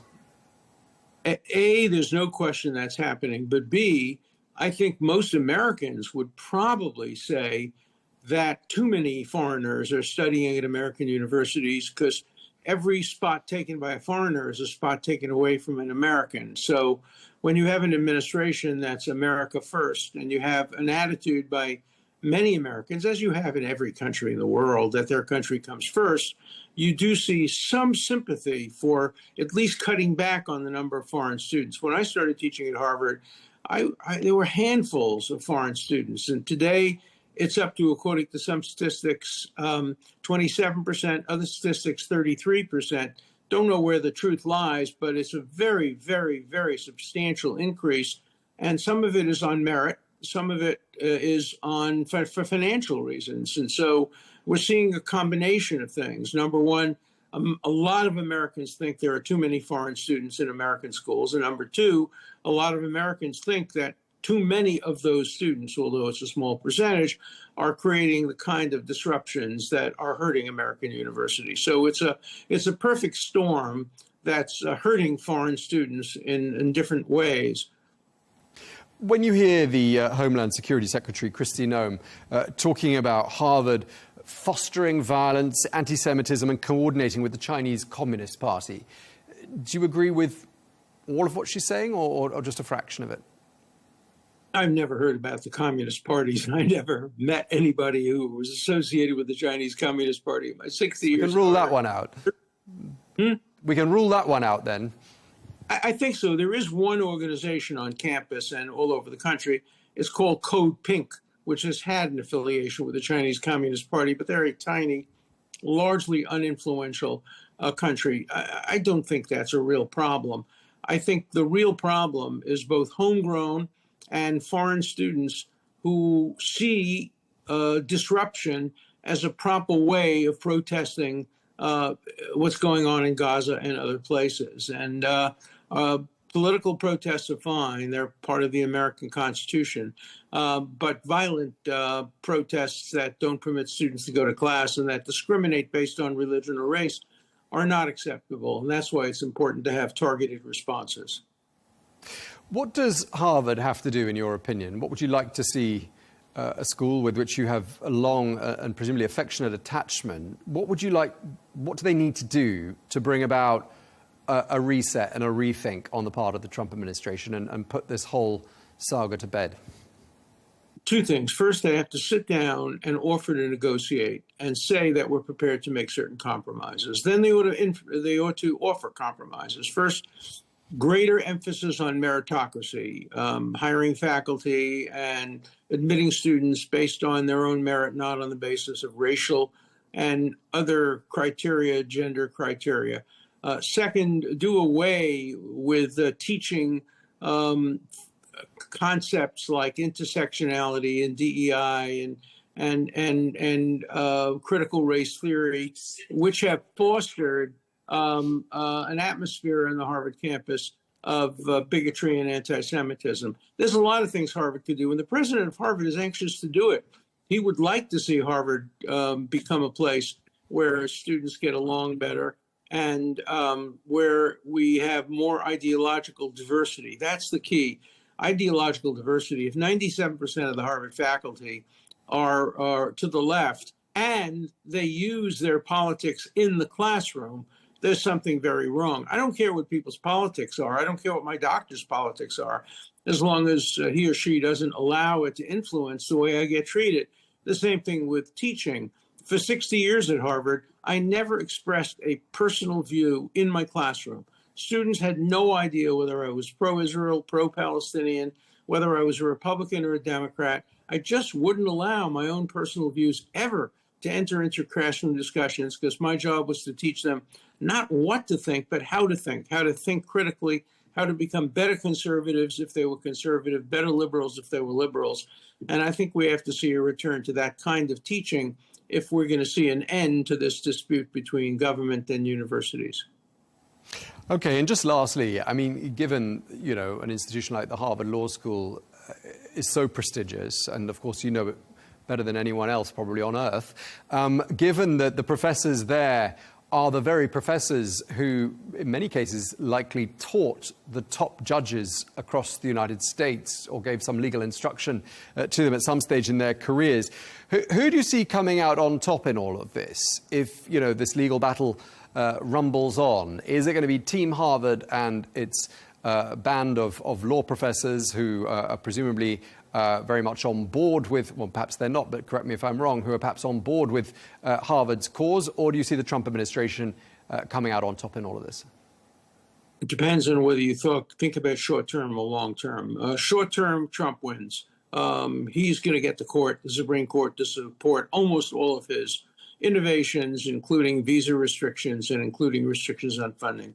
Long-term, Harvard wins. Harvard is older than the United States. It will endure beyond any particular administration, but it will be wounded. And the way to prevent that wound from spreading is for Harvard to take action internally to present its student body with a far more diverse faculty and a far more diverse administration. And I think Harvard is trying hard to do that.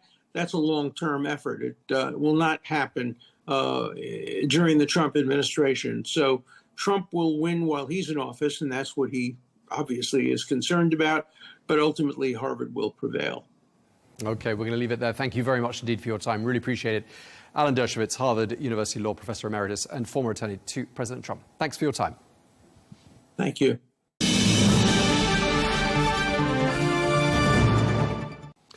Well, let's bring into the conversation Andrew Gould, who is a former Arizona Supreme Court Justice who joins us from Arizona. Justice Gould, thank you very much indeed for taking the time to speak to us. Let's start by talking about the funding of Harvard and what these latest rulings mean for Harvard's funding. Where is Harvard right now, and can it survive? Well, Harvard can certainly survive. It has $53 billion in private endowments. What's at issue is about $2.6 billion in grants. Now, the federal government has tremendous discretion over whether or not they provide grants. Here, the federal government, DHS, has said you cannot discriminate against Jewish students and expect the federal government to allocate you federal grants. The federal government doesn't subsidize discrimination. And so that's the basis of it. There's a hearing set for this in July, and so we'll see where it comes out in the courts. Right. You bring up one of the underlying reasons for this tussle between the White House and this prestigious, ancient American seat of academic excellence. One of them being, of course, the perception that there's been a failure to police anti-Semitism on campus. What does Harvard need to do to bring about a rethink by the Trump administration, or is it too late?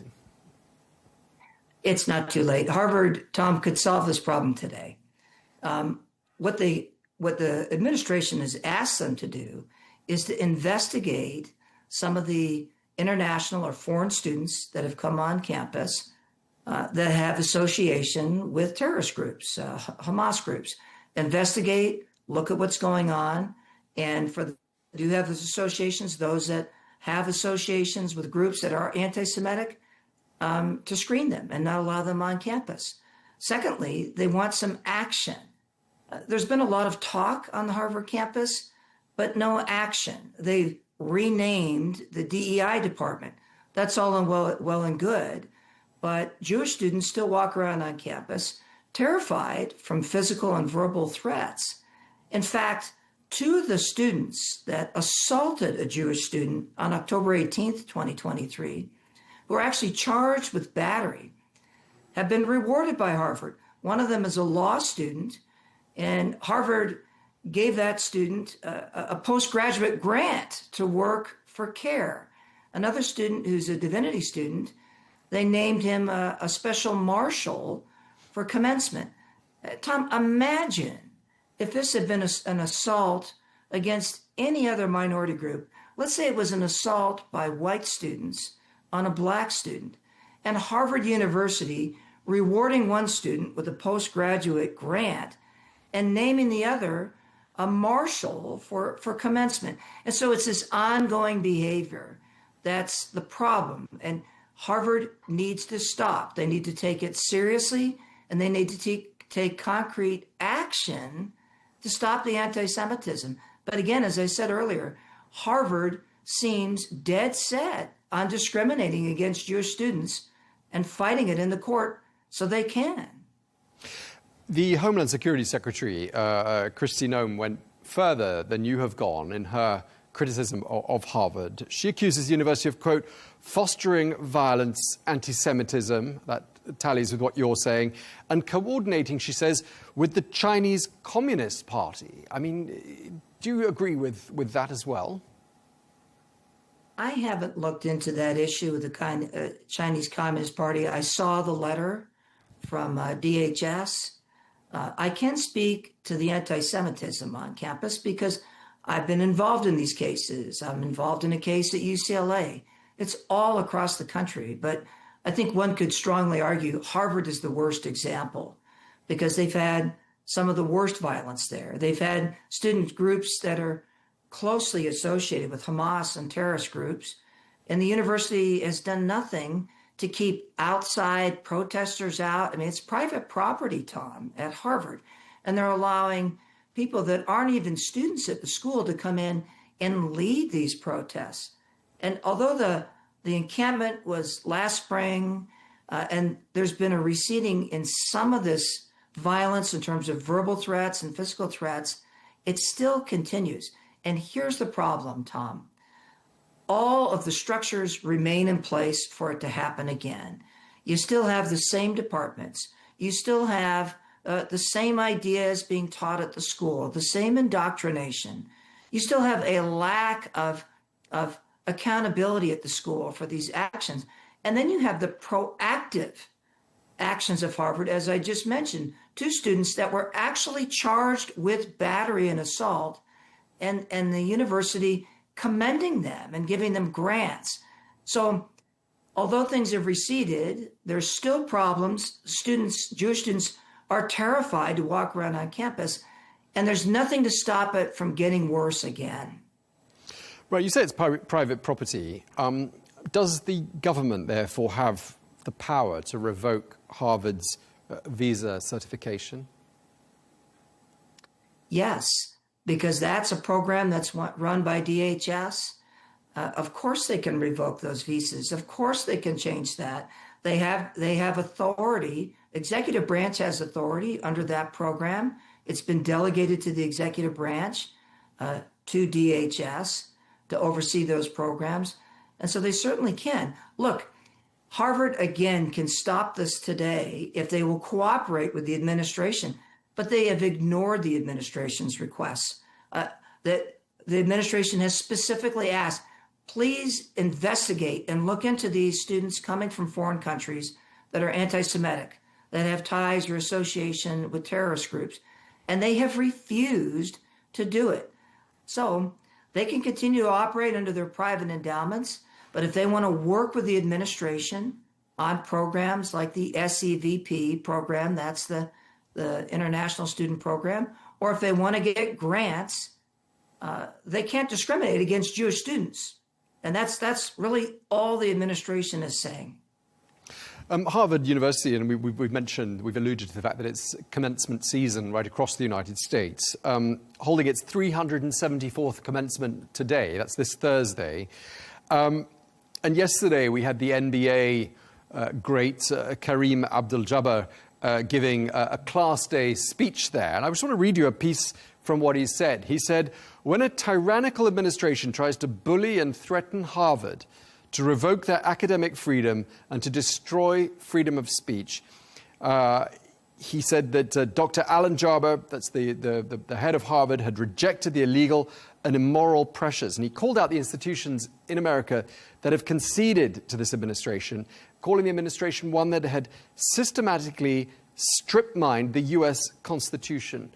Are those words you ever thought you'd hear in America? And how do you react to them? I never thought I would hear them, Tom. And what I would ask Mr. Jabbar, who is a great basketball player, is if a group of black students were spit on and assaulted and harassed day and night by a group of white students, what would you want Harvard to do then? How would you react to that? If it was a group of LGBTQ plus students who were being harassed day and night, like these Jewish students, some of them are afraid to even leave their dorm rooms. How would you react to that? We have a First Amendment in the Constitution. It doesn't protect assaulting people and attacking people. We also have a 14th Amendment in the United States Constitution that provides due process and equal protection of the laws. We also have a Civil Rights Act, Title VII, that prohibits private institutions from discriminating against people based on race or religion or national origin. Let's not be selective about who's protected by that just because you don't like a certain group or you support one group's speech. So frankly, I find Mr. Jabbar's statement offensive, and in fact, it goes against the United States Constitution. It goes against everything the United States stands for. These Jewish students are being discriminated against. They're being physically and verbally assaulted. And the Trump administration is trying to step in and get Harvard to protect them and treat them like anybody else. Just moving our attention back towards the Chinese students, because we've heard from the US Secretary of State Marco Rubio that he wants to start, quote, aggressively revoking visas for Chinese students. I mean, this is on various different grounds, espionage, intellectual property theft being two of them. But what do you understand as being the consequences of a move like that? And an extension of that question is really, could this undermine the attractiveness of the United States as a place for international students to want to go and study? Well, the consequences are if their visas are revoked, they obviously can't come to the United States and study.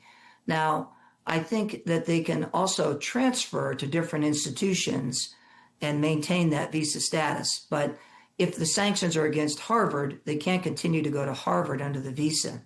In terms of the attractiveness of coming to the United States, let's be frank, Tom. The United States educates the world. Our universities are fantastic. There's many other great institutions, but we're the educator of the world in higher education and science, and in many, many ways. And I mean no disrespect to any other country. There are other very fine institutions as well. But it is not our responsibility as a country to bring people into this to our institutions that are engaging in espionage, spying, serving a foreign government to provide all kinds of information about our intellectual property, nor is it our responsibility, or should we, be bringing people into this country to study at our universities who are tied to terrorist organizations, anti-Semitic organizations, or any other organization that discriminates against people based on race, religion, or national origin. I think ultimately it upholds the integrity of our educational institutions to say we don't stand for that. We're not institutions that discriminate. We protect people's civil rights, and we're going to protect the national security of this country. So it would be absurd for this country or any of our educational institutions to take a contrary position. So I think ultimately, Tom, it's a good thing, and it makes people respect this country and makes people want to come to this country to be at institutions that don't discriminate. Just looking forward as to what happens next, I mean, a little bit of speculation required here on your part, if you don't mind. I mean, where do you see things heading to? Do you think Harvard is likely to cave, not just under the social pressure and the legal pressures, but under the financial pressure as well?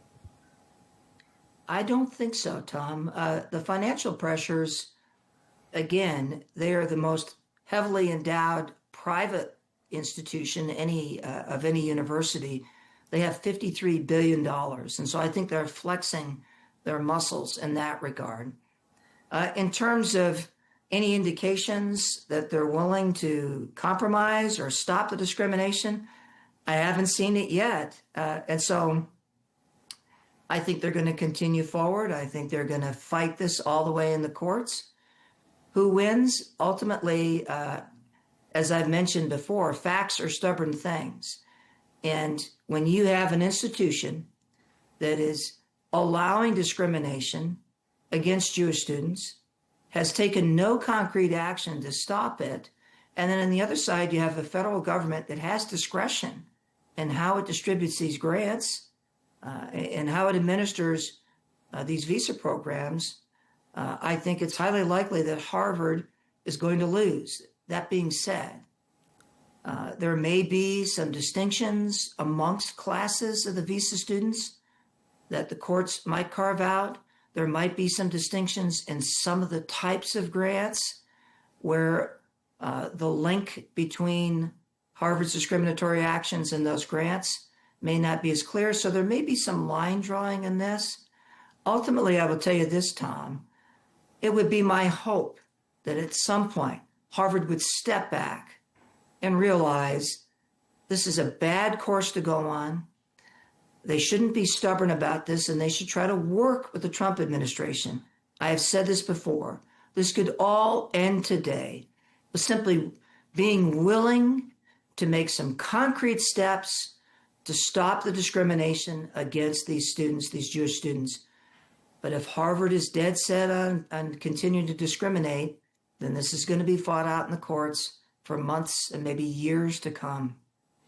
Yeah, and Justice Gould, this is my last question. I know you've sort of covered some of this already, but I mean, really for the benefit of our viewers, emphasizing the point that Harvard is this center of academic excellence, known the world over. It's got this extremely prestigious law school.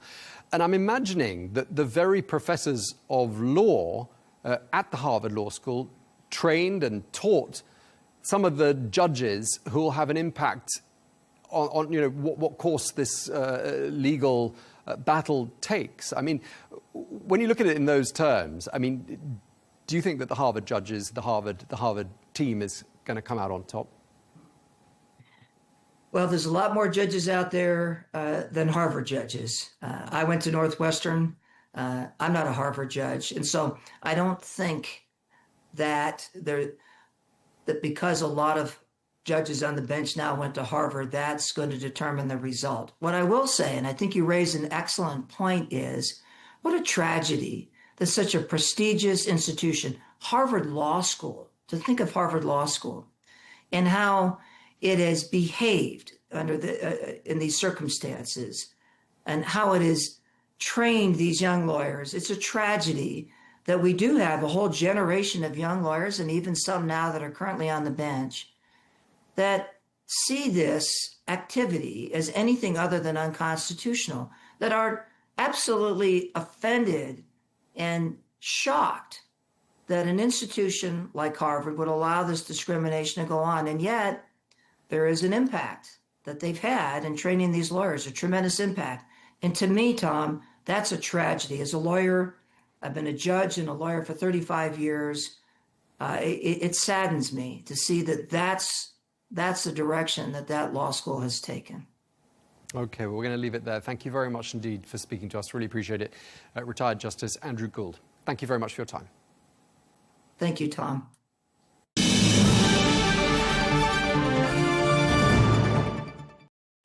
Well, it is, of course, a Thursday today, which is the day of the week when we take a look back at some of the top stories that have been making waves in the United States. And we were just talking there about what's been happening in this row between the Trump administration and Harvard University. Let's bring Angie Wong into the conversation, as we do often on this channel. Great to have you back with us here on Arabiya English. Angie Wong, you are, of course, a Republican committee member based in Miami, in Florida.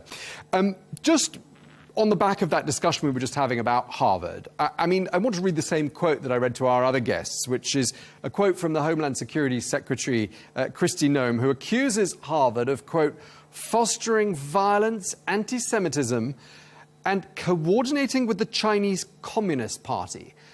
What do you make of all of that? I think Kristi Noem had built in a very, very loaded sentence there. There's so much there that we have to dissect. Anti-Semitism, CCP-backed students. I think there's a lot of cross-messaging just in that one sentence. Ultimately, what we do know is that Secretary of State Marco Rubio had just put a pause on all foreign students coming into the United States until they are properly vetted, which I feel that is absolutely comfortable because we vet everyone coming into the United States, including asylum seekers and potential employees in U.S. firms. So why wouldn't we do the same for foreign students? I think that's a good thing. Now, the CCP and anti-Semitism in campuses, those are two other issues that's been loaded into this. So I think Kristi Noem should know better than to just lump everything into one big soundbite because she knows that it's going to make the press. I think she does need to kind of talk through those topics that she wants to make Americans aware of and American universities. So do you reckon this is a case of the Trump administration sort of banging that hardline immigration drum really to please and to show the support base that they're delivering? Do you think it's more about the optics than it is about the substance? I think it's more about the politics. I think Kristi Noem is a political animal. She knows that Trump has an issue with the Chinese, especially now during the times of tariffs and, trade wars that we're seeing. And also he wants to combat anti-Semitism that's happening across the U.S. And we're seeing them all in a lot of our campuses that are out of control now. This is beyond free speech. This is not why you were given the privilege as a foreign student to come here to study. But they're using free speech as if they had it. I couldn't go into another country and bang my fists and criticize the local government. I'd be lucky if I just got deported, right? There could be a whole lot of things that could happen as a foreigner in a different country. So I think that this is about respecting the privilege that you have coming here on the invitation of the United States, and you better behave yourself. Do you think there's a risk, though, that this whole chapter is somehow tarnishing the reputation of the United States as a place that people might want to pay a lot of money to get to and then study in when they could go to other places that seem a little bit more welcome and friendly? We're definitely going to be seeing that the same way we've seen a dip in tourism. Summer tourism has dropped, and that is what we're going to see throughout the next few months here in the U.S. Same thing with students. They are not welcomed here. That's what the Trump administration is saying. And that's a pretty hard line. But you know, I'm sure that the UK universities are happy for this messaging. I'm sure the Australian schools there are also happy to welcome a lot of foreign students in. This is going to be just a warning to all US universities, because I don't think that this is going to last very long. I think the universities will cave in. So many of these universities depend on foreign students coming in just to make their budget. Forgetting Harvard with its $53 billion endowment. What about the smaller colleges that will be affected? Yeah, of course, Harvard has about 27% of its student body from foreign countries. Let's move on to another subject that I wanted to discuss with you, Angie. Elon Musk is stepping down from his role in the Trump administration. I mean, we knew that was going to happen. It was an inevitability because there was a set period of time, wasn't there, for how long he could be in that role. But just remind us why he's moving aside. Well, as a special employee of the federal government, you can only be there for 130 days, and that time has lapsed now. And he's left a great tenure.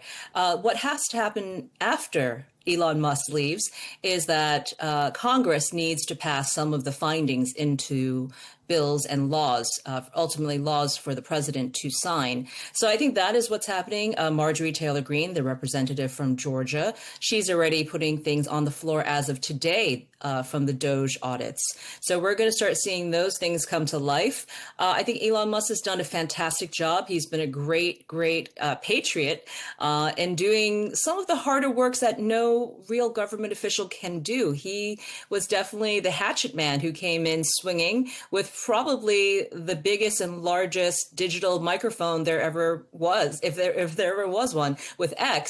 And he was able to get so much of the American people to agree and to have their eyes wide open, given all the craziness that was going on with our budgets and how much money we were giving away year on year. So I think he's done a fantastic job. And now it's really left to Congress and our president to turn some of these things into law. He's not going away, is he, entirely? I mean, do you see Elon Musk continuing to play a part in the Trump administration, perhaps behind the scenes? I don't, actually. I think that he will be a nice golf buddy for President Trump, and they certainly text each other quite often. I think that he will be, to some extent, an advisor to Trump, because he does have Trump's ear. But ultimately, you know, he's got other jobs that he has to do, right? He's got a few companies he's got to run himself, and they don't always align with what Trump is doing, especially when during all the talks on tariffs, some of those tariffs really hurt Elon Musk's bottom line and his businesses, so much so that his board of directors called him back and said, hey, don't do that. You're going to, you know, plummet our stock. So I think that they'll always have a special relationship, but whether or not he comes on any official capacity, I highly doubt that.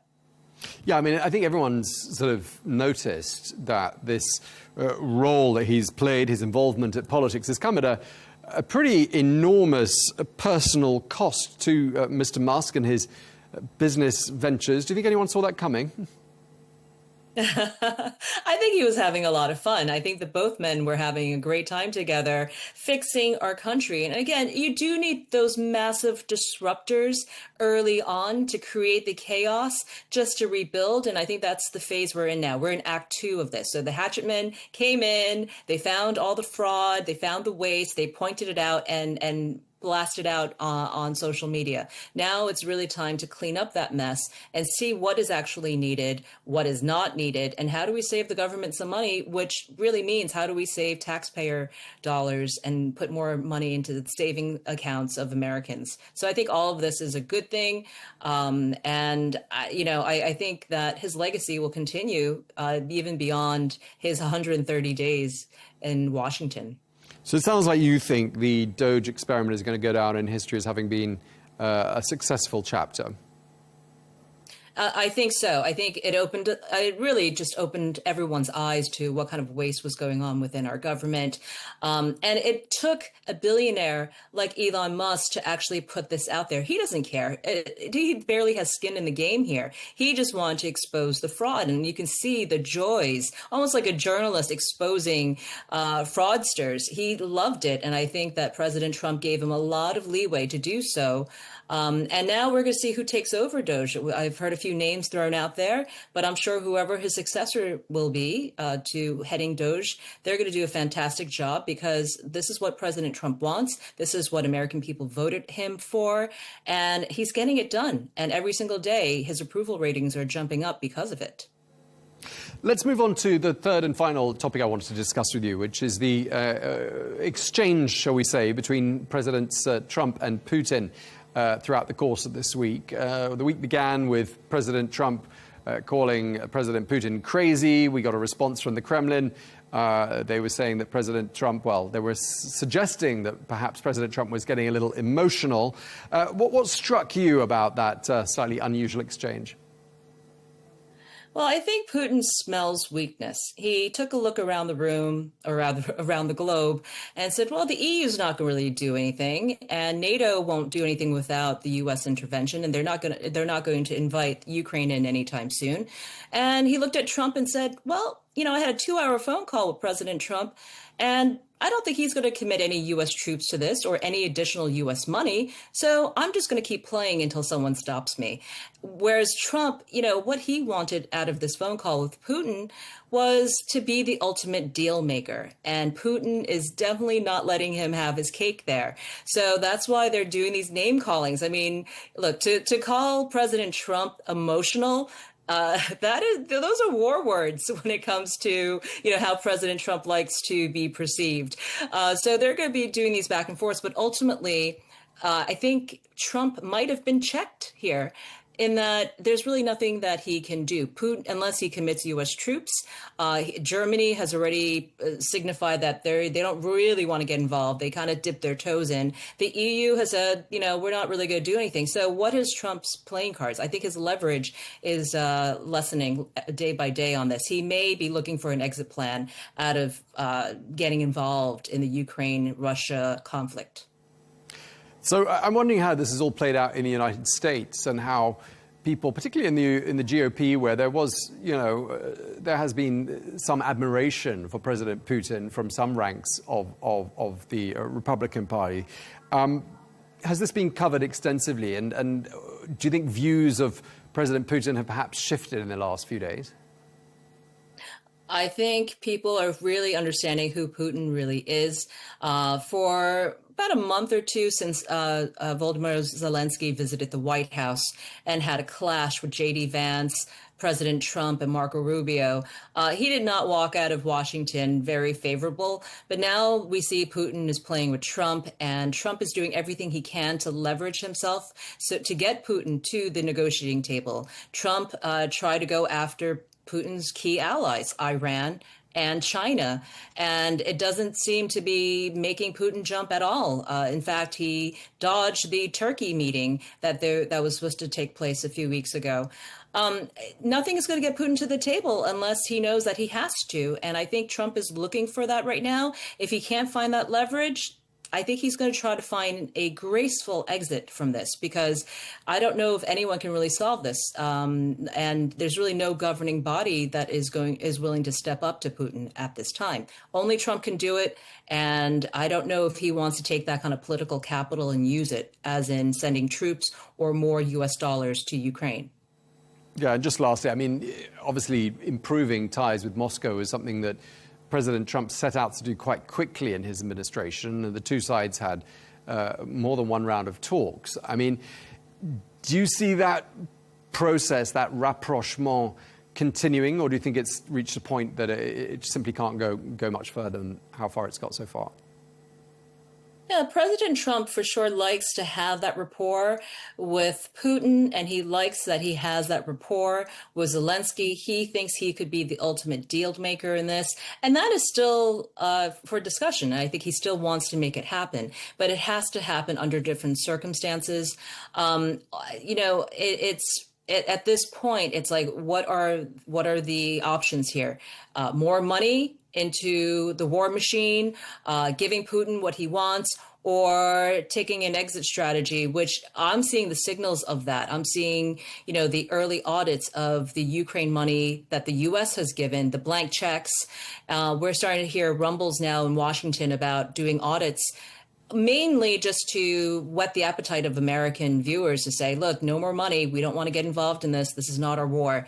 And I think that might be a strategy that might be taken, and maybe something that, Tom, you and I will be discussing in weeks ahead. All right. Look forward to that. Thank you very much indeed for your time. Angie Wong, Republican committee member in Miami. Really appreciate you taking the time to talk to us. Thank you, Tom.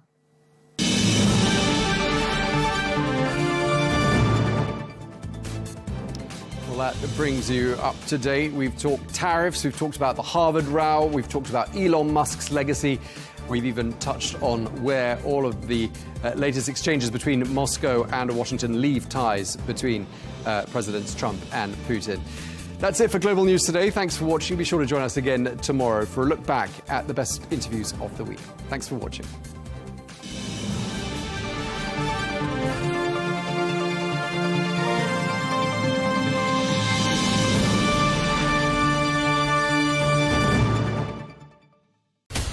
From the White House to Gaza, Kiev to Beijing, elections, economics and the environment compete with conflicts and other complex issues for our attention. In an age of fake news, deepfake and artificial intelligence, they've got to have a vote and a say. It's important to look beyond the loudest voice to understand the truth. From newsmakers to groundbreakers, my campaign is going very well. Presidents, prime ministers, princes and peacemakers, and cultural tastemakers. As Arabs, as Middle Eastern, we're too emotional. Join me on the Riz Khan Show for empowering conversation.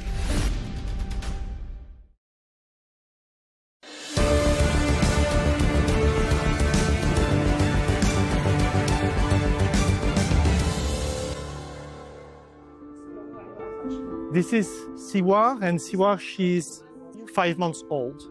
She is severely, acutely malnourished. If you look at her little legs, she just has the skin on her bones. When she cries, you can't barely hear the sound because she's so exhausted. Hello, I'm Riz Khan. UNICEF's video reports from the ground in Gaza illustrate the challenge they're facing to prevent 14,000 babies from starving to death in the war-torn Palestinian territory. But the Israeli government has dismissed famine concerns as, quote, Hamas-driven false narratives. In this episode, we bring you a first-hand account of the dire conditions in Gaza from the humanitarian aid workers' perspective. This week, tragedy struck a classroom in Gaza when it was reduced to rubble by an Israeli airstrike. Children sheltering there were killed. In another devastating incident, 2 Palestinian doctors lost 9 of their 10 children. Their sole surviving child is critically injured. The Israeli Defense Forces say they were targeting militants and continue to accuse Hamas of embedding fighters among civilians. But the escalating military campaign is severely restricting the flow of humanitarian aid, and hundreds of thousands of families are forced to search for a dwindling number of safe spaces. Rosalia Bolin runs a UNICEF team in Gaza and shares a daily struggle to help Palestinian families survive the continuing conflict. She joins me now to share a raw and very personal perspective on what it means to try to protect children in the middle of one of the world's most complex and dangerous conflicts. Rosalia, it's good to have you on the show. Let's start with the story, the tragic story of the 2 Palestinian doctors who lost 9 of their children in a bombing. The son who survived is not in good shape either, and it's said that maybe even the father might be in a very critical condition. What's been the reaction in Gaza, and how do moments like this affect the wider conversation on the conflict? Oh, this is an extremely tragic story in itself, but what's maybe even more tragic is that it's not a unique case. In fact, Children continue to be killed on a daily basis. Tents are being hit, schools turned into shelters, and sometimes entire families are killed at once, like in the case of this doctor who's working in central Gaza. People are exhausted. They're exhausted physically. They're exhausted mentally. And these bombardments that continue mean that children and their parents are stuck in a permanent state of stress. I exited Gaza a short while ago, and I've just felt it firsthand. You know, you hear the buzzing of the planes, you hear planes approaching, and you're just constantly on edge because you know a bomb is going to fall. You don't know where, you wonder if it'll be close to you, and then you just wait for that explosion. And those few seconds until the explosion, they seem like an eternity. It's absolutely terrifying. And the attacks have been intensifying over the past couple of days. There's a very morbid child casualty toll that we keep track of since the resumption of the military operations on March 18th. At least 1,230 children have been reported killed. That was up to 23 May, and thousands more have been injured. I actually think personally that the term injured isn't adequate enough. The children that I've come across during my time in Gaza, some have very severe burns, including over the entirety of their bodies. They have shrapnel lodged in their tiny bodies, bullets that doctors find difficult to extract. كنت قاعدة في الخيمة، كنت نايمة، أجا الصبايا عليا، بعدين أجا أسعفوني وأخذوني إنه أعيش وإيدي تتحسن وأصير ألعب فيها. They have fractures, they've had to be amputated from limbs. So we're talking about children who will carry the consequences of these attacks with them for the rest of their lifetime. Well, I'll get into details in a moment, but with these devastating events becoming so frequent, do you think the world has to any degree become desensitized? Or do stories like the two doctors and their 10 children and the tragic consequence of what happened to them have the power to stop the conflict, or at least cause a pause? I mean, for sure, the numbers are overwhelming. You know, the latest child fatality count for the entirety of the war is at least 16,500 children who've been reported killed. And those are children who've been killed in airstrikes, in explosions. There's also lots of children who have died sort of as a secondary consequence of this war. I, for instance, have interviewed countless children who were severely ill, including an 11-year-old boy with leukemia. And after I interview these children, a couple of days or weeks later, I usually check in with the parents to see how the child is doing, and also what type of support, you know, they've been receiving from UNICEF. In Islam's case, I interviewed him end of October, and when I checked in mid-November, turned out that he had passed away because of care not being available inside the Gaza Strip. So the suffering, the deaths go beyond the bombs and the bullets. Children are also dying as a result of the living conditions. I fondly hope that there will be action taken. We're entering the 20th month of this war. It's unconscionable that this continues on a daily basis. And when people feel overwhelmed around the world, they should remember that these aren't numbers. These are sons and daughters. These are babies. That's what we're talking about. And these children, not only did they do anything to set off this war, not only aren't they responsible for the war, they also don't have the means to get out of the situation that they're in. Considering how bad things are, Rosalia, let's find out what's the latest you've been getting from what's going on the ground in Gaza in terms of humanitarian aid, because as you've described, the conditions are pretty bad. Yes, so since the beginning of last week, on May 19th, UNICEF and the World Food Programme were authorized to bring in very limited quantities of food and nutrition support. So that in itself is a very welcome development, considering the total blockade on aid and goods into the Gaza Strip for over 2.5 months.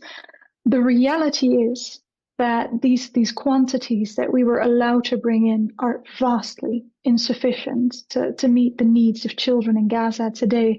UNICEF also, when I say nutrition support, we're not bringing in food that you're going to find in the supermarket or on the markets. We're not bringing in fresh produce, dairy products, meat. The type of supplies that we bring in are very specialized. They're meant as ready to use a therapeutic food for children who risk becoming malnourished or who are already malnourished. There are little sachets with a sort of a paste in it that is fortified and that the children can just suck directly out of the sachet. And it's baby food that is meant to be complementary as well. So it's specialized food that is meant for the most vulnerable children inside Gaza. And of course, for the babies, because many of the mothers are so undernourished, they can't produce milk. I'm guessing this is part of the plan when it comes to the kind of products you get in. So the malnutrition screening that we do is focused not just on children under 5, but is also focused on pregnant women and breastfeeding women. And because of the aid blockade and really the deteriorating situation on the ground, we have had to adjust our analysis and malnutrition estimates for 2025. You may have seen that in May, actually at the beginning of this month, we've brought out new analysis, which has established that if things stay the way that they are, there will be at least 71,000 children who are acutely malnourished and who would need support in the year to come, and there will be at least 70,000 women who will also be malnourished. And indeed, pregnant women are particularly affected. Pregnant women who are malnourished, they risk giving birth to babies with congenital malformations, babies with low birth weight. We risk to see a lot of premature births. It's not just the nutrition situation, it's really the combination of permanent stress, lack of access to sanitary facilities, spread of disease, the very difficult living situations that people are in. And that is equally affecting the ability of women to breastfeed. They have to share a tent with all their relatives. They don't have any privacy. They're not well nourished themselves, so they may not produce enough breast milk. So there's lots of obstacles to women and children in Gaza. Rosalia, the numbers are staggering. Of course, when put to the Israeli government, they often deny that those numbers are accurate because they say these are obviously done with basically an affinity for the Palestinian side, and the aid agencies often get the finger pointed at them. How do you react when you hear that kind of thing? Well, when it comes to, for instance, numbers in relation to malnutrition, UNICEF is present throughout Gaza, and we support something called mid-upper arm circumference measurements. That's jargon for malnutrition screening. So this is a global methodology that is applied everywhere in the world. And in UNICEF-supported malnutrition clinics, treatment clinics around Gaza, we carry out these screenings on a daily basis. So we actually have data from the ground where we can see that there is a significant deterioration. I'm presuming this mid-upper arm circumference measurement you mentioned is a quick and easy one to do, and it's regarded as accurate in terms of malnutrition, yeah? Absolutely. So it's done globally. It's not done specifically in Gaza. And the people who the health professionals who carry out these screenings have been trained on the protocols to carry out this type of measurements. Also, if you think about it for a second, it really shouldn't come as a surprise that there's an increase in malnutrition when you have first 15 months of war where aid is coming in only on a drip feed, really just a trickle of what is needed. Then we have 6 weeks of ceasefire where humanitarian organizations are able to scale up, but because the needs are so high, we immediately distribute the supplies that we have, or we try to distribute them as fast as we can. But we're not going to sit on them. We're not going to use them to build stocks in our warehouses. And then you have 2.5 months of aid blockade. It's not just aid. Nothing has entered the Gaza Strip since March 2nd. I mean, think about your own town that you live in. If your own town becomes under a total siege, obviously things are going to run out pretty fast. Food, medicines, hygiene supplies. What do you expect under these circumstances? Rosalia, with the numbers that we're talking here, there are some who call this a genocide. Others push back on that term, of course. Based on what you've seen, how do you tend to describe it? I mean, I'm always getting a little bit desperate when I hear these type of debates, because what we see on the ground is children being killed, children being mutilated, children being starved, children dying because of a lack of medical care that is available to them. All the while, life-saving aid is ready to be brought into Gaza immediately if humanitarian organizations were allowed to do so. UNICEF alone has the equivalent of 1,000 trucks in life-saving aid ready to be moved into Gaza immediately if we get green light. It's as with the debate around famine. I think what is important here is that this is happening now. We shouldn't wait for a group of experts to officially declare famine. We know that children are dying from hunger. We know that that is happening right now, and it is a process. It is literally a process, starvation. You know, the children that we've come across who are acutely malnourished and who are part of sort of the most severe category, severe acute malnutrition, they look like skeletons because first the body eats the fat of the body and then it eats the muscles. And so these children are just bones with skin around it. They're too weak to cry. They're just lethargic on hospital beds or in their tents. And these children are dying right now, and we need action right now to be taken. In this hospital, like in the entire Gaza Strip, there is not enough medical supplies, nutritious food, which are specialized to treat a little baby like this. We have more and more children affected by malnutrition. This must stop. The United Nations Secretary-General Antonio Guterres has described the amount of aid getting in as a trickle when he said a flood is essentially needed. What impact do you think his comments have had, and what might that do to the state of the situation now? Well, we fondly hope that not only we can continue bringing in these supplies, but we also hope that we can bring in considerably more. So for UNICEF, dozens of trucks have entered over the past week. But at the height of the ceasefire, between 600 to 900 trucks were entering on a daily basis. And so we really need to get back to that scale. We need to arrive at scale, and not just humanitarian supplies, but also commercial supplies. Nowhere in the world do you have a population that can survive solely on humanitarian aid. So humanitarian aid is supposed to be a band-aid. As I said, the type of supplies that we bring in, for instance, the nutrition supplies, they're highly specialized, almost medicinal nutrition supplements for specific categories of very vulnerable children. You're not going to find that in the market. But families need to be able to buy family food in the market. If they were able to buy vegetable, fruit, dairy, fish, meat, bread, rice, potatoes, everything, if they had access to that, we wouldn't be where we are today. So besides humanitarian aid, we also need commercial goods to be allowed to enter. It's an illusion to think that a couple of humanitarian organizations can sustain a population of over 2 million individuals.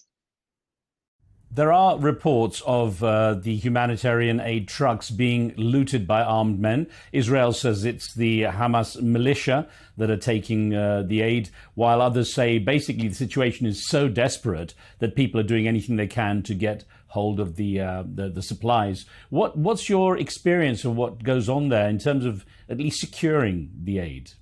The problem at hand is really a problem of basic economics. It's a problem of scarcity. Here too, we can ask ourselves, what else can we expect when we have a territory that is under siege, that has run out of products, and where it hence will become very lucrative to get a hold of the products that do enter, to try to resell them. I am here in Khan Yunis in one of the supermarkets where all the shelves are completely depleted. Those shelves have been empty for more than 2 weeks. There is only a little bit of baking powder and sesame seeds available. The prices of basic goods like potatoes or tomatoes have skyrocketed. 1 kilo of potatoes cost more than $11. These prices are so high that the most vulnerable families, most of the families here in the Gaza Strip, including the children behind me, cannot afford it. It's an artificially created problem. If aid is allowed in at scale, that will automatically diffuse the tension. It'll automatically take away the pressure that we right now have on the market.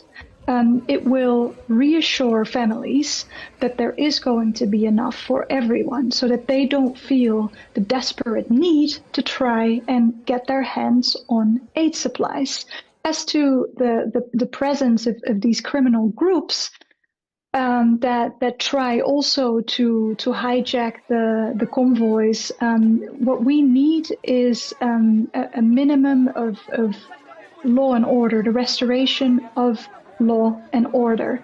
We need there to be a civilian police who can help us to do that. We're not asking for the militarization of Gaza. We're not asking for armed escorts of our convoys. I need to state that really clearly.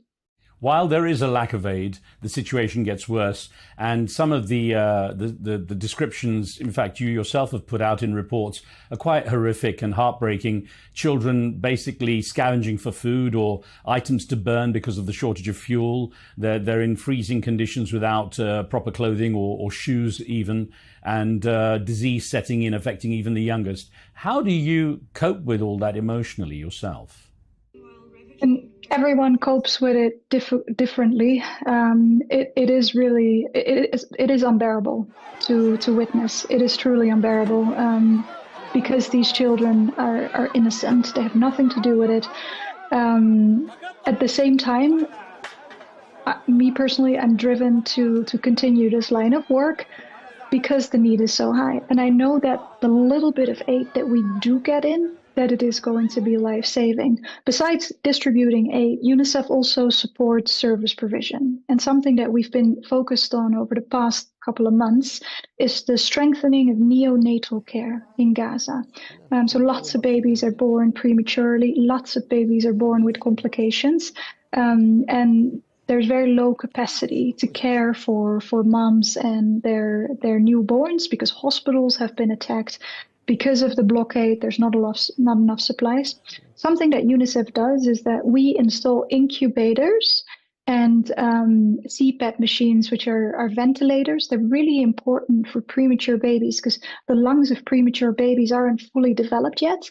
And these ventilators help babies breathe. They are not able to breathe autonomously if they're only 7 or 8 months old. So we install these incubators, we install these ventilators, all sorts of equipment in hospitals throughout Gaza. Then we go back 2 or 3 days later to make sure that everything functions as it should. We have trained personnel there also to make sure that they are comfortable manipulating and using the equipment. And every time we go back, we see tiny babies in these incubators or hooked up to these ventilators that we just installed less than 48 hours ago. And that's where you realize, okay, if it wasn't for that incubator and that ventilator, that baby wouldn't have survived. So that's probably what is an important driving factor. Rosalia, give us an example of what would be a typical day for you in Gaza, if there is such a thing, and how has the renewed military operation by Israel affected that? Before the resumption of the military operations, usually my colleagues and I get up at 6 a.m. We get into our cars around 7:30 to drive over to our central office, and then from there we dispatch to locations where UNICEF is implementing programming. So, for instance, where we distribute supplies, where in hospitals where we work with local doctors to install the specialized equipment I just mentioned. We go to desalination plants that we support to produce water. We do water trucking, so lots of different interventions. So we go to those sites for monitoring and evaluation. Me specifically, I go on missions on a daily basis to interview children and to document the situation of children. And then towards the end of the day, we return to our guest houses. We have to be back before dark. And we process the information and the documentation that we've been able to collect during the day. With the resumption of the military operations, there's a large number of our distribution sites that have had to close. For instance, when it comes to UNICEF-supported malnutrition treatment centers, clinics, nearly half had to close, because they are now in a zone under displacement order, or because the community that this center was servicing has been displaced, has moved.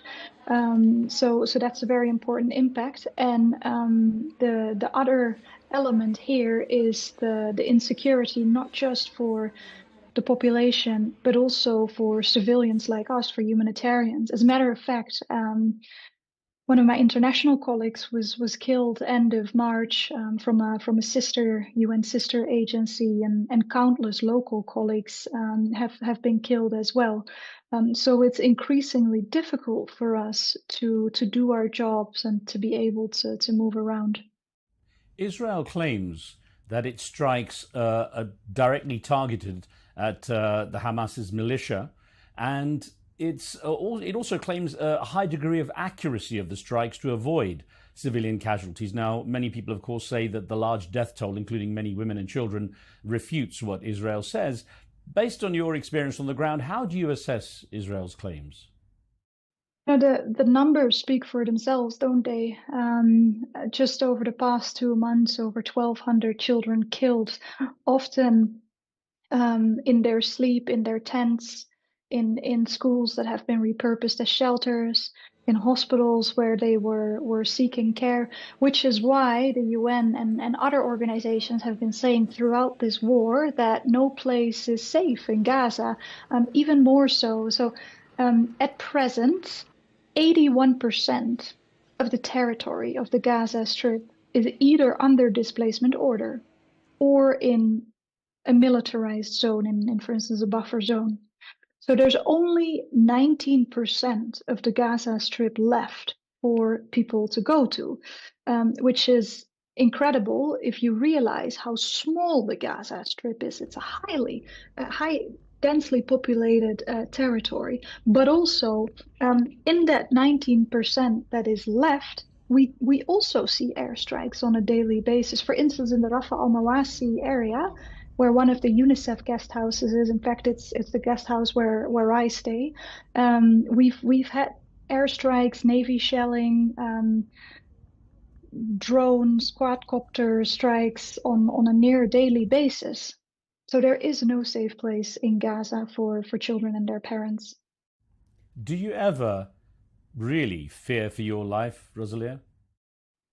There's been a couple of moments where I felt terrified, actually, specifically on the 18th of March, with the resumption of the military operations, we could tell that this time was different. It started with like 20 minutes in the middle of the night of non-stop explosions. Every time the sound of an explosion would die down, I could hear people yelling, screaming for help. I could hear the sound of ambulances arriving. And then after that, those first 20 very intense minutes, on almost minute from minute, there were explosions, including in the near vicinity of the UNICEF guest house.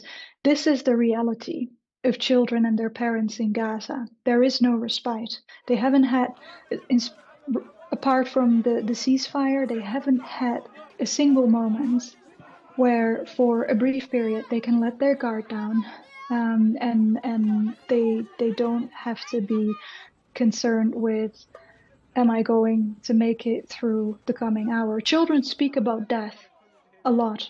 Something that children are afraid of is dying, but something that terrifies them even more is the thought that their parents will be killed and they will survive and they will be left on their own. It's abnormal for children to have to think about dying constantly and to be trapped in that permanent state of stress, very toxic stress. I'm going to get back to the issue that children face in a moment, but one of the other things that Israel says is that its military action is aimed at getting its hostages back. Now, what do the Palestinian population of Gaza themselves say about the hostages? Is it a subject that's discussed much? So the parents and the children that I have interviewed, they don't speak about politics in general. But when I ask them about their life, their reflections on what's going on, the type of things that children will say is, I miss my bedroom, I miss my toys, I miss the neighbor's kids, I miss having a hot meal, I miss sweets, I miss this, I miss that. Parents, they overwhelmingly speak about their despair when it comes to the future of their children. It seems that parents sort of acknowledge that their own generation is lost, but they desperately want something better for their children. And so they come when I ask them what it is that they need, or just more generically their reflections, they ask that we work to reopening the schools, even under the bombs, because they're so worried that their children have lost already 2 years of schools, that they'll be behind. They ask for jobs. The population in Gaza is generally actually highly educated. Lots of people speak English well. They ask me if there's any jobs at UNICEF, so they don't even ask for assistance, but they want an income. They want to be able to sustain themselves. It goes without saying that the hostages must be released immediately and unconditionally, but it's not really something that's on the minds of families in Gaza. They're too busy surviving. Naama Levy, one of the Israeli hostages who was released, literally just made a statement recently about her biggest fear while she was in captivity was the bombing that was occurring by the Israeli military, and her fear that she would be a victim of the bombing. And she says that the current hostages are probably fearing that pretty much more than anything else as well. Now, I wonder what exposure you've had to Israelis who obviously are concerned about what's going on. They want the hostages released. Some of them obviously protesting against their own government. What of the Israeli voices have you heard? My exposure to that has been very limited, to be quite frank, because I'm based in Gaza. But this war isn't bringing any good for anyone. The longer it continues, the more long term this will reverberate. The longer term the consequences will be. We have an entire generation of children who've been out of school, who are deeply, deeply traumatized, who are hungry, exhausted, who are in despair. And so the longer that this lasts, the harder it'll be to get out of this, and the harder it'll be to have a permanent resolution of this conflict. Many Israelis also live in fear of being attacked. I mean, life in Israel for many is based around bomb shelters and safety training and so on. How do you think the mental health of the Israeli children who are exposed to this over the long term has been affected? I imagine that they are deeply traumatized too. To have to think about or to have to fear for your life is extremely harmful to children, including to Israeli children. They shouldn't have to fear for their lives. There is a sense, that this extended conflict has a really detrimental effect on both sides and just breeds hate and contempt for the other side in each new generation. I wonder, from your perspective and what you've witnessed, how is that going to change? I mean, on the one hand, I do think it's intuitive that this logic of violence begets violence. At the same time, the families that I've interacted with, not a single person, when I speak to them about the war and about the suffering, not a single person talks about revenge or wanting to destroy another group. The way that parents and children articulate their situation and their aspirations for the future is very much in terms of, I had always wanted to be a doctor, a journalist, an artist. I'm so worried. I want to go back to school. I miss school. I miss my home. Why do I have to live in this tent? What did I do? I had a very nice bedroom for myself. I had lots of toys. I've lost it all. Why? What? And so it seems that at this moment, people are very much concerned with sort of daily survival. But on the longer term, this trauma may be passed on from generation to generation, which is why, again, we need to end these hostilities immediately. Of course, for the children in Gaza, witnessing the huge scale of death and personal loss and insecurity, that is a huge challenge. How do you go about talking to the children who are experiencing this war without eroding their sense of safety or security and hope? And I would say, before I answer that question, it's not just the exposure to death and seeing bodies in the street and seeing relatives and friends being harmed yourself, but it's also this permanent state of anxiety and toxic stress, right? It's the fact that even on a day where maybe you don't see any bodies, because of this constant rumbling of planes and this constant buzzing of drones, you have nonstop the feeling that you are at risk. UNICEF is working with experts in mental health and psychosocial support who have been trained in working with traumatized children. The challenge here is that those facilitators are often traumatized themselves. They've also lost their homes. But UNICEF has been creating spaces, child-friendly spaces, where children can access adequate care, where they can talk through what they've experienced in a safe way. We use lots of art, we use lots of drawings, we actually use music, we use play, we use photos from Gaza before the war, photos of the destruction in Gaza, photos from other places around the world, so that they can talk about what's happening more from a third-person perspective, as if it's happening to someone else. But yeah, the children that I encounter, we don't, when we interview them, we don't press them. We start with small talk. I usually ask what they want to be when they grow up, what their hobbies are. I ask them what they've been doing that particular morning. And then, if appropriate, we can segue in talking about what has happened to them. I'm pretty certain, Rosalia, that you have many, many stories, but can you think of one particular story of where a child in Gaza has given you the sense of profound resilience? Well, all children are incredible. They still are able to make jokes. They're incredibly generous.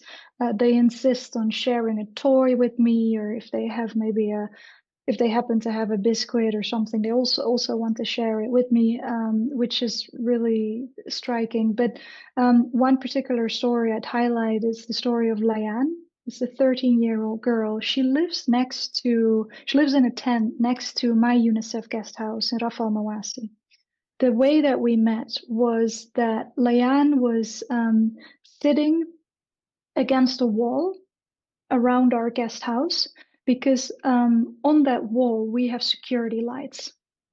In the tent, people don't have electricity. So the moment that the sun goes down, it's pitch dark. It's literally pitch dark. You don't see a thing. And Leigh Ann came to our guest house every evening to read a book.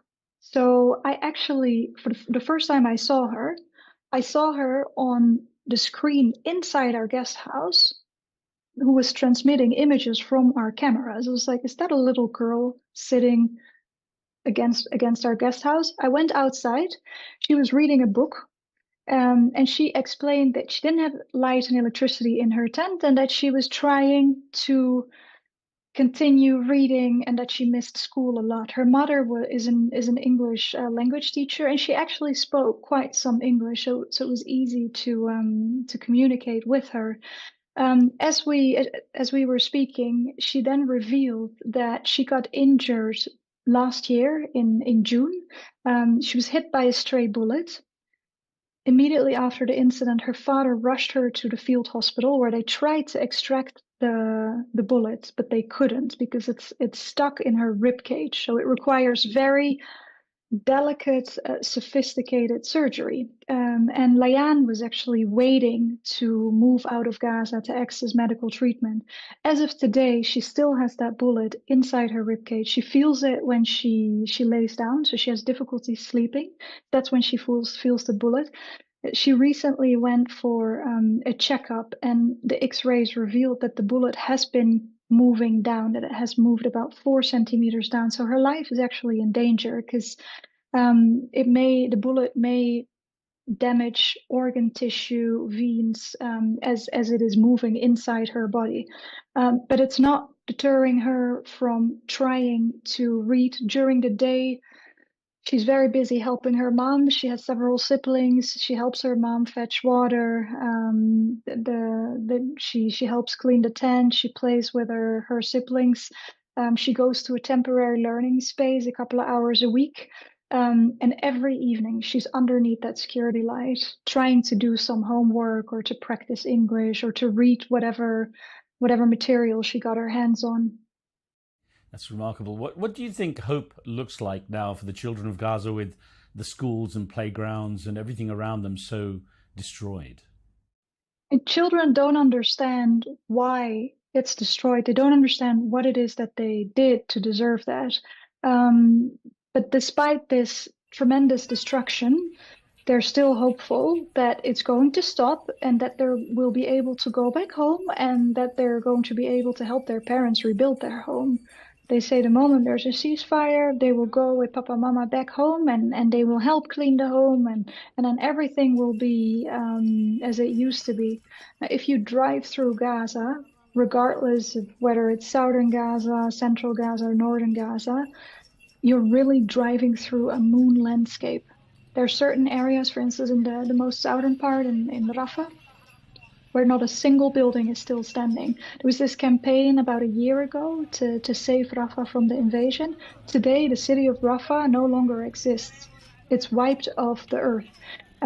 There's certain neighborhoods in Gaza City that are just no longer standing. It's as if a massive earthquake has taken place and destroyed everything. In other areas, there's still buildings standing that seem to defy the laws of gravity. They look like they could collapse pretty imminently. But people live in them, people use them, as we also use them if they've been assessed as relatively safe, as distribution points or as health clinics. So people really carry on as good as they can. But as to these dreams of children to go back to their homes, when I see what's left of Gaza, I'm very pessimistic. Surrounded by such devastation as you've described, what have you seen of how families maintain dignity and humanity? When you visit people in their tents, I'm always impressed with how clean and organized the tent is, because what we're talking about is a small single space that is often shared by 7, 8, 9 relatives, people of the same family. And so you enter, and usually during the day they've moved all the mattresses to one side, they've stacked them onto one another. You always see women brooming, swiping out the dust, which in Gaza is actually very challenging, especially in the Al Mawasi area, which is a very beachy, sandy area. But people really try to maintain a sense of normalcy. Parents try to create some sort of normalcy for their children. There's several children whom I interviewed, including Leigh Ann. And after the interview, her mother asked me if there was anything I could help them with. To find maybe a birthday cake, maybe some ingredients to make a cake, or a gift.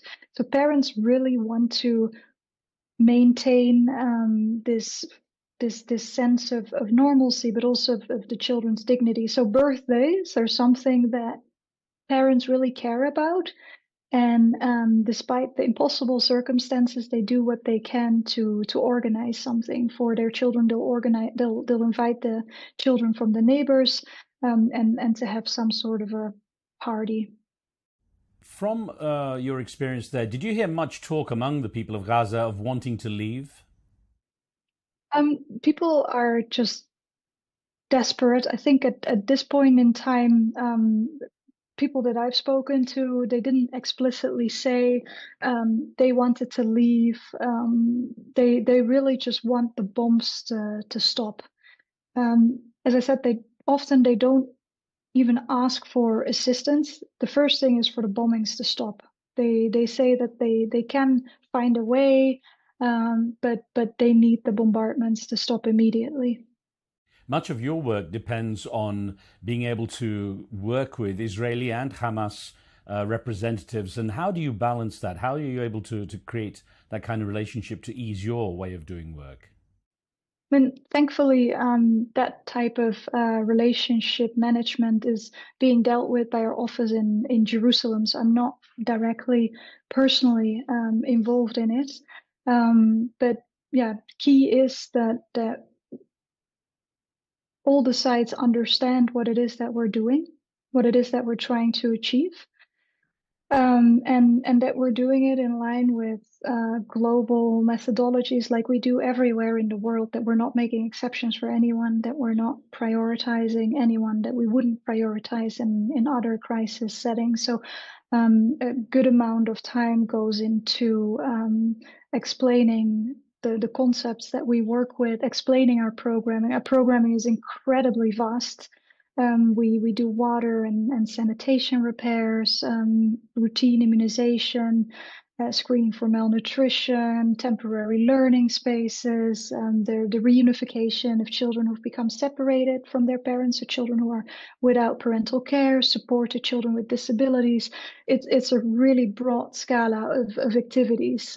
So it's also understandable that the outside world doesn't really know what UNICEF and others are up to. Well, you're speaking to us from the Netherlands. While you're there in Europe, do you feel that any part of you is still back in Gaza? It absolutely is. I'm in sort of constant touch with my team who's still in Gaza, and with other colleagues who are on the ground. And I'm trying to support them as good as I can while I'm being temporarily here, hoping to move back in as soon as possible. But yeah, it's something you carry with you. It's really hard to disconnect as long as these incessant bombardments continue, as long as children continue to be killed. You can't really let your guard down and sort of relax. So when you are away from it, are there any particular sights, sounds, images that haunt you or stay with you while you're remotely away? The images that I find hard to forget is something that is currently a lot on my mind. There's several women who are pregnant whom I interviewed in March. One lady who was 4 months pregnant, another lady who was 6 months pregnant, and a third lady who was 7 months pregnant. And I'm constantly thinking about them because the conditions in which they will have to give birth are frankly inhuman. They're very cruel. No woman should have to give birth in these circumstances, but they have no choice. And so I wonder how they're doing. I hope they're okay. I wonder if they're able to access care in case things don't go as planned. So they're very much on my mind. And some of the stories I've seen, videos you've done, they're quite striking and very touching. I want you to tell me a little bit about the 5-year-old boy Saad, who you described in one video, who was hit by a bomb, or at least was in a place that was bombed. It fractured his skull, he got burns over his body, and he lost his eyesight. And he said something regarding the loss of his eyesight that I'd like you to repeat, because it's quite moving. Yeah, so this boy became very severely injured in an airstrike. He had a skull fracture that resulted in the loss of his eyesight. So Saad wasn't born blind, but he became blind as a result of this traumatic injury. I met him on 2 occasions. The first time in a center that is specialized in caring for children with a disability, where he was receiving physiotherapy and mental health support. He was terrified. That first time I met him, it was in the fall of 2024. His mom tried to comfort him, but he was not doing well at all that day. He still had to get used to the fact that he was blind, and so he was very afraid of every sensation, every sound. If people touched him, he didn't like it at all. Then I met him a couple of weeks later in actually the same center, as we were distributing winter clothes to very vulnerable children. So Saad was prioritized for this winter clothes distribution. And there he was much more relaxed. He actually enjoyed opening the box with the clothes because he really enjoyed touching the different types of materials. The clothes were wrapped into plastic. He was first manipulating the plastic, then his sister helped him open the plastic bags, and he could feel all the clothes inside. There was fleece, there was wool, there was cotton, and he really enjoyed playing with it and touching with it. And that was when we started to interview him and asked him what had happened to him, if he could explain to us what had happened to him.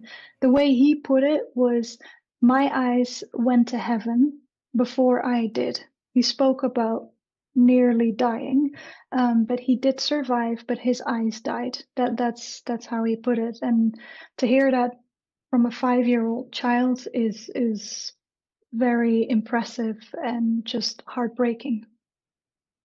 So many of the policymakers involved in what will happen, what might happen, what has happened in Gaza, in Israel, everywhere else, they're remote from what happens in many cases. What would you like them to see firsthand that would make them realize what the situation's like? You know, what I would like is for policymakers, for donors, for journalists, for media like yourself to be able to enter Gaza and to see what's happening there firsthand. So you don't have to rely on my testimony, but you can see firsthand the scale of devastation, the way in which families live, and hopefully that will help in sort of taking conscious of what's going on and what is needed there.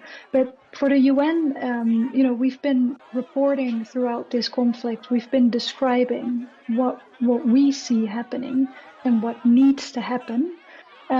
So whenever we get a new report coming out, like for instance this IPC report that highlighted that the entire population is food insecure, those reports shouldn't come as a surprise. Policymakers shouldn't wait for those reports to come out, because it's right now that children are dying and that action is needed. But please, advocate for your entry to Gaza. You should be able to enter Gaza and see what's happening there.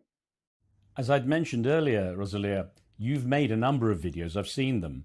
And I'm wondering if UNICEF has had to kind of keep this up, and your presence there as well is is to make people more aware and keep the support up. I mean, do you worry about donor fatigue? Do you worry about people turning a blind eye now because it's been going on so long? We definitely worry about that. This just people becoming worn out. It's not a nice good news story. You know, when you open your social media, when you turn on the TV and you see this depressing news, some people may be tempted to change channel or to just scroll down. I sometimes do myself because it's simply unbearable. It's too much to take in. And also, sadly, Gaza isn't the only humanitarian crisis right now. There's quite a number of very important crises around the world, from Sudan to Yemen to Haiti to the DRC. And we're sort of waiting for the next thing to happen that will take all the media attention away, that will take global attention away, while in Gaza, conditions don't improve and actually worsen by the hour. So this is a very real problem that we're coping with. Yeah. That is the tragedy of the fickleness of the news cycle. I wonder, though, what do you believe to be the biggest misconception that donors and outsiders have when it comes to Gaza? I think there's quite a few misconceptions when it comes to donors and, for instance, our aid delivery. There's quite a few obstacles inside Gaza that we have to deal with on the one hand. And then on the other hand, there's very high expectations and very strict demands as to where the aid goes to. We, of course, want the aid to go to the most vulnerable persons in the Gaza Strip, the most vulnerable children and families.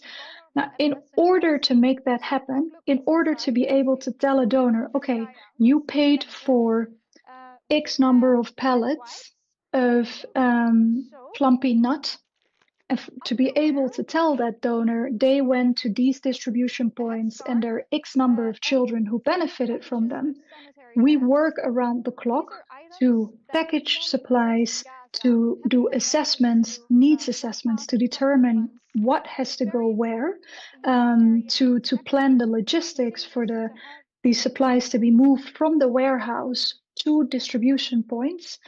And it's extremely time-consuming in any given context. But in Gaza, we talk about a territory where infrastructure is largely damaged, where there's constant bombardments, and it's really not so obvious to move aid from A to B.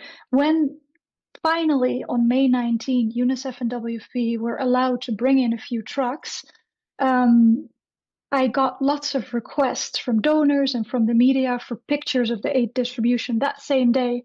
And I had to explain that we would love to distribute this immediately. But for starters, trucks aren't allowed to just drive into Gaza and just rock up at our warehouse. They drive to the Israeli side of the crossing, they offload the goods there. Empty Palestinian trucks drive up to the Palestinian side of the crossing to collect the supplies there. Then they have to move from the crossing to the warehouse, which is a very dangerous move because of the risk of looting and other security risks. And then from there, it has to be repackaged and distributed. So I think lots of people make shortcuts and think that we get a batch of supplies, we put ourselves out in the middle of the street, and we just start handing it out. No, it's not obvious at all. It's not straightforward at all. We have carefully selected the children that are going to receive these supplies. Children like SAD, children with a disability, children who are malnourished, children who've lost one or both parents, pregnant women. So we need to trace these most vulnerable individuals, and then we have to make sure that it gets to them. You know, Rosalia, one aid worker recently said that his colleagues told him not to bother asking Western governments for anything because, quote, it's too late. Have you ever felt that level of resignation? If so, what kept you going? You know, it's tempting to feel resignation. It's tempting to be cynical. But I think cynicism is actually a form of laziness. and because of what's going on, we cannot allow ourselves to turn into that. So it's really because of the very, very high needs inside Gaza, but also, so my team on the ground in Gaza, which consists of international and national colleagues, the national colleagues, my Palestinian colleagues, they've lost everything. Their homes are gone. Their belongings are gone. They're refugees. They come to the office every single day to cling on to some form of routine, to have the illusion that there's some normalcy. They come to the office, we go to distribution sites, they really cling on to that. And I owe it to them to continue my job. And we owe it to them to continue fundraising, to continue distributing supplies, to continue supporting healthcare professionals, Palestinian doctors, who work around the clock, who risk their own lives, trying to save the lives of others. Whatever support we can give them, whatever medicines they need, obstetric kits, equipment, we need to do what we can to get it to them. You said in one of your videos, to quote you, this war should haunt every one of us. Do you get the sense that message is getting through or not? I think in certain countries, it certainly does. We do see quite some outpouring of support for the work that we do, for calls for an end to the war. But governments aren't heeding those calls. So we haven't yet arrived at a point where mobilization of people around the world has sort of turned into a change in policy, change in behavior. When do you go back, Rosalia? Are you keen to get back? I'm very keen to get back, yes. I'm on a wait list, so UNICEF is currently prioritizing staffers with very specific profiles, so doctors, civil engineers, colleagues who are experts in malnutrition. But I'm very hopeful that in the coming days I'll be able to return. Rosalia, we wish you safety and productivity in your work. Thank you for taking the time to speak with us. Thanks a lot for having me. Insights into the challenges facing humanitarian organizations operating in Gaza, brought to us by UNICEF spokesperson Rosalia Bollen. Well, that's it for this episode. I'm Riz Khan. Please subscribe to the show and leave us any questions, comments, or feedback you might have. From me and the team, thanks for watching. We'll see you soon.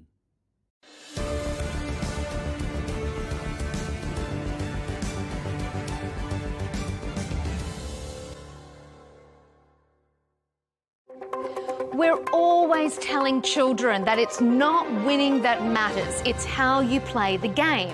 But as adults, is that really true?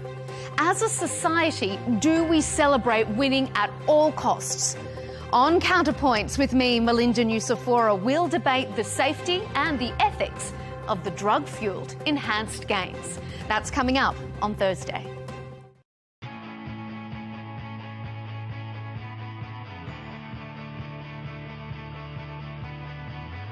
Welcome to the metropolis, the big city. This is where tech, trends, and culture meet. Meet the people. See the sights. Walk the city streets. And experience the lifestyle.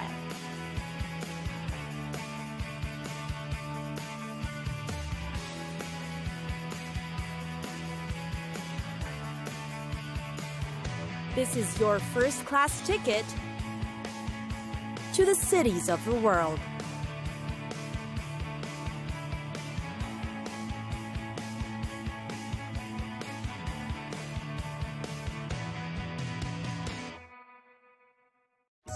Mumbai. Bright lights, busy city, Mumbai in India. Many Indians choose this place to hold their extravagant, stylish weddings. Guests are always in jewel-toned saris, intricately embroidered skirts, and such. Indian weddings in Mumbai are great for sightseeing, often the subject of photographs, and most of all, a fun event to be part of. Lucky if you're a friend or relative of an Indian about to get hitched. Weddings aside, the city is also known for many other treats. The Marine Drive is a popular destination. Listen to Bollywood tunes or the Punjabi rap there. Or if you prefer to be away from the loud sounds and noisy blues, Mumbai will always have its quiet corners. Yoga is popularly practiced in Mumbai. One of the recent practices is aerial yoga, where yogis would pose using cloth harnesses that are suspended from the ceiling. Another option is to travel via the sea, a highly recommended way to see the city. The Gateway of India is superb at sunset, definitely a sight to behold. You can opt to charter a yacht, as there are a fleet of vessels available for hire. Want an experience of the ever-famous Bollywood? Hop into an auto rickshaw. You'll get to ride past the film stars' mansions in the area, plus maybe get a glimpse of one of the superstars. The city is known for its old colonial houses too. Luxury boutique hotels aren't the norm here, so it's a gem to find one. Make sure to take pictures. The city's nightlife is quite a busy yet low-key one too. There are restaurants, cocktail bars, and various concert venues to choose from, and there's always a gig in town. Catch in performance an indie band or an a cappella group. Musicals are a dream. Then there's also the hip art scene, found in the middle of Shoreditch. This neighborhood in Mumbai is where you'll find the art galleries, cafes, and places for shopping too. Now you'll know where to buy souvenirs to take home.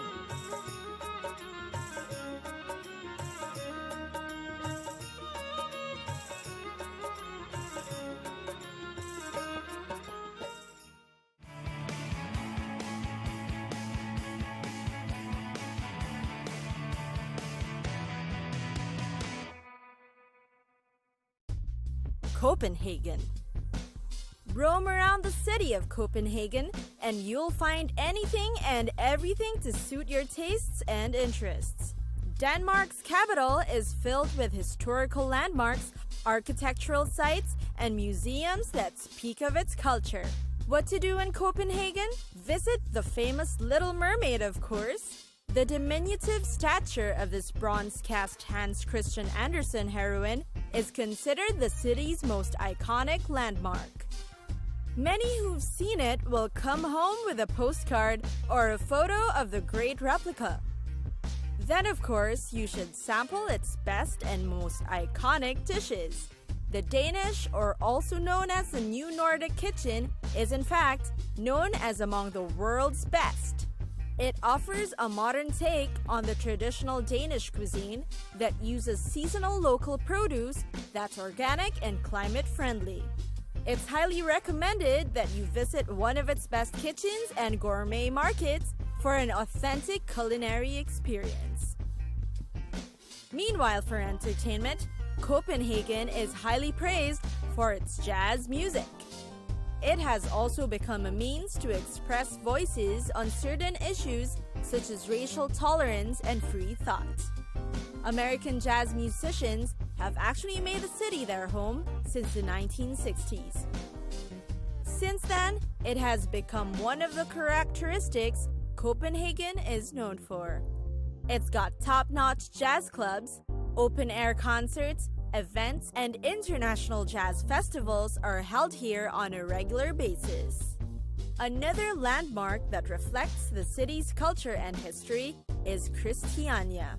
The autonomous free town Christiania was founded in 1971. It is the site of an abandoned military camp that has continued its existence for over 4 decades. As an effect, the city of Copenhagen has come to be known as the liberal and free-thinking capital. A visit to the city will definitely teach you some of the remarkable stories of its history. Not to be missed are the canals, of course. 1. There are the painted houses on the canal side. Make sure to visit Nye Heaven, a former sailor's haunt transformed into a lovely summertime tourist trap. Then there's also Gamel Strand, where a street market adds a lively air during the summer. And finally, Christianshavn, which is filled with canals. It has earned the nickname of Little Amsterdam.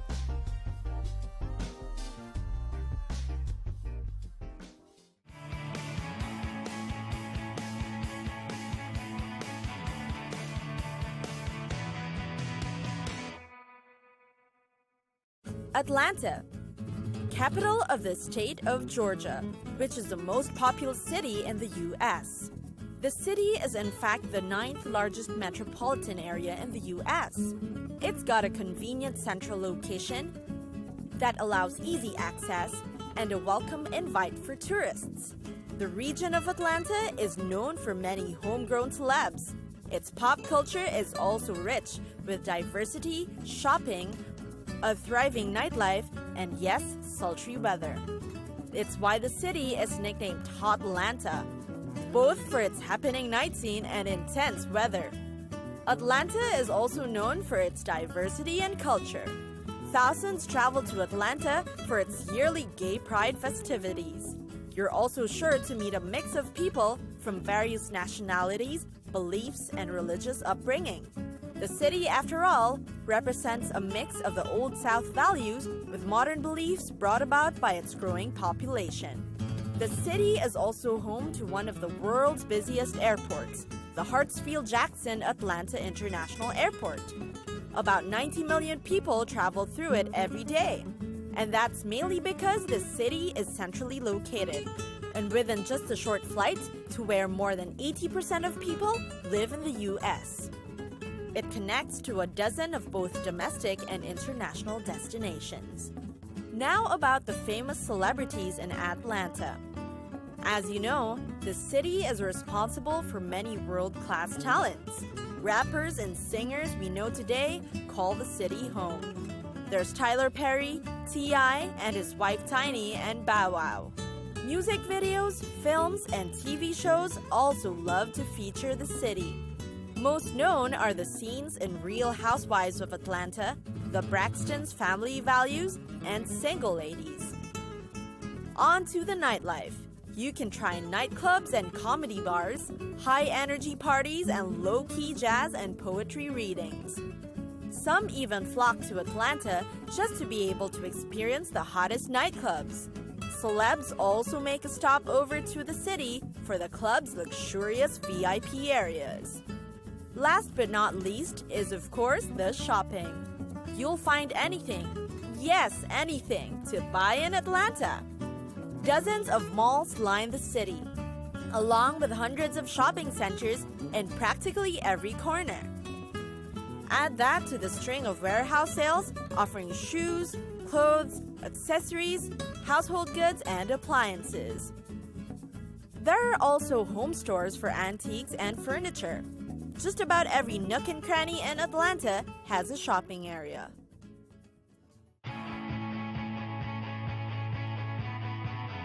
It's time for us to go. Pack your bags and get your tickets ready. And we'll see you on the next destination. Catch us again next time on Cities of the World.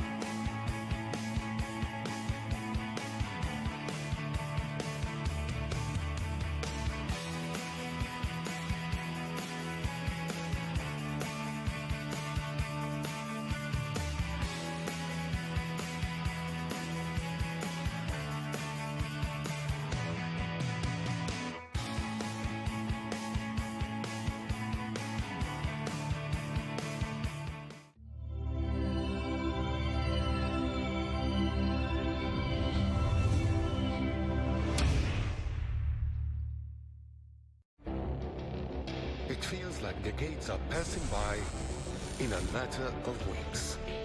seismic shifts in the world order. Never, ever will be part of America. With so much happening and then so much noise. Whether it's political upheaval, Canada has been ripping us off for years, economic shifts or social movements. And no one wins from tariffs. I think America can be more friendly to the rest of the world.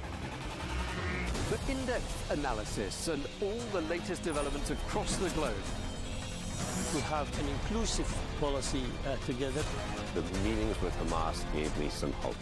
We're in another nuclear arms race. The most important development straight to your screen. Welcome to the dressing room. I'm on my own. I need backup. And an insightful look at the issues shaping our world today. It was not going to happen, that war, and it happened. Join us on Al Arabiya News, where the world